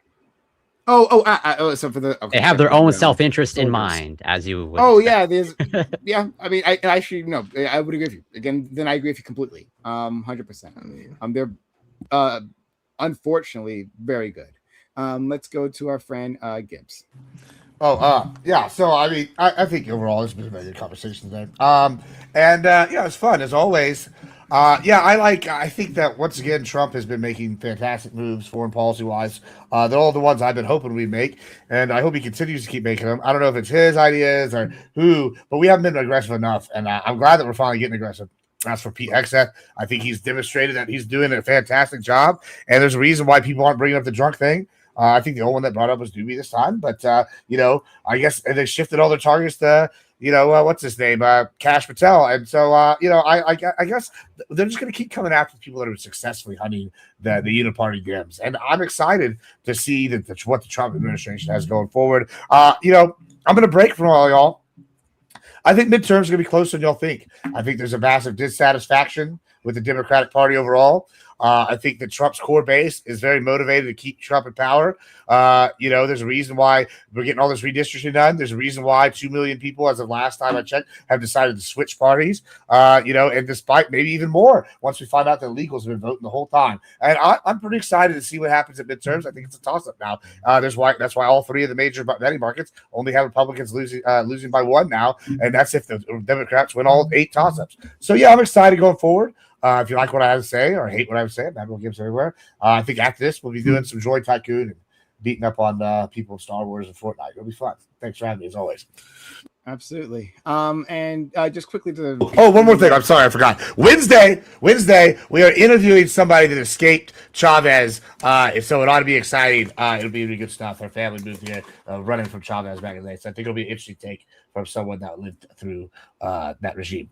Sorry, go ahead. Yeah. Sure. Fair enough. But just quickly expand on what I said before. The U.S. wants to do imperialism, right? The U.S. goes around doing imperialism, right? And we got people like Gibbs cheerleading that, of course, right? But the U.S. wants to do that, and the U.S. is always looking for tools to actually do that. Israel is the most effective tool in the Middle East, and so it does what it does. That doesn't mean to say though that Israel didn't push us into this war. Lie to us, lie directly to Trump's face, according to reporting that we're getting out of the meetings, right? Lie up and down, manipulate us for decades, trying to get us into the war. I'm just saying it's just a two-way street. That's all I'd put out there. Let's go to our friend Corey. As always, it's an entertaining conversation, and always grateful to be here. I do have to congratulate the red, white, and blue, as in the Montreal Canadiens. They apparently won. I was mildly distracted by tracking the score, and I hear whatever the celebrations in downtown Montreal already, even though it's blocks almost a mile away. But yeah, all that to say, this is great as usual. You can find me on Twitch, CoreyCam94, Twitter, X, YouTube, Instagram, Substack, TikTok. It's Corey Campbell. Ali, Doobie, Gibbs, Lactroid, always a pleasure. Love you, Prime. Are they eligible to send out to the finals, the Stanley Cup? Is that the Eastern Conference Finals? As in, this is the Final Four. If they win the next series and then the next series, they win the Stanley Cup. Okay, all right, thank you for that, and good luck. And then the true riots, and my city will be destroyed.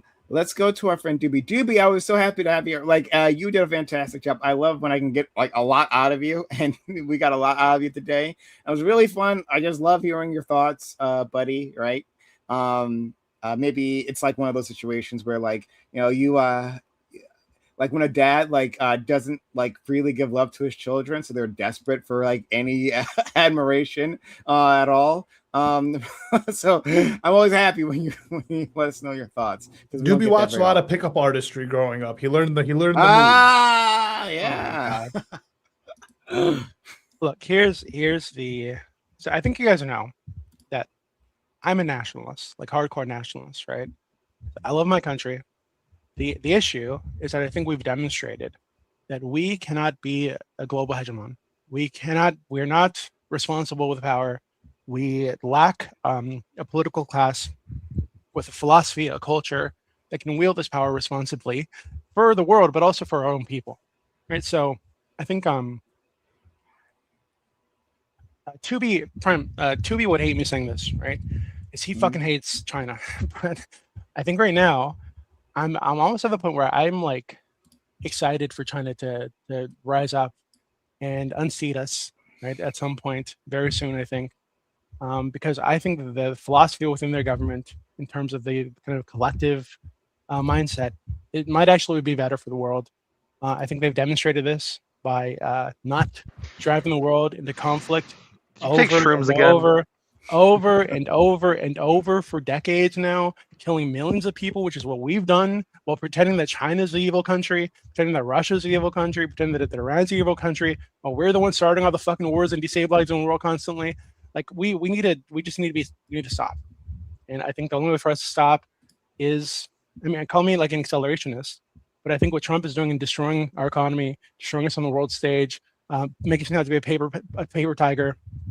I think long term this might actually be good for the planet, because we will be pushed out of leadership, and that'll move into more responsible hands. I agree with everything but the China thing. I'm not there yet to say that China necessarily would be better. They would be different, certainly, right? Like a Chinese world order would look quite different from ours. I don't know if it'd be better though. I have no clue. But absolutely, we've shown ourselves completely irresponsible, completely destructive, and we're eating ourselves alive, right? Trump right now seems to be the final form of that symptom, and destroying us on the world stage, right? The world doesn't respect us, right? The Trump said, like, oh, I'm going to get respect back in the world here. I'm going to earn that back. Right? The absolute opposite. The world realizes we're complete morons. China's waiting. China's done nothing but get stronger this entire time because of what Trump's just sitting back and looking responsible, like looking stable. That's all they've done, right? And they've just been winning. And so, yeah, in the end, like I said to our friend Lactoid a few weeks ago, yeah, I think I thank Trump, right? Because he's like, America has shown itself to be an irresponsible hegemon, right? And so Trump is doing his best to destroy the hegemony, right? And the world probably thank him for it many years later. Let's go to our friend Ali. Yeah, thanks for having me. First of all, I love being here. Mondays are my favorite. Yeah, so this whole I just want to respond to Laxford real quick. This whole Israel seems to just like win. I mean, not really. When you have the support of America and you can kind of go around doing whatever you want, and then there's no like terrorism clause, like no terrorism jacket being put on Israel, but it's like every single one of their surrounding people, all terrorists. It's easy to win things when you have, you know, unlimited support from the strongest country in the world, and you know you're this region, and you have this like narrative around you, right? Where you're like this people that came in and so on, and like, you know, no bad doing from you, all, you know, response, no terrorism. So it is easy to win that.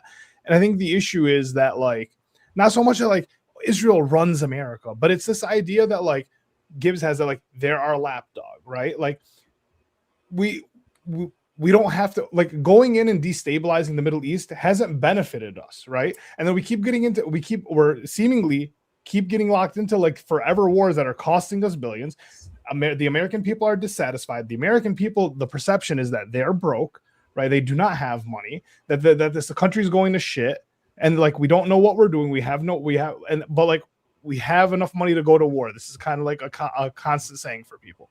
And so like when we went to war with Iraq, and it's because like, they had the weapons of mass destruction, but to get his point, we wanted the oil. All right, cool, fine. But now we're going into Iran. And if the dominoes keep falling the same way, well, yeah, in about 10 years, maybe sooner, right? Because it progresses faster now.